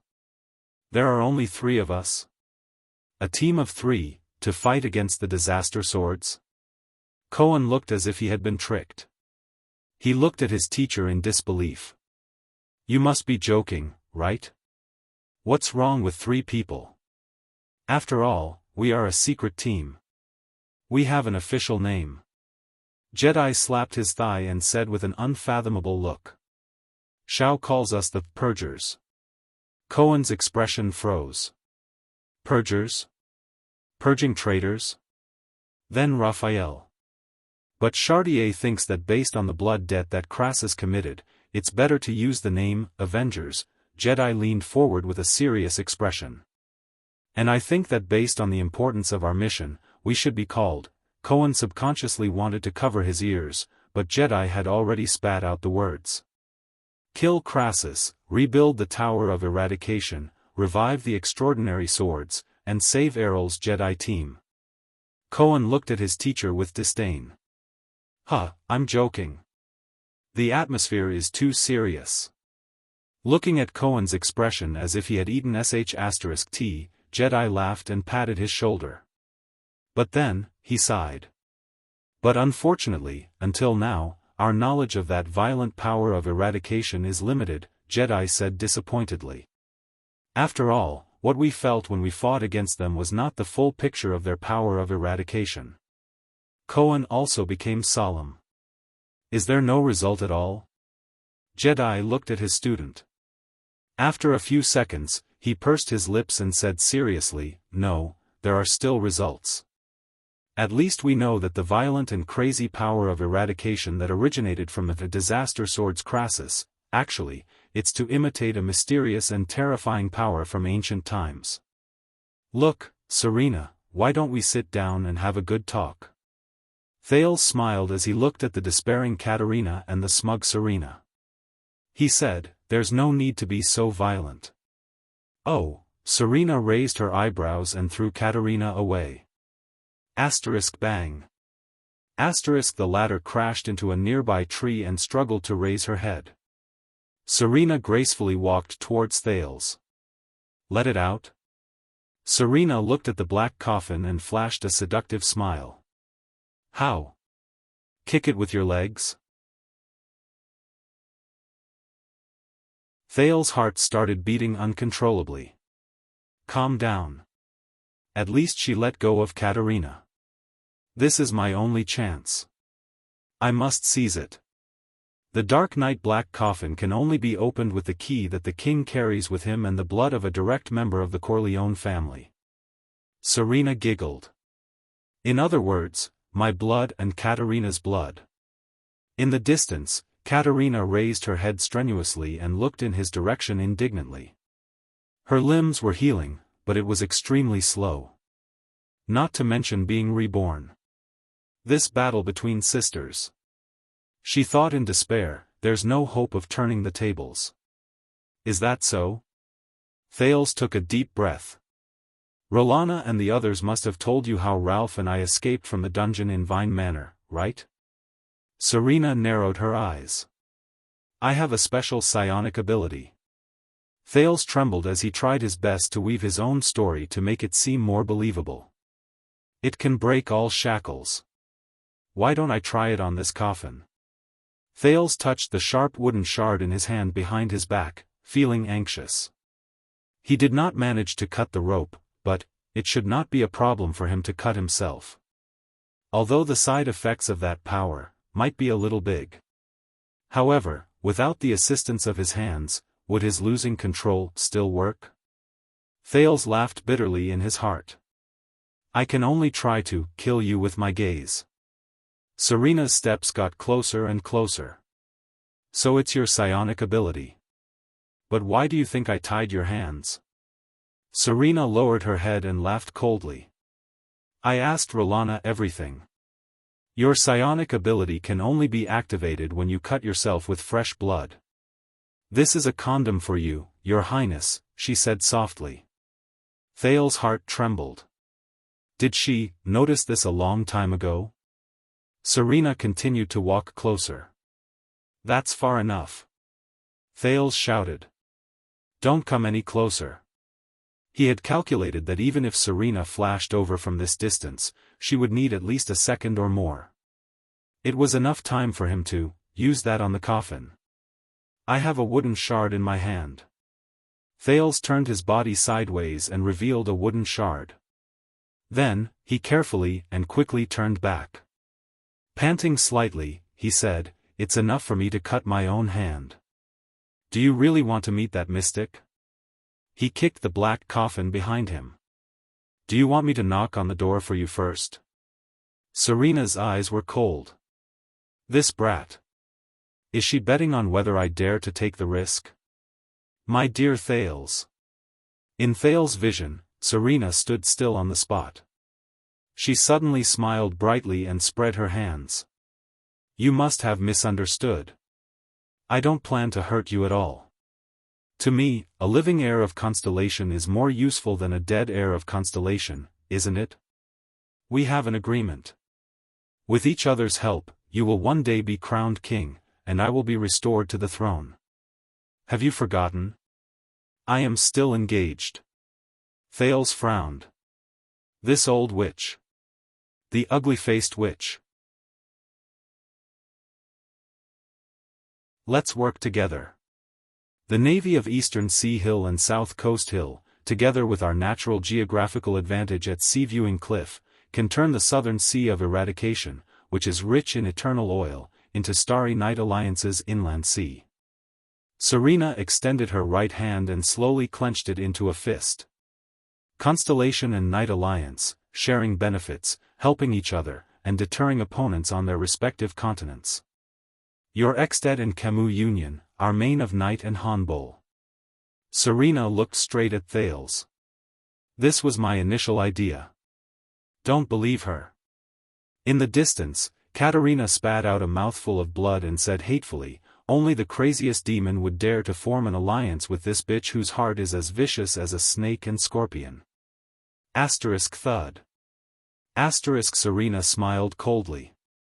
She casually threw a snowball at an extremely fast speed, knocking Katerina out. Thales took a deep breath. Serena continued expressionlessly, I know that you are not an ordinary 7-year-old child. You have maturity and wisdom beyond your age. You know that my idea is feasible. She extended her hand towards Thales. We are allies. Thales lowered his head. Allies. Hey. You wanted to kill me before, Thales said with a frown. It was to divert my younger sister's attention and defeat her in the end. Serena smiled. It was a pleasure working with you. But Thales raised his head slightly and shook his head slightly. Serena, this is the last time I call you that. Serena's expression changed. Let's end the deception here. Thales sighed and said, you have never treated me as an ally at all, ugly-faced woman. Serena's gaze turned cold. When we first met, your words were filled with lies. You said that you are the true heir of the Corleone family, the legitimate ruler of the Hill of Pain. Regarding this, I did not lie. Serena blinked her large, bewitching eyes. But Thales, who had a deep impression of her other side, was not swayed in the slightest. I am indeed the Nightwing King, King Laurie Corleone's first heir. Serena grinned and extended her index finger to wipe away a trace of blood on her cheek. She then stuck it into her mouth and sucked. This action made her even more alluring and enchanting. However, Thales was secretly anxious. How long can I stall for? What about Ida and the others? With Serena's speed, I only have one chance to lose control, and the effect is uncertain. I must not use this trump card until the very last moment. But you did not mention the fact that you killed the previous king. Thales shook his head. In other words, you are not someone who covets the throne but killed the king's father. Your crime is unpardonable, and everyone has the right to punish you. Serena's bewitching smile began to freeze. Even if you become powerful, I am afraid that no one in the Night Kingdom will support your coronation. Thales raised his head to look at Serena and enunciated each word clearly. It is impossible for you to return to the throne. The sun was about to set. There was silence on the snow-covered ground. Serena stared at him and did not shift her gaze for a long, long time. I have had enough of you. Serena's smile disappeared. Her voice was extremely cold. Self-righteous mortal. You are right. Even if I kill Katerina here. The Sacred Blood Army that is loyal to her, as well as the clans behind the warriors, such as Castigan, Sullivan, Loraloa, and those who covet the Blood Ocean throne, will not allow me to be crowned. So, your real enemies are the opposers who are practically everywhere in the entire Night Kingdom. Thales shut his eyes tightly and exhaled. So, you need the power of a country to destroy those opponents that you cannot defeat. Originally, I only wanted to borrow your power to intercept Katerina, but the assassination of the Extet diplomat group gave me a great revelation. Serena nodded with a frosty expression. The death of the heir triggered a war between countries. After all, the King of Constellation made a sacred oath in front of everyone. If you die, then the person who will avenge you, will be the next king. Thales sighed. The next heir of Constellation died due to the Night Queen's shameless interception, and the latter disappeared without a trace. Serena shook her head and sighed. How many ambitious people do you think will attack the Night Kingdom at all costs, or at least make a related oath just for the throne of Constellation. After all, it will only take a week to cross the Sea of Eradication from Constellation's south coast hill to the Night Kingdom. War will cleanse the opposers of the Sacred Blood Army and give me a more obedient Night Kingdom. Serena took a step forward fervently. And the true heir of Corleone will turn the tide at the last moment. So, this is the purpose of the alliance. To use Constellation to cleanse your opposers. Thales looked at Serena's expression and said quietly, "The Starry Night Alliance is a complete scam." "You don't understand, childish brat." Serena sneered. "The alliance is to fight against the enemy." Thales glanced at the unconscious Katerina. "No," Serena said coldly, "I mean, to ally with your enemy and betray him at a critical moment. Betrayal is the true meaning of an alliance." Thales furrowed his brows deeply. "So that's how it is. This is her logic of survival. The Starry Night Alliance." Thales' first diplomatic attempt in his life had completely failed. In the days to come, Thales could not help but think of this scene when he sat at the negotiation table countless times. At the same time, he vigilantly thought of the true meaning of an alliance. Many historians were surprised at how the Starry Night Alliance could be so stable between two incompatible races during that era. However, only a few people knew that the first Starry Night Alliance only lasted for slightly more than a month before it ended in failure. As expected, a cute, capable, yet arrogant and childish lowly vampire who had lived for hundreds of years suddenly appeared. She had red eyes and silver hair, called me brother in a coquettish voice, and even fought to marry me. Thales sighed. "This kind of trick. I was thinking too much."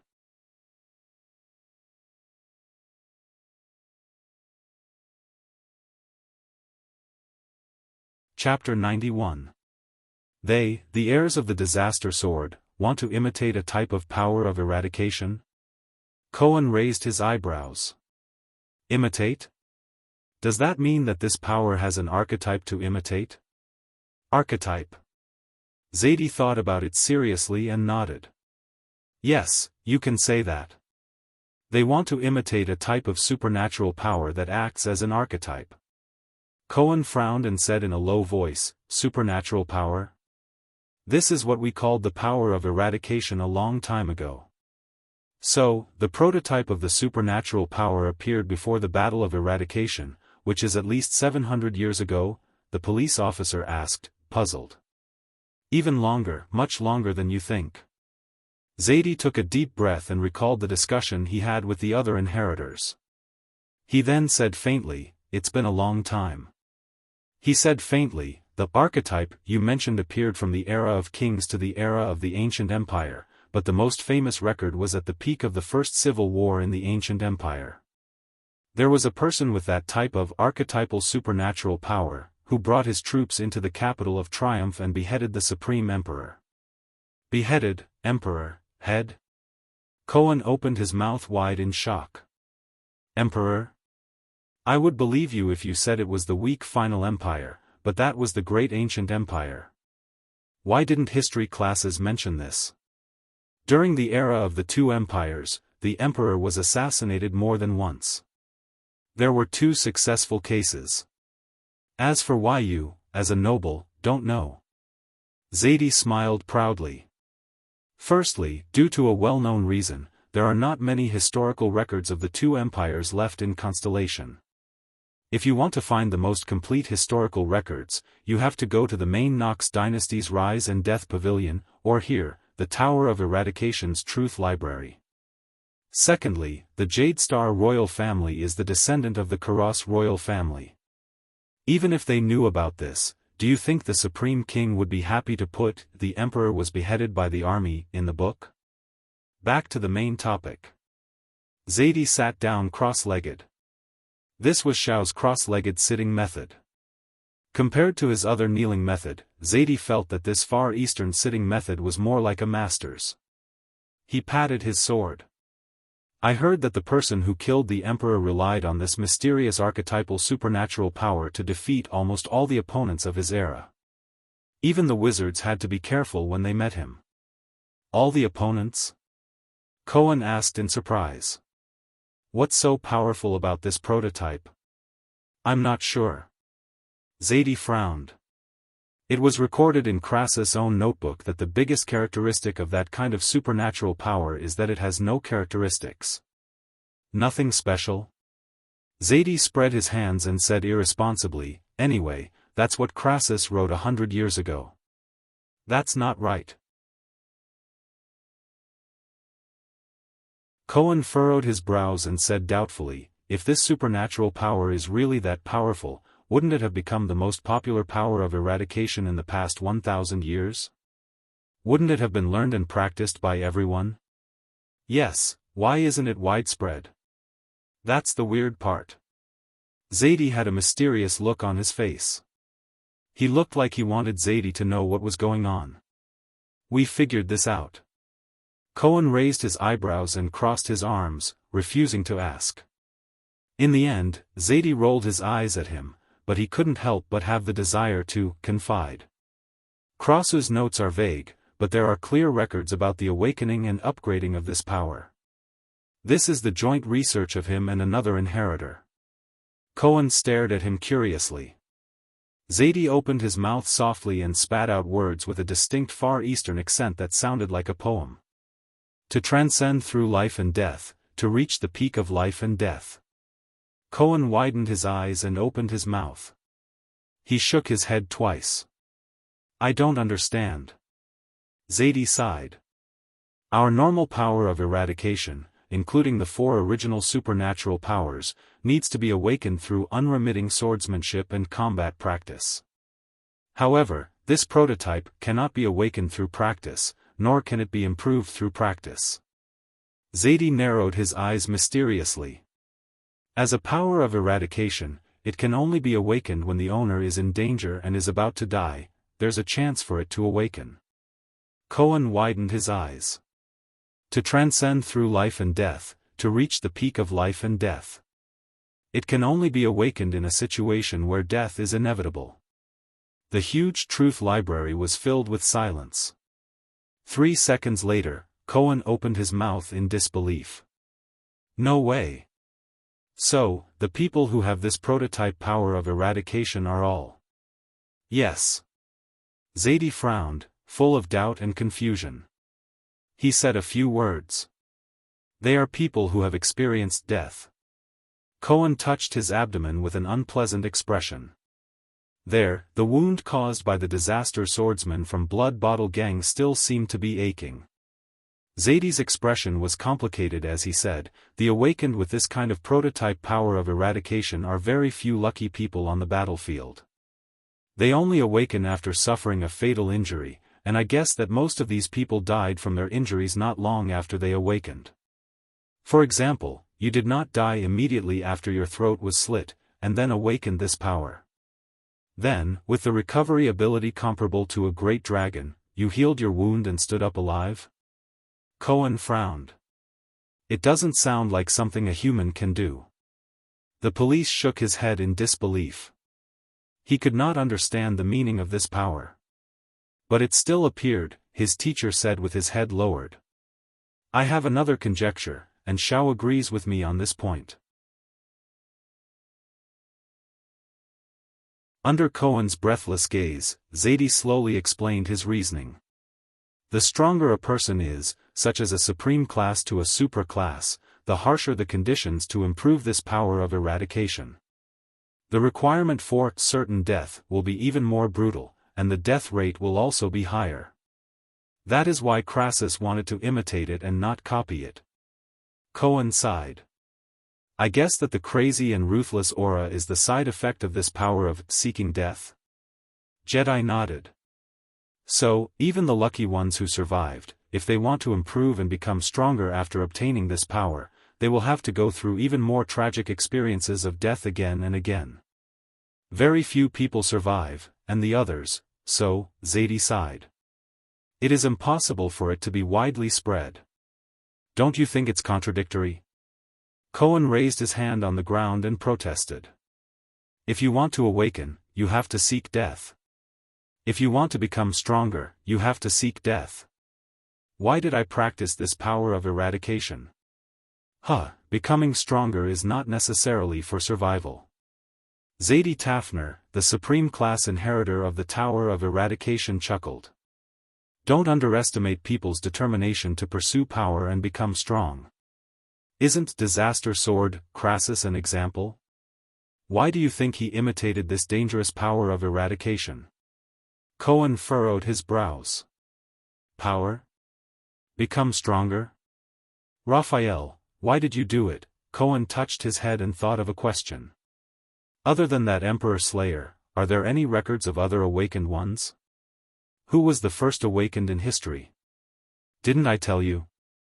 Zadie scratched his head in an inelegant manner. If Director Lorbeck was here, he would have recognized this scratching gesture that was almost identical to Koan's. We went through all the ancient books, and Xiao even went to the Rise and Fall Pavilion of Main Nox. The first suspicious record of it appeared during the Age of Ignorance.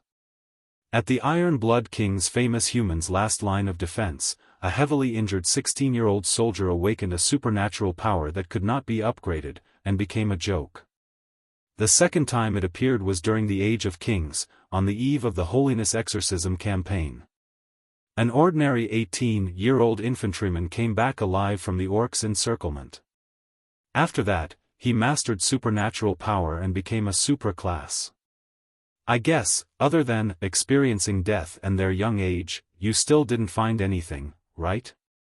Koan scratched his head. Zadie stared at him for a long time. No, we did find something, Zadie muttered. These people have one thing in common. What is it? Koan immediately became spirited and widened his eyes. Remember the guy who chopped off the Emperor's head? We have the life of that Emperor Slayer. Zadie sighed. He was also a knight, and a Northlander. Koan looked puzzled. Zadie narrowed his eyes. When he was still a page boy, the master of the knight he served died, and no one has ever taught that Emperor Slayer. Koan shook his head. So, that Emperor Slayer. Zadie exhaled. He only learned one set of basic swordsmanship. Under Koan's curiosity, Zadie's eyes shone brightly. The sort of origin of supernatural power. Koan came to his senses and widened his eyes in shock until they could not be any bigger. Zadie gently held the hilt of his sword and uttered a word. Northland military sword style. Thales raised his head. If I die here, the war between Extet and Constellation will definitely break out, he said calmly.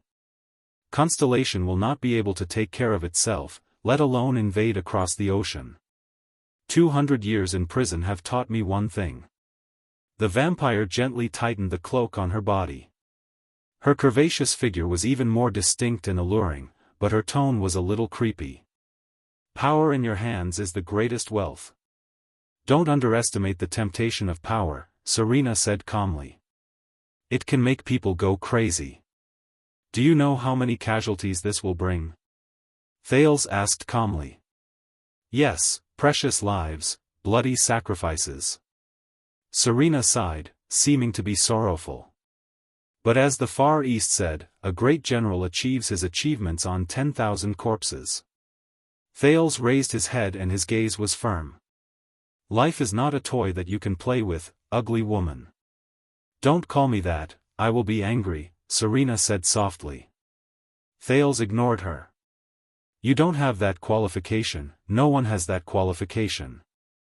But Serena did not continue to talk to him. She only said slowly, I finally succeeded. Thales was puzzled. But in the next moment, he understood. He suddenly realized that he could not move. Thales was so frightened that he broke out in cold sweat. What's going on? Thales wanted to use the wooden piece to cut open his hands behind his back, but even his fingers were stiff.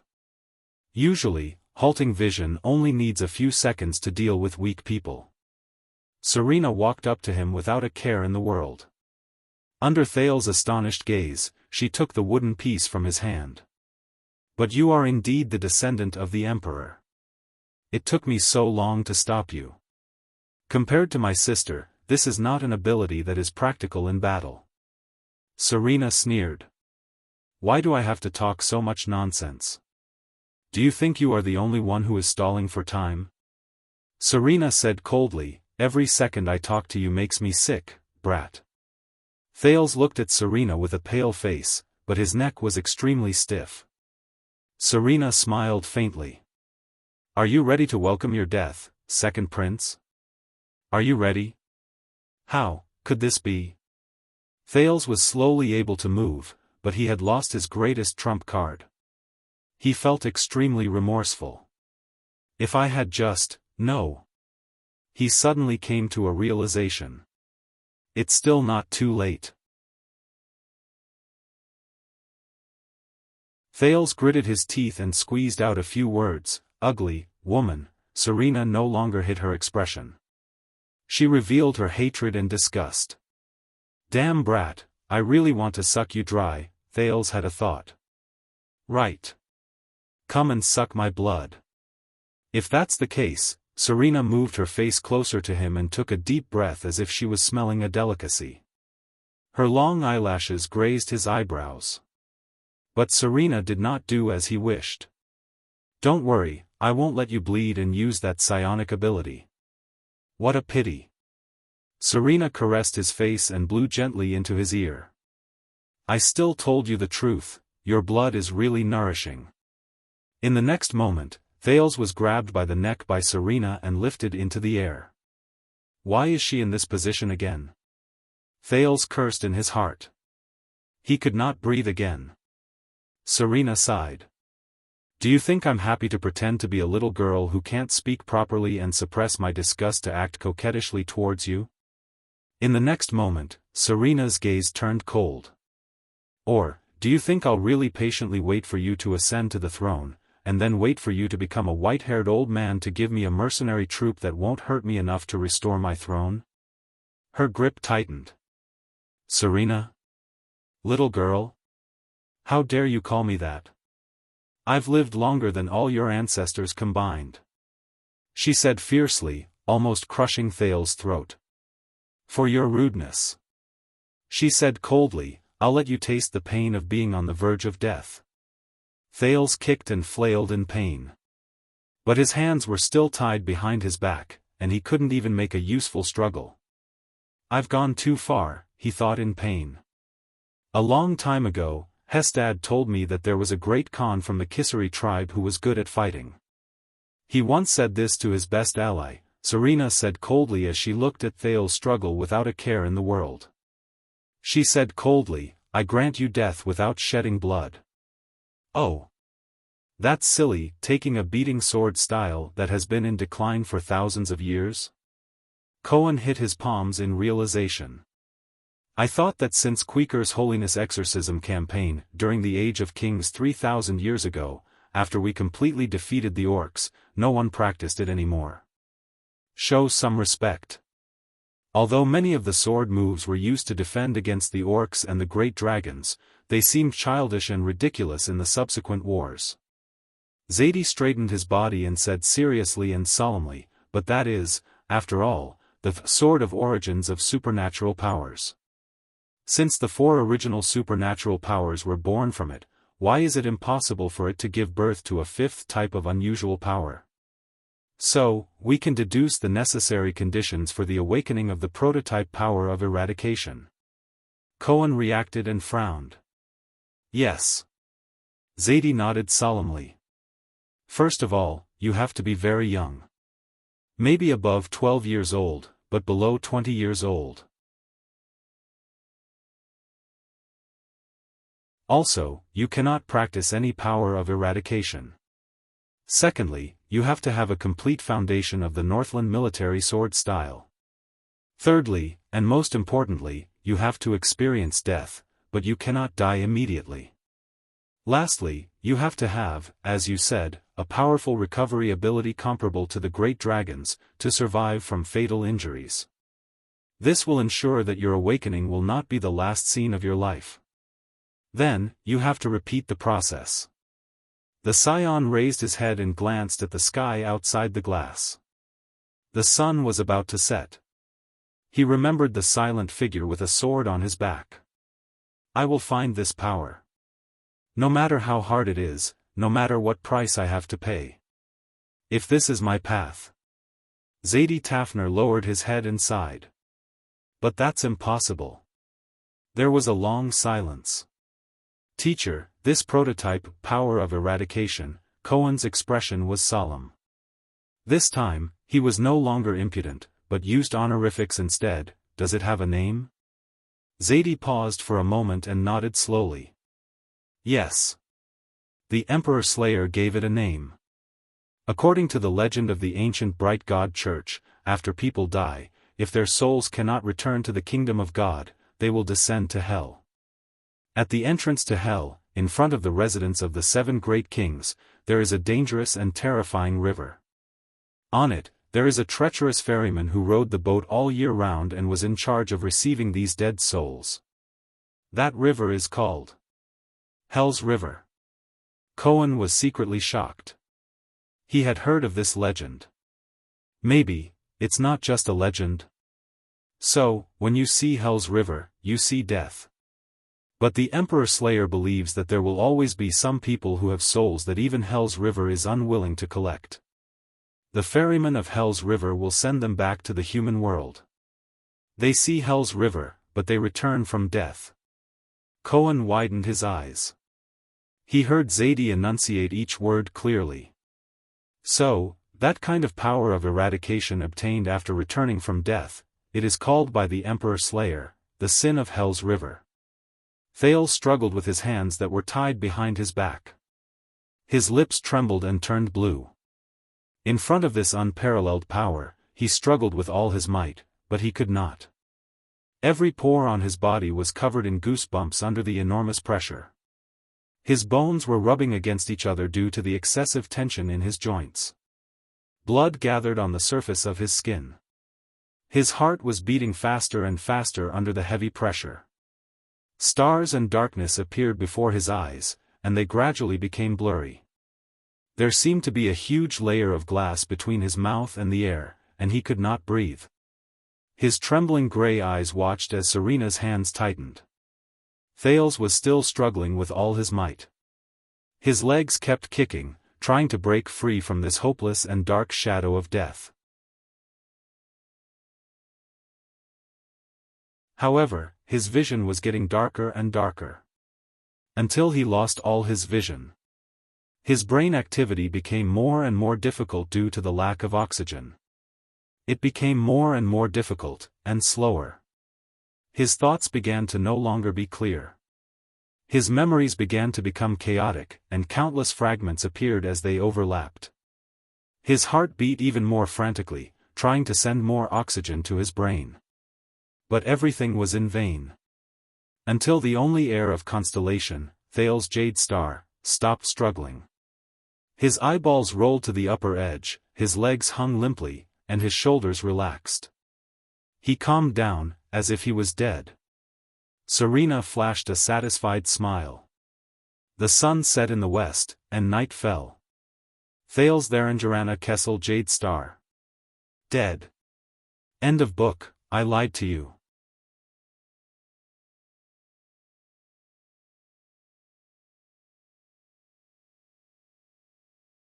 Chapter 92. Under the rising moon, Ralph anxiously galloped through the birch forest after nightfall. In order to maintain his balance, the Phantom Wind follower's pair of J-shaped elastic steel sheet prosthetics had a large surface area on the ground. Walking on flat ground always felt strange, but to his surprise, the wide surface area made it easier for him to move forward in the snow, especially when he was riding on the wind. It was as if he was walking on flat ground. However, Ralph had no experience in tracking in the snow, nor had he lived in the north, which was filled with unmelted snow. Constellation Central Territory could only see sporadic snow, while the long and narrow Camus Union and the 5 cities in the southeast were dry and warm. This brought him great trouble in tracking, even though he was the first person to notice the abnormality in Serena's carriage and immediately chased after it. The wind-controlling psionic ability allowed Ralph to move with the wind in the narrow and crowded Red Street Market, like a fish in water. His speed was not inferior in the dense birch forest. But he had to find that boy. The boy who gave the phantom wind follower a new life. Ralph passed through a forest and saw a flat piece of snowy ground in front of him. His gaze suddenly froze. The phantom wind follower shuddered and fell onto the snowy ground. Under the moonlight, a coquettish woman wrapped in a cloak loosened her grip. A 7- or 8-year-old boy with his hands tied behind his back slipped from her fingers without any reaction. He fell onto the snowy ground like a prey that had been brutally killed. He did not move. The coquettish and seductive woman turned around gently, licked her lips at Ralph, and revealed a strange smile. No, Ralph knelt on the snowy ground in disbelief. His hands trembled as he reached for the boy with his eyes closed. No breathing. No heartbeat.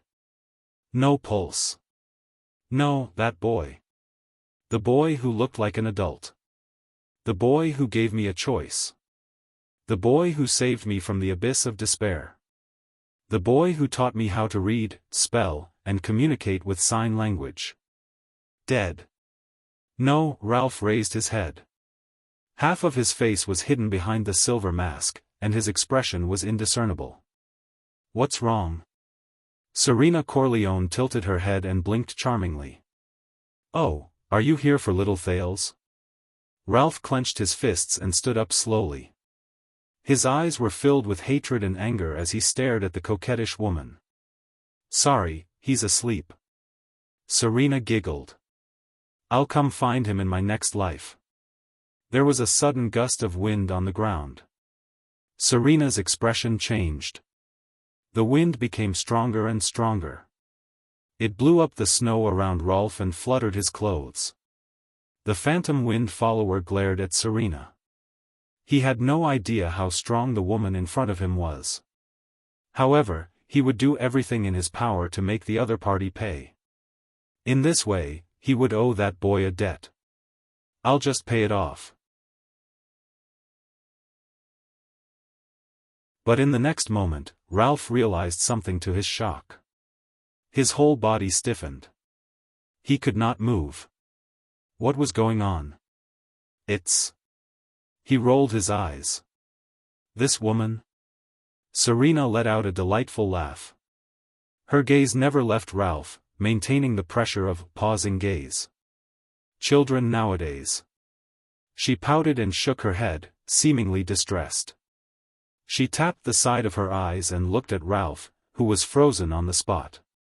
Don't you use your brain when you fight? It was so dark. It was so dark. He couldn't feel the time. There was no space either. Why did it suddenly light up? It was too bright and blinding. These are memories? So many memories. One by one, familiar or unfamiliar scenes flashed past his eyes. It was chaotic. In the end, only messy voices were left. The central limit theorem provided us with a sufficient basis for random sampling. Don't be distracted. If you learn these well, at least you can go to the market research department of various companies after graduation. What is this? Chiron, if you arrived in a different world waiting to be saved, would you become stronger, farm, learn about technology, and fight for supremacy? Would you want to change it? Forget it, the changes of society have always been unpredictable. Unless I am the god of creation. Well, conclusion, there is no point in asking you this question. What's with that look of disdain in your eyes? Such a familiar voice. Social class issues are often associated with inequality. Education, income, and capital are all common terms. Blau and Duncan, remember these two scholars.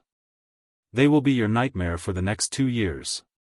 In our era, if you don't know how to use logarithmic linear models, don't even think about analyzing social class, so confusing. Why are these combinations illogical? Why are you so conflicted? Just tell me, are we going to be together? Why are you frowning? Why is everything so familiar, but there seems to be a layer of fog? The key to the logistic regression model is this probability function. The probit model is actually similar to it. If you only know general linear regression and not logistic regression, don't say that you've learned regression models. There's no other reason. I just think that this is very embarrassing. Where am I? Everyone categorizes him as one of the three great ancestors, but compared to Weber's extensive quotations and scientific arguments, categorizing his philosophical meditations, which he came up with while sitting on a chair. Some radical scholars, including myself, believe that this is an insult to our discipline. What is this? But, it's such a familiar name. A one-mode social network can be represented by a symmetric matrix, while a two-mode social network is more complicated. Look at your stupid faces. Have you never learned linear algebra before? If you haven't learned advanced mathematics, what makes you think that you have the ability to learn this discipline well? **T. Wait a minute, I know what this is. I've learned it, even written about it, taught it. I don't know why our family works so hard for you to read so many books, but our Wu family has always thought that knowledge may not necessarily be useful, but it is definitely priceless. Who's talking? What the hell is this? For example, teachers, school location, class nature, parents' income. Different factors have an impact on a student's performance. Some are at the individual level, some are at the class level, and some are at the school level. If we don't distinguish the effects of different levels and simply assume that they are effective in the same dimension, the conclusion that what has the greatest impact on a student's performance is unconvincing. Therefore, in education, a hierarchical linear model is often used to overcome this point. This principle is also applicable to our research. I know. I definitely know. Damn it, why can't I remember? Marx and Weber had diametrically opposed opinions on the autonomy of a country. The difference between the two types of national power defined by man is. Did you not read the text? Can't finish it? Then why don't you sleep a little more? Wait, who am I? Who am I? The people led by Scocipo began to reflect on the Marxist scholar's social schema and Parsons' macroscopic theory. Society embedded in history may not operate as they expected. Just like that, the tradition of historical analysis returned to our field of vision. What am I? Do not think that qualitative methods do not need to be like measurement. On the contrary, we do not have clear scientific standards like measurement research. So, we need to prove and explain the scientific nature of why we use this method, and bring the research axis to your field. Otherwise, you are no different from writing a news report. Why don't you just change your major and learn journalism and become a reporter? I guarantee that you will earn more. But the voice that followed was even clearer, and it triggered his memories even more. Bess, no matter what method you use, make him stay in the capital city. He will live. Hold him, this is my blood. You know my temper. This is Thales. Send him to the 6th house.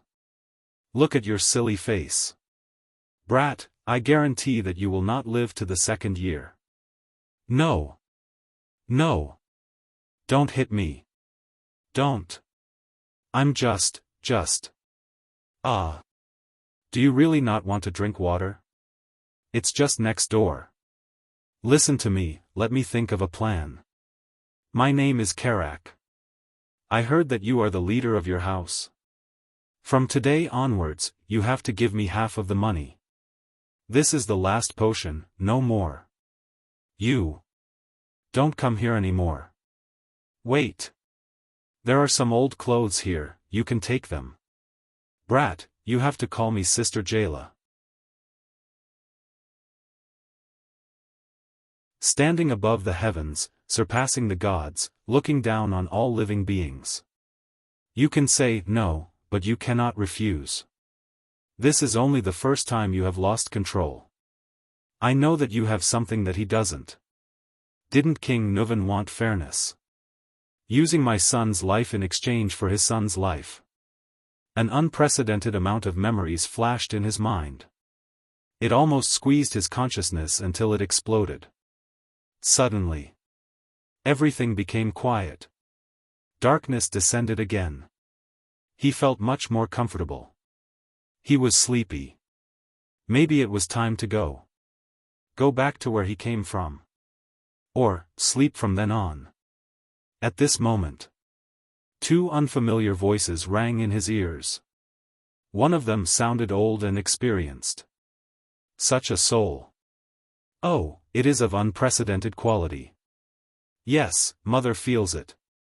The other voice was flat and shrill.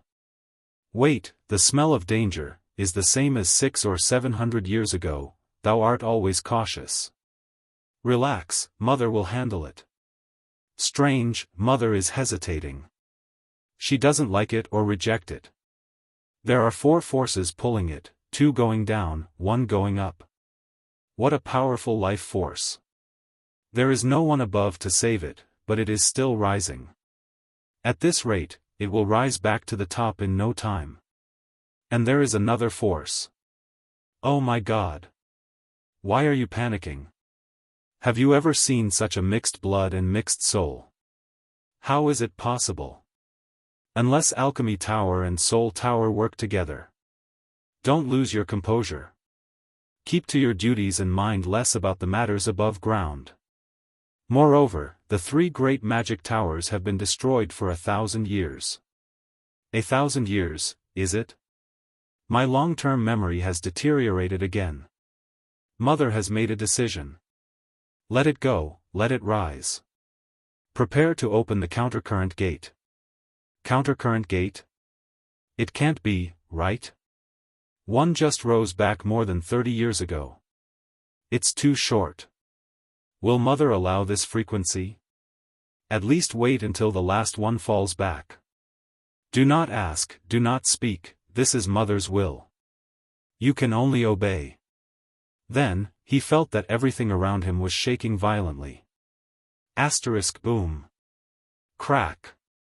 Asterisk it was as if something had suddenly shattered, and he seemed to hear a clear and crisp sound. In the next moment, as if he had emerged from the surface of the water, he smoothly inhaled a gust of air in the invisible pressure and darkness. It was not just a gust of air.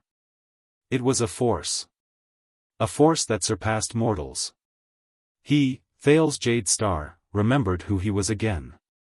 At the same time, his senses returned. All the pores on his body seemed to have opened up in an instant, greedily accepting information from the outside world. His sluggish joints no longer rubbed against each other, as if they were lubricated by a force. The blood that had gathered on his skin returned to his blood vessels as if it had received an order to provide nutrients for life. His heart, which had been beating too fast due to lack of oxygen, returned to a regular, slow beat. It was only stronger and more powerful than before. Thales felt it. A force started from an unknown corner of his body, rose rapidly, and instantly filled his entire body. The pain in his throat slowly disappeared. He could even feel that many of the small, hidden injuries in his body were slowly recovering. Soon, Thales felt the coldness under his body, the strong wind around him, and Serena's familiar laughter. Like a drowning person who had been saved, Thales opened his eyes abruptly. Immediately after, he looked at the sky while trembling, opened his mouth wide, and sucked in a breath of air that he had not breathed in a long time, as if he had been separated from it for many years. Phew, everything was the same as before. He was alive. You're tuning into the Unparalleled SwordWill YouTube channel. Don't forget to subscribe and join us on this journey to catch the most captivating stories.